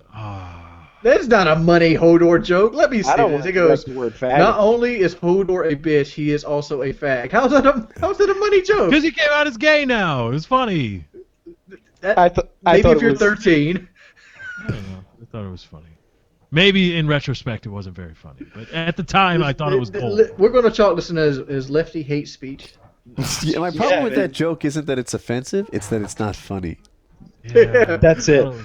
I can deal with all the offensive you can dish out, but you better make me smile. I seen that. I seen that, Lefty, and I'm like, well, I didn't realize he was telling Kyle to say that. But I was like, man, that's a kind of a lame joke. I'm glad he didn't say it. I didn't want to make a big deal out of it. I just typed no thanks, no lol. That was. I thought it was clever.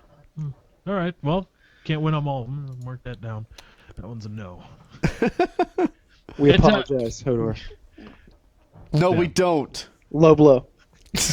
Love. Now, let me ask you this question: what if Hodor agrees to come on the show after all this acting? Oh fuck! Oh, Welcome. Is he welcome? 'Cause we're kind of in the driver's seat of that now. That he threw us under the bus. I feel like if I say he's welcome, then we're somehow like under him, and like, yeah, we say all this trash, but we'll still take you. But I think I think it's a way of burying I would bury the hatchet. What if he comes on here and says, "Where do you live at, Woody? Hodor crush." Give him my address. You think you can take Hodor? He's a big dude. Not But he without has guns. I'm well armed back there. Yeah, I remember Joe saying you can get too big. Like Shaq, he couldn't beat Shaq up. right. No, I don't think I could beat Hodor up. He's just too No. much man. yeah. But I could definitely hit him from 100 Yeah, yards. Baseball bat helps a pretty good bit there. I wonder. That's not my first choice. I definitely want a firearm. I'm not trying to say. I definitely want the fight. Him not realize we're in a fight. Yeah. Your strategy for taking out Joe Lozon was genius. You're like, I could take Joe. I'd tell him to meet me in a field, and I'd be in the bushes with a high-powered scope. Like, well, damn. I think that would work. Yeah, you want to fight, motherfucker? Right here. Sundown. I'll be there an hour before sundown. Listen to this story. This is a pretty new story. Navy warship accidentally fires torpedo at nuclear dockyard in Plymouth. Uh-oh. Uh-oh, SpaghettiOs. Wait. Nuclear dock? An investigation is underway after a 9-foot missile was fired from the HMS Argyle at high-security Plymouth nuclear submarine dockyard during a training drill. Military chiefs have launched a major investigation after a Royal Navy warship accidentally fired a torpedo at the nuclear dockyard. Oh, wow. So it's not like they have nuclear weapons there. That's where the nuclear... Yeah, I think they do. I think they've got like boats with nukes on them. Oh, okay, yeah, okay. And they shot a missile, or a torpedo rather, a 9-foot torpedo at those.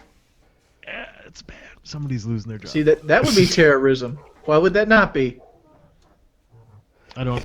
It's where nuclear submarines are refueled and repaired. Oh, refueled. Yeah, Do they take on nuclear material? yeah, I it's- guess maybe sometimes. I don't know how you refuel. Maybe you. Yeah, you give it change the more, rods. Like water and. Don't those rods last forever? I guess they don't. Nah, Have you guys seen the Amazon game controller? Have you guys been reading about this? No. So it's just rumors, but apparently the Amazon game controller pictures were leaked. It's being manufactured by Foxconn, which is the company that makes iPhones. It looks to me a lot like an Xbox controller. In the front, it has little fast forward, rewind, and play buttons, which is a nice idea actually. I don't like that current controllers kind of map that to X, Y, and B, or whenever I put my PlayStation controller down, it seems to want to pause it or fast forward it or something. Whereas this has the buttons kind of out of the way, smartly up top, or tucked away. Apparently, they're coming out with a set-top box that is also a gaming machine. huh? Well, I think I don't Microsoft's think got a there's nice room- little lawsuit going here. Yeah, I don't think there's room for another console. I think they should partner with Microsoft. I think Amazon should have an Amazon-branded Xbox, and that will help them compete against the PlayStation, and they can bundle in Live and Amazon Prime together, and the two of them can do way better than they would separately. Mm-hmm. Imagine that. Imagine instead of $60 a year for Live and whatever. I think they just changed it to, is it $90 a year now? $80 a year? Yeah, they just changed it 90 or 99. I think it might be 99. Yeah, I think it's $100 a year. So what if they combined it for like 150? $150 a year. You get Xbox Live, Amazon Prime. It includes your Amazon.Prime, that like Netflix competitor, and you get your game console, and you're in bed with the Microsoft Amazon ecosystem, and then they combine their powers to battle PlayStation. Huh. I'd still take my PC and Amazon Prime, but that's just me. I'm not a console kind of guy. I don't like the way this controller looks. It looks blocky. It does. I don't like the way that I'm gonna have to go back to it. I don't like. I the have a way hard that time. where your palms go too much. It looks a little blocky there. There's too much real estate there. It feels like it wouldn't fit right. But I do like the play buttons. Like that stuff I think is great. I like that they have more buttons in the middle. Like that's for infrequently used buttons. I think that's a nice place to put them. I'm just not in love with I don't know what to call that. The horns, the part your palm sits on. But you need to touch it and figure it out. I need to realize how big it is, because the Xbox One controller, I thought it was going to be gigantic, but it's not. It's smaller than the PS4. Also, the buttons need to be super high quality. Like when I look at the triggers and the D controller and stuff, like I'm just like, I don't know if they realize, like the LB and LT, and RB and RT, that stuff is incredibly important that it responds well, and it looks cheap. But you got to touch it to figure it out. But I don't know. I don't think this is the best controller ever constructed. I don't care what you say. What do you think is the new I think PS4 one? The best controller ever constructed, the Xbox 360. Yeah, that's my pick too. But I thought you'd say PS4. The PS4 is a close second, but I don't like the triggers on the PS4. Huh. I mean, the Xbox One's a step back though. The best one ever seriously is. constructed? Xbox 360 Scuff. The Scuff is all right. I mean, like I'm talking really about like for mine. face value. I really like my 360 Scuff controller. Yeah, no, I disagree with you. Honestly, and not just because there's a coupon code Woody, but the Scuff controllers are awesome. Have they come out with the Xbox One Scuffs yet? Yes. You know what they need? They need to come out with a fucking Astro adapter for the Xbox One. That's what they need. Well, A what for the Xbox One? An Astro? Astro adapter, so you can actually talk with your headset. Oh. Yeah, I wonder what the Scuff Xbox One is like. I'm surprised I have to call him. But Are you going to PAX? no, I'm so done with that shit. Alright. Are you? I was considering it. If you win, I might consider going, but no. guess Dude, not. I don't want to go at all. If you want to hang out together, I'll do shit. Let's go to the Caribbean. Right? If you want to hang out together, let's go shark hunting or something. I'm down for stuff. You want to go surfing? Let's go to Nicaragua. But PAX? All right. Why are you? What about it are you done with? Like what? It's about video games, but you're going to like local fucking restaurants you can go to in town. I'm pretty sure that's what it is. It's just long lines. And you spend 2 weekends, you see maybe 3 or 4 games. And I don't know. Oftentimes they're things that are already released. Like what I want from PAX is to be informed, almost like I'm press, on what's new. So I can like tell an audience about the things that are coming out. That's what I had hoped PAX would be. What PAX actually is waiting in long lines, seeing trailers you can see online. You don't walk away really any better educated than you came. Do they have a lot of panels there though? Do they do that? I don't think at they all, have or- any panels. Oh, okay. I thought there would be. Yeah. And you can't get a. I'm sure you could get a press pass. Maybe now. I'm trying to think. I don't think I've ever had one before. Kyle got one once, right? Yeah, I've got 2 tickets. Do you? Yeah, Atomic. Paradise by chance? Is that where it is? Yeah, no, my network reaches out. They have like a sub count thing or something. I'm sure I'm above it. And if you have this many, they'll get you, premium access and stuff. But PAX isn't that good to me. I don't like it. I like those trips because of the cities, and it's a weird mixture of people when we're all having those like dinners together, and all everybody's there. Those are cool. Yeah, I like the meeting the other YouTubers and stuff. I think is more of a reason to go than the PAX itself. Yeah, like having dinner with Bash. Yeah, Stuff, just weird stuff like that. Do you remember when? Were you there when Bash played Onslaught in basketball, like in the hotel room? No.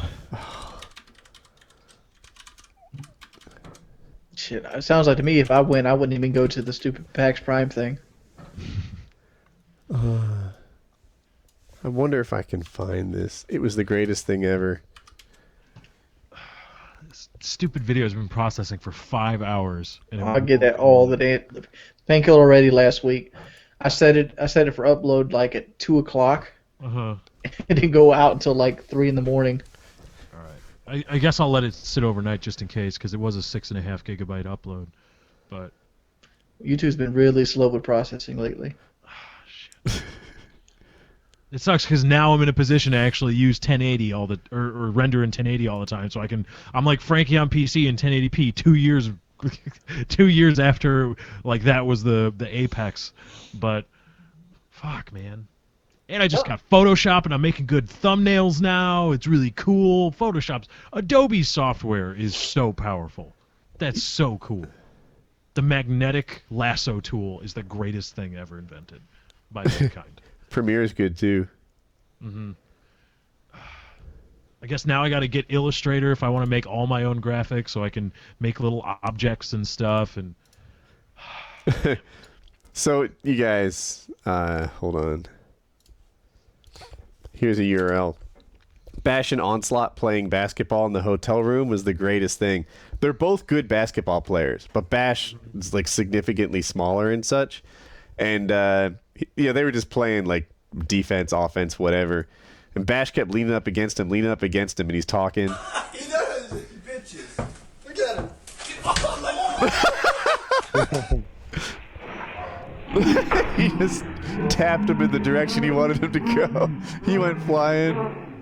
That's not a regulation basketball. I thought it was.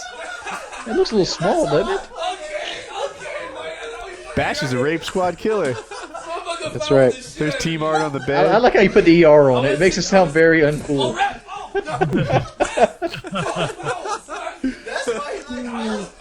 That's the same type. that's a regulation The basketball. same way he plays Looks good to me. games. He does, bitches. Look at him. Bash was trying to post up. Yeah, it's great. Did not work. Those are the good moments from things like PAX. But the the PAX itself is not exciting to me. We need to get Bash on again. Bash is awesome. Bash and Onslaught are both awesome. I haven't talked to Onslaught in ages. I really wonder how he's doing. I hope he's doing well. I wonder if Bash is still holding down that best Modern Warfare 3 on YouTube. What are these? He was the best source for Modern Warfare 3? Is that what he was? Yeah. Let's see. What was this channel name? Just Bash? Bash TV, maybe? iBash TV, yeah. iBash TV. Let's see what his channel looks like. I'm making fun of my branding anymore. It says Daily Ghost Videos. Daily Ghost videos? It does, but he hadn't uploaded in 4 months. Oh, I remember the Daily Ghost videos. I like this. 3 videos ago says, I'm back, and it's a year old.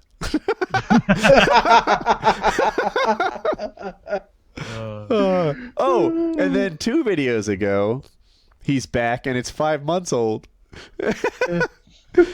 And this is great. This is great. I love Bash, man. 88,000 subs. This is a big size channel.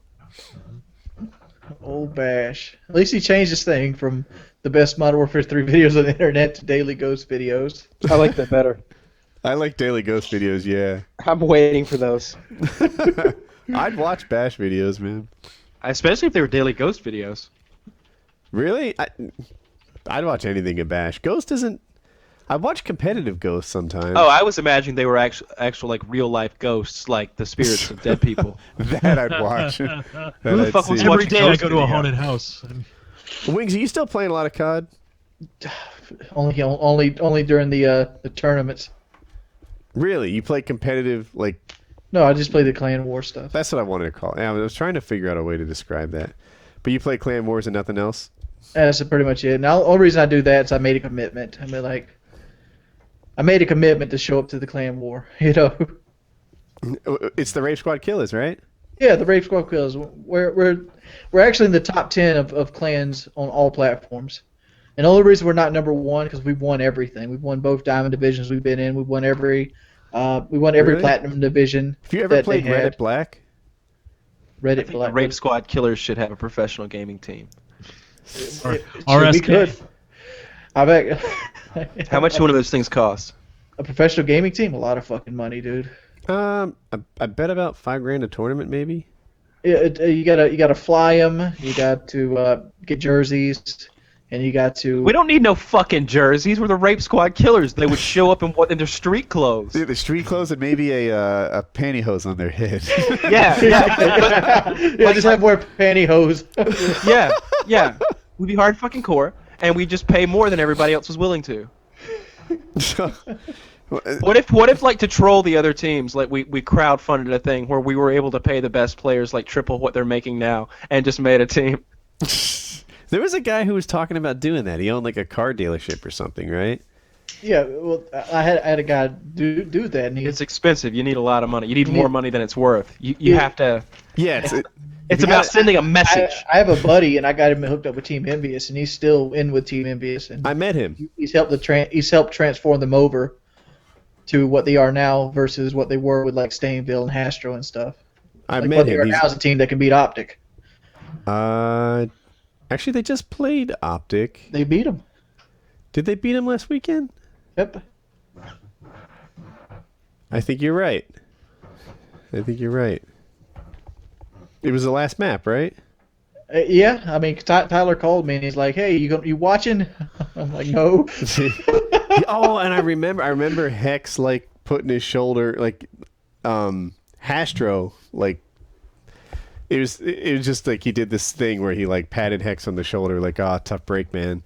And it was interesting. Yeah. Hastro's a great guy. Both of those guys are really great guys. I like them both. They a lot. are. They are. Yeah, Hastro is a very stand-up dude. I've had some really cool times with both of those guys before. Those guys are awesome. Optic went to the losers bracket and they won one or two more times and they made it to the COD Championships, the $1 million tournament. But they got a bad seed. But they're there. They're in it.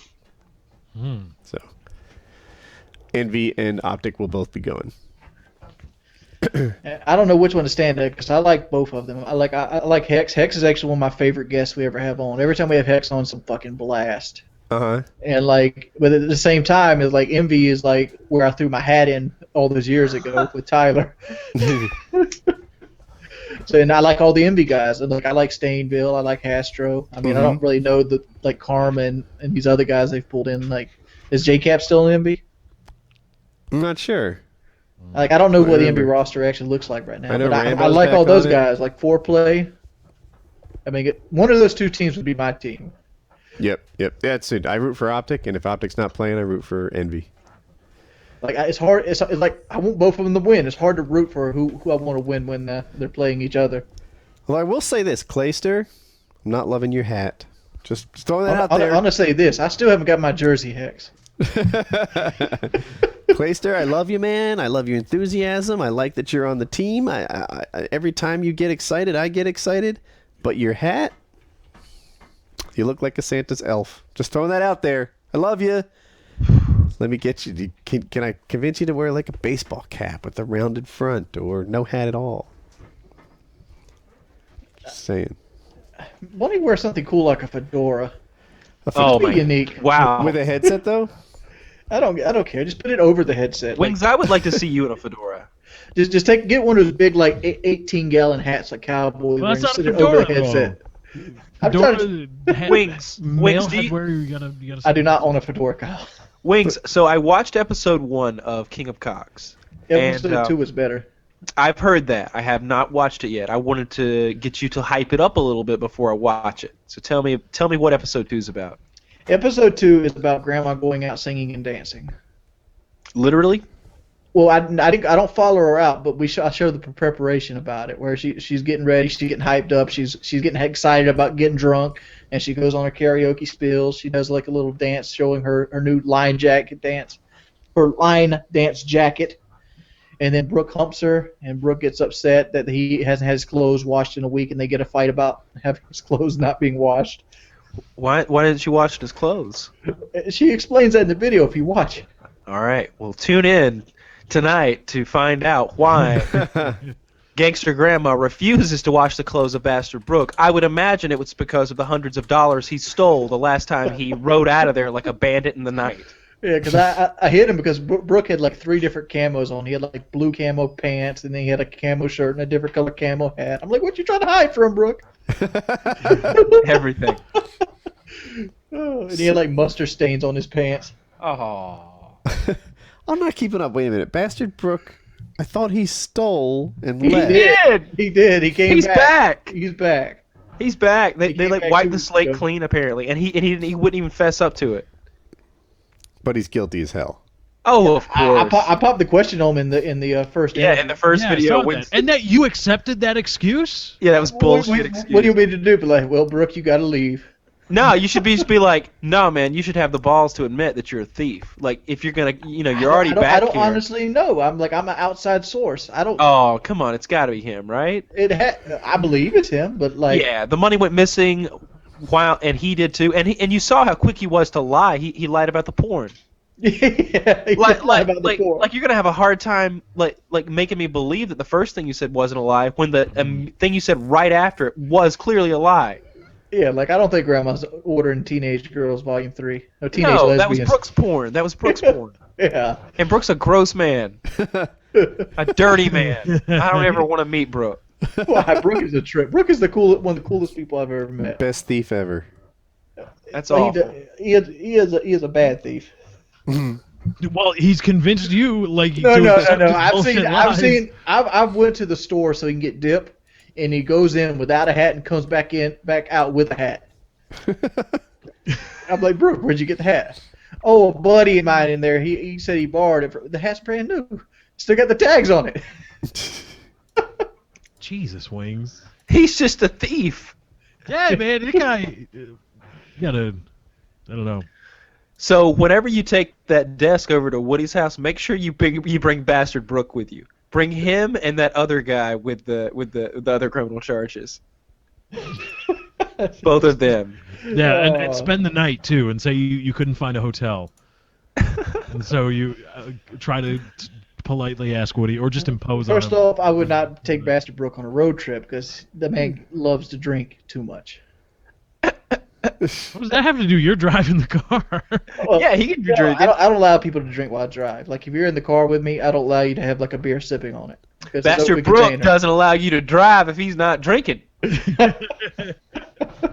You know what? Actually, Wings, that's a good idea. That's a good. That's a good. Because it's an open container. I'm gonna be hit with that shit regardless. It's a $50 thing. Bastard Brooke will take care of that. He's got that money from the safe.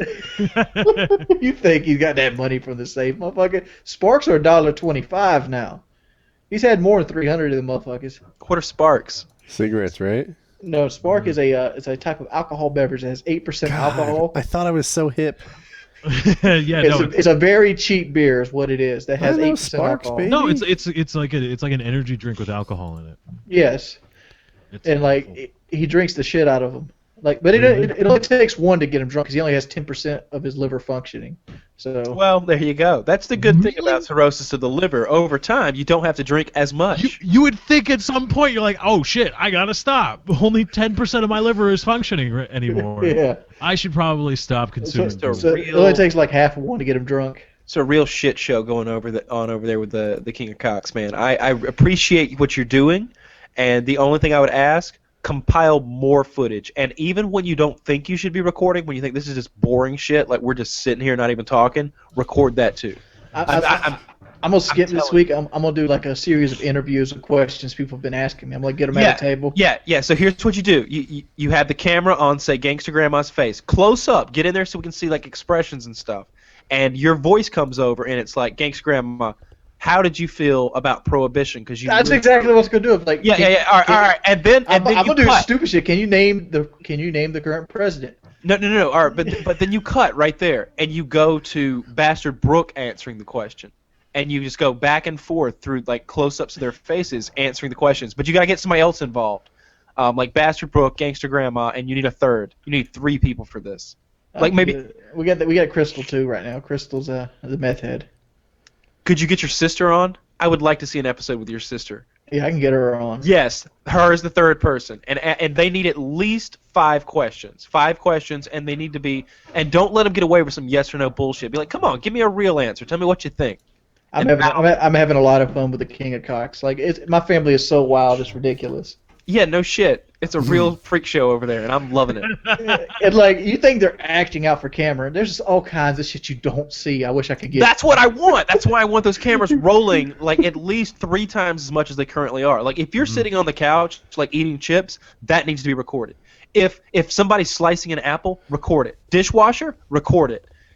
Every time someone enters a room when like they come home after the end of the day, record that shit. Every single time. Oh, this is yesterday. Brooke was drinking a Spark and he fell asleep mid-drink and he poured him on himself. Yeah, that's perfect. That's gold. I couldn't get it. You gotta be one of those people out. always recording. Like you've always got your camera out. You're always shooting. All right. I think that's episode 71. Anybody else agree? Yeah, That'll do. Yeah, let's call it. All right. Goodbye. Bye.